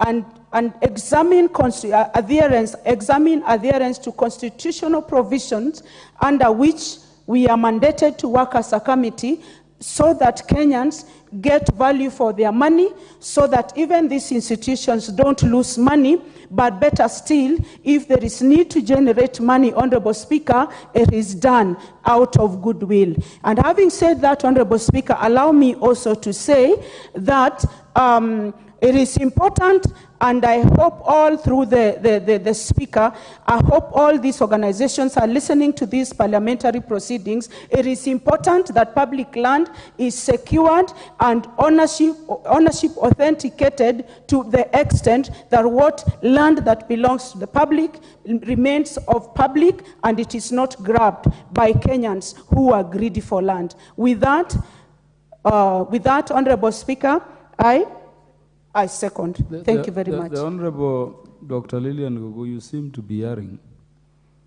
Sorry? You seem to be erring. To be? Hurrying up. Hurrying up? Have you... it is up to 9 in the night? I just wanted to assure you that, that you still had 10 minutes, but I'm grateful you have seconded. So let me put the question. Let me propose the question, honorable members. Honorable members, I propose the question that this House adopts the report of the Public Investment Committee on Commercial Affairs and Energy on its examination of the reports of the Auditor General on the financial statements of selected state corporations.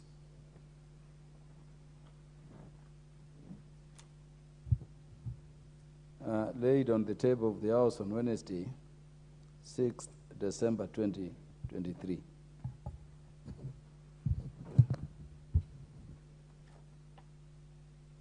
The Honorable Dr. James Nyikal. Giving me this opportunity, Mr. Speaker, I rise to support this report. And I start by congratulating the committee for the good work they have done, and particularly for the clear way they have presented it, and that makes it possible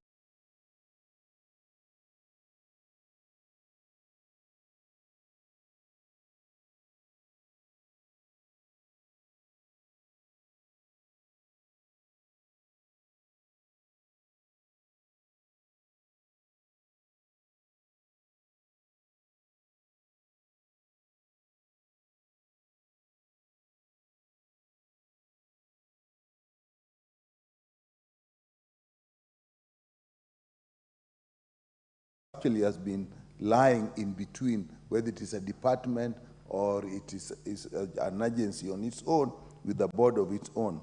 I appreciate that they have actually found out that the board, the same people were in the board of Central Bank and the same people were in the board of Kenya School of Monetary Studies, and thereby earning twice for basically doing the same job.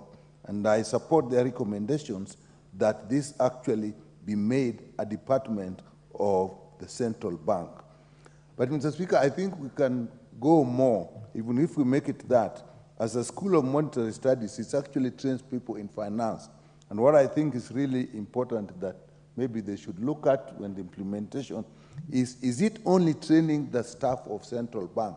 It is my view that this institution can actually train staff from other government agencies so that they strengthen the financial management across the government.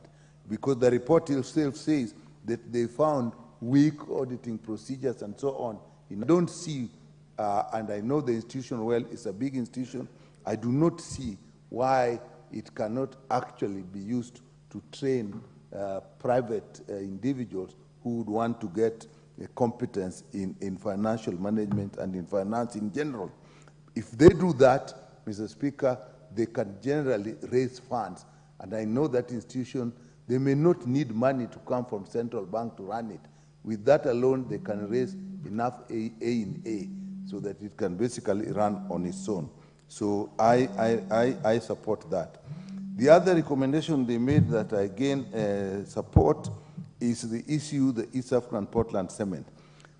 Mr. Speaker, the chair said something, that the government in some industry, in some parts of the industry should actually own institutions that produce either services or goods that are in public demand, that are central in our development. Cement is key in our growth. Now we are talking of affordable houses. The biggest product there is cement. And if you leave the private sector on its own, actually they form a cartel. Even if you put regulatory measures, private sector will always form an association or something and create a cartel. Therefore, it is important to have a government institution that is producing the same product and therefore can set the standards and also stabilize the prices. And if it is efficient, it can produce enough, it will definitely stabilize the price. So the prices, except that it needs a lot of integrity in the management, because more often than not, they are also consumed by the integrity issues in the private sector. I think that is a good thing to pursue. I think we see it in Kenya Airways, and the chairman mentioned the standard gauge railways, which in my view, I always hope that I'll stop seeing these big tankers on the road so that all those goods are actually transported by SGR. But I think that's a diversion. I think that recommendation is good. The other recommendation is that they actually have a lot of land which they can sell to offset some of their debts and therefore be self-sufficient. And it can be privatized, and they put the caution that is necessary that if it is privatized, there should be majority shareholding by the government so that we again stabilize it and protect it. I'm really happy with the report that they gave, that they actually found that the MD of EPRA was kind of subject of witch hunt, and they said that person should go on. Because we must be careful not to destabilize officers basically because of where they come from. And finally, Mr. Speaker, the issue on secured land holdings in government institutions is a big one. They have brought it out. It's not only in these institutions. Even if you go to schools, Mr. Speaker, primary schools, secondary schools, a lot of those schools own land, and they do not, they're not secured, they do not have titles, And that, Mr. Speaker, is what brings the issue, brings the issues that these pieces of land can be lost and become subject of lab granting. And I think I support the recommendation that these pieces of land should be secured, not only by Portland Cement, but by all other government institutions. And, but we must be careful that it is during these processes that sometimes these pieces of land are lost. With that, Mr. Speaker, I support this report. The Honorable Beatrice Elachi, to be followed by the Honorable Dr. Wilberforce Oundo. Thank you, Mr. Speaker. Mr. Speaker, I also rise to support this report and to appreciate or to thank the committee for the work they have done. Mr. Speaker, before I even indulge into the report, I just want to say that when you look at this report, Mr. Speaker, we are now talking of financial year 2017, 2018, 2019, 2020, 2021. And Mr. Speaker, this is where now we find our country always into a crisis. Because even as we bring in the reports to the House, or even when the Auditor General is going through these reports, definitely time has lapsed, it's gone. Many things that were done wrongly, you won't even know where the institution now is. Now we are discussing the institution in 2024. And you want to help this institution to look at their audits themselves and try and support mechanisms that can rectify a few of the queries that the Auditor General has asked. And so, Mr. Speaker, if we want to move as a country, we must look of a system where either we have not a full audit, but the Auditor General has some semblance of what is happening in this institution, even before now she comes to audit the institution fully, so that she's able to tell us that when I went in at that time, I did a brief summary, and this is when the institution was at this. And so when I look at the Competition Authority of Kenya, during that time, Mr. Speaker, and the report says that when you look at now, and you imagine that the authority is supposed to deal with a competition, with trying to ensure that we are able to function, and it has its clear mandate in terms of promotion and enforcement of compliance in competition per the Act.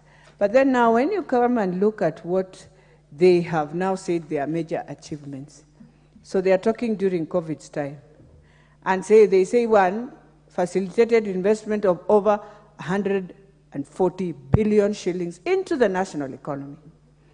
And through the reduction in the number of days taken to analyze the mergers, as they say, but then they say, in second, they facilitated implementation of Article 46 of the Constitution on consumer welfare by expediting an estimated Kenya shillings 12.4 million in consumer savings. And then they come and say they enhance competition in the market, leading to, among others, lower consumer prices. But then why am I saying the Auditor General needs now to help us? It's because everything they are telling us that is good, today it has been overtaken by events. We are now back. Things are more higher than when they said they facilitated recovery of delayed payments and all those things. But we have moved. And so if we want to see the economy recover, there must be a different way and mechanisms of dealing with this. And so for me, as much as they have given us a very clean bill at that time, today, where is the consumer?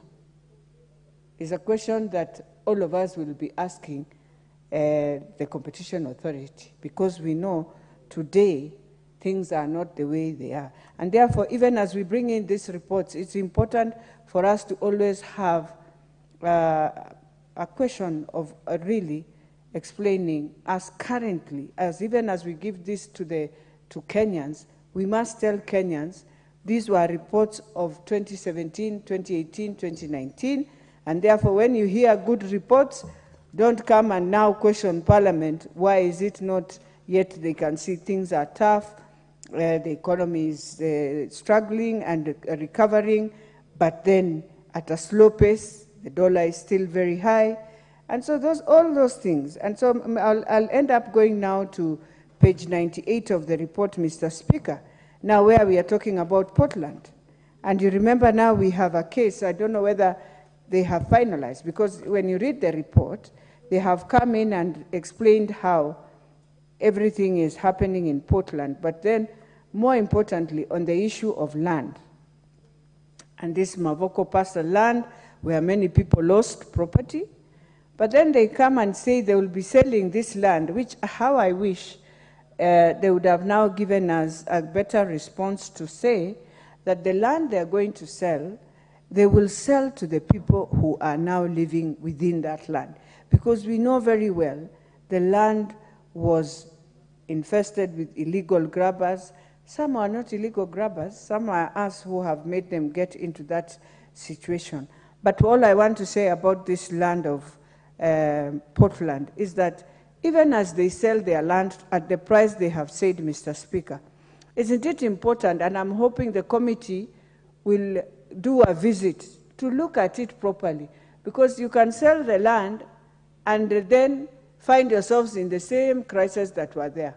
So, Mr. Speaker, as I finalize, the most important thing with this, so that we do not go back to what we saw, is to ensure even the monies they are saying they want to sell, give the first opportunity to people who would wish, who are within that land, and then after you have sold that land by public tender, as it is said, you ensure that even what you have sold is able to come and inject more financial support within Portland Cement. So, Mr. Speaker, I think the most important thing in this report, and I want to thank the committee, is when you look at the management response, when you look at how the report flows, the only thing that I would wish us to have is maybe the Secretariat to assist, so that in every of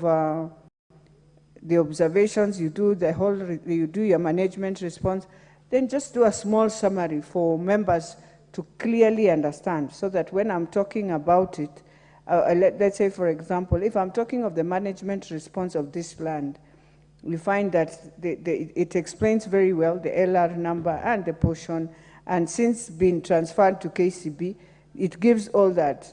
But then you come to the second, further on all remaining parcels. Now someone will ask himself, the remaining parcels, which is, I think, 907, the company is at an advanced discussion with the national government on building synergy and alignment of the company's strategic objectives with the development agenda. Now, it's so huge until you even wonder how you can explain that to Kenyans. So it's important. But lastly, Mr. Speaker, also, there is need for us to ask ourselves in terms of all these corporations, and especially in the energy sector. There's this public limited company where every corporation speaks about it in terms of we've had consent, and so many of the lands also is told it's going to affordable housing, which is okay. But then from there on, we must ask ourselves, when now people will be buying these houses, are you buying it now with Portland? Are you buying it directly with Bomayangu from government? Is it still an asset of the corporations? So it has to be very clear, and so that, because it has a title, that title is for the company, and it will be more important. Then we'll understand, after you have bought, how do anyone who has bought in affordable housing will be able to be told that this land, the title is now together, and as a team of those who have bought those houses, they're able to know who has the title. Will it be government or the corporation itself? So with those few remarks, Mr. Speaker, I beg to support. The Honorable Dr. Wilberforce Oundo. Thank you, Honorable Speaker. Allow me to support the report by the Public Investment Committee on Commerce, Commercial Affairs and Energy on the examination of the report of the Auditor General on the financial statements of selected state corporations. Honorable Speaker, and the state corporations being examined here are the Engineers Board of Kenya for the financial year 2017-2020, all the way to 2021, Energy and Petroleum Regulatory Authority, 2016 all to 2021, and the Competition Authorities of Kenya, 2017-2021, Central Bank of Kenya, 2018-2021, and East African Portland Cement Company for almost the same period of time. Honorable Speaker, before we even delve into the merits of the report or otherwise, probably in its wisdom, we must thank the last Parliament for considering and finding it wise to split Public Investment Committee. You can see, Honorable Speaker, the backlog, and the country must be very clear. This backlog, it becomes even difficult to pin down any executive member, any officer, any accounting officer for any anomalies, any irregular or unethical practices. Those who were there in 2016, Honorable Speaker, are no longer there. Even if they found there was a mistake, there was a miscalculation, there was a problem, there's very little you can do to pin down that person. Either has died, has gone away, or has left public service.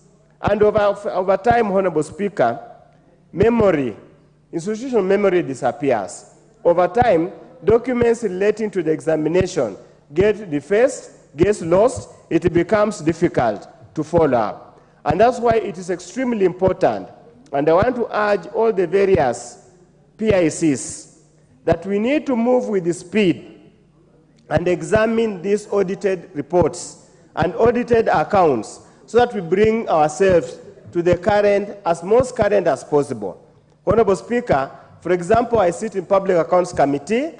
We are now doing 2023. That means now we will comply with the requirements of the Constitution that requires that the revenue between the national government and the county government is shared based on the most current audited accounts. We must bring our cases to currency.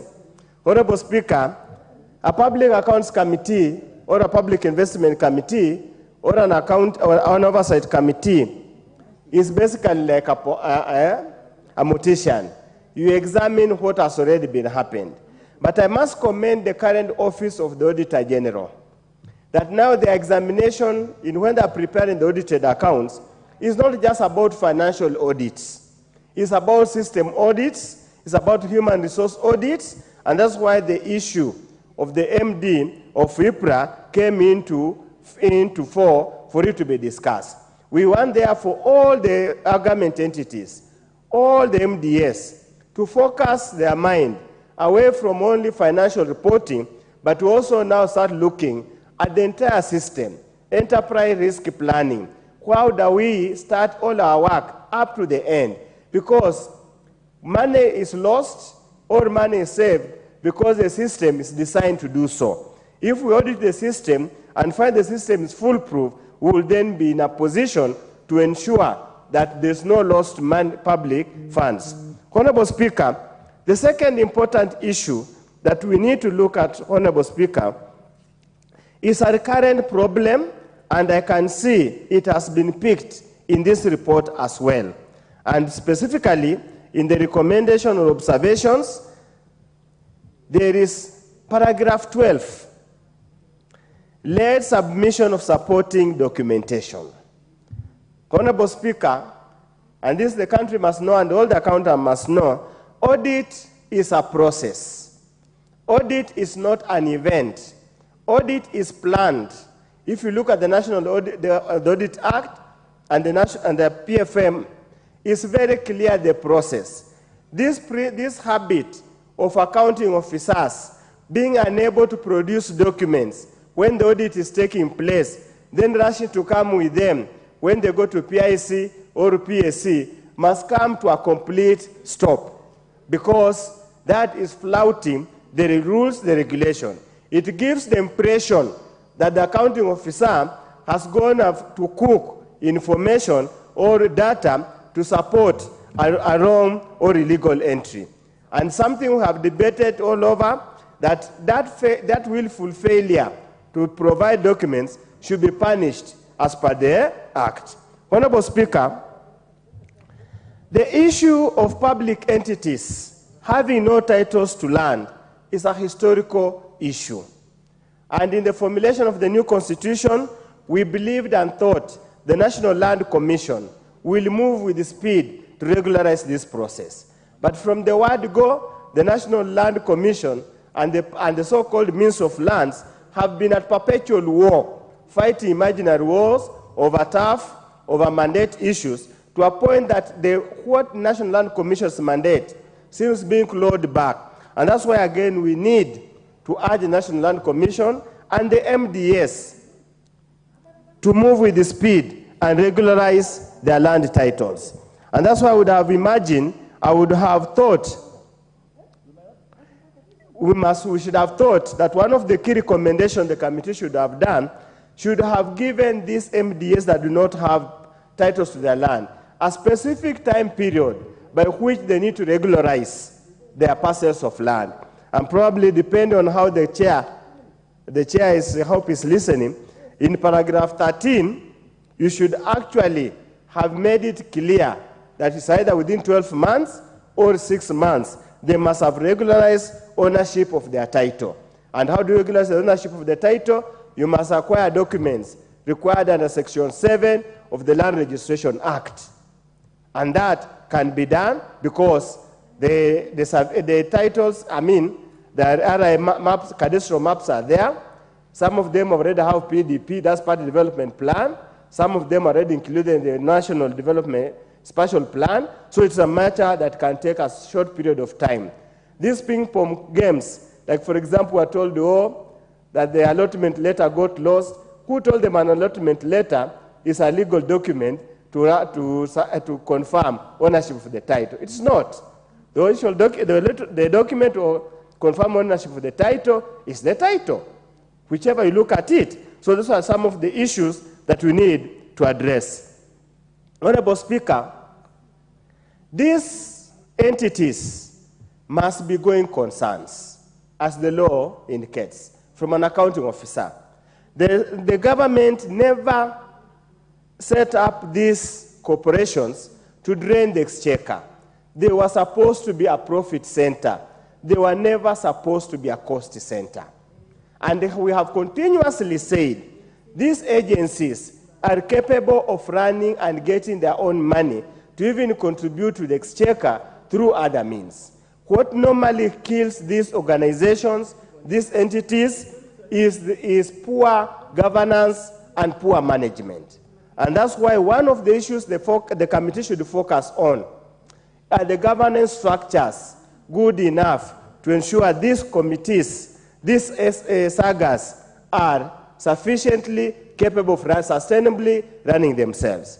So as they go ahead, please, we ask you, as the oversight committees, as the watchdog committee, please put these sagas into the line. Put them to the wires to account for what they do, and if they found to be incapable or that so-called insolvent, then the committee, you must be bold enough to recommend for the dissolution or so that they can do other things. Honorable Speaker, let me comment on this African Portland cement. It was supposed to be a price stabilizer in the economy. But in those periods where they are being reviewed, they were in trouble.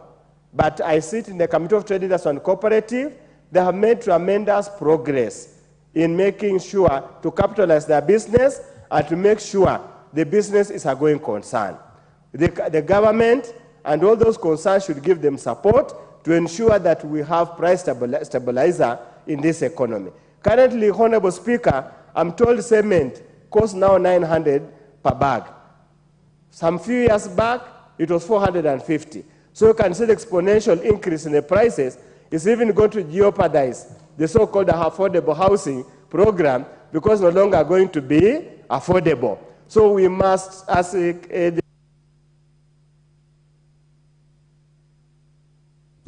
Are you requesting for? Yeah, have your 2 minutes. Chair, as the chairman of the committee has indicated, I know government is not in the business of doing business. That's an agreed fact all over the world. But government has got a moral obligation to stabilize the economy. And that's why all over the world, you will find the government has a strategic cooperation in strategic areas, critical areas. So that's why it is important that as we rush towards privatization, we must at one time or another always have a fallback position. If things go wrong, you can always go to that strategic reserve to ensure that you sustain yourself. So all that we can say, as I conclude so that I do not be seen to be abusing the generosity the Speaker has conferred to me, we need, Honorable Speaker, to make sure that we run organizations efficiently, fairly, without discrimination. Before this, there was a report about people living disabilities being discriminated in workplaces. This kind of organization should support this through education, training, and the rest of the thing. With those few remarks, Honorable Speaker, I support. Honorable Gideon Mulungi. Thank you, Mr. Speaker. Mr. Speaker, because of time, I will speak for less than 3 minutes. Mr. Speaker, I rise to support the Public Investments Committee report on commercial affairs. Honorable Gideon Mulungi, Parliament is closing at 9 o'clock today. So I have all the time. Thank you. Thank you, Mr. Speaker. You have all the time. 10 minutes. Thank you, Mr. Speaker, for your generosity. Mr. Speaker, I start by congratulating the committee for a job well done. The chair of this committee was my chair in the last parliament, and the Transport and the Roads Committee, and is a very able chair, very competent person. And having served as a CEO in a parastatal before, he is equal to the task of what he's doing at the moment.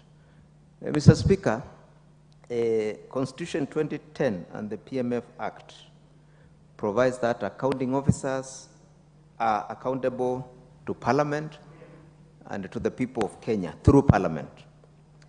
And Mr. Speaker, we cannot therefore condone misuse of public funds. We cannot condone corruption. And Mr. Speaker, the highlights of the report on the 5 key parastatals are very important to Kenya, especially on the matter of East African Portland Cement, which is the only institution which I'm going to deal with. The rest, I'm okay with the recommendations. Mr. Speaker, East African Portland Cement produces cement, and cement is a key component in the construction industry. Without cement, there will be no building in the world. And the cement is used in huge quantities in construction. And if the prices of cement is not controlled, then buildings will become very expensive. In the last few years, 2-3 years, we have seen the cost of cement doubling, rising from 450 to now 900. That translates to the cost of buildings and the cost of construction, the cost of roads, and it beats the purpose of affordable housing, which is a policy of what is out of order, Honorable Thuku Kwenye? Speaker, I just want to bring to your attention that the House is not properly quorated, and therefore I'm raising the issue of quorum because this is a very important debate, and I think many members would want to ventilate on it. I am asking that you rule that there is no quorum in the House.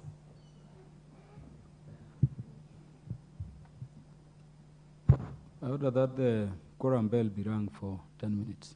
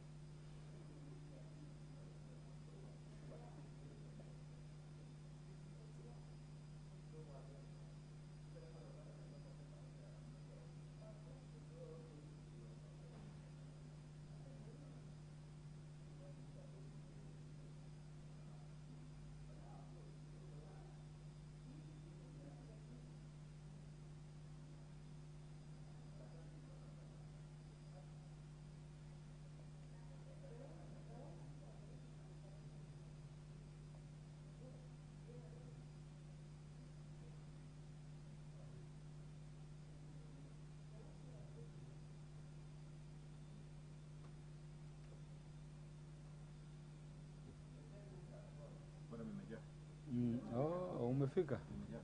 Ya, wewe unajua unaingiza 10.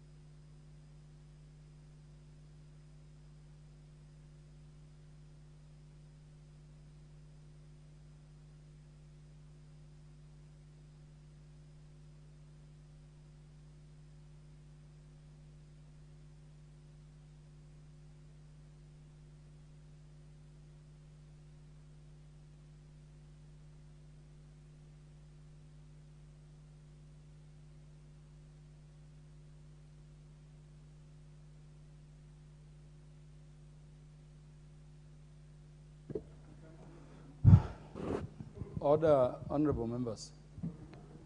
Honorable Gideon Mulungi, you'll have 7 minutes when the matter will be scheduled for consideration in future. Honorable members, the time being 7:43 p.m., this House stands adjourned until Thursday, the 14th day of March 2024 at 2:30 p.m.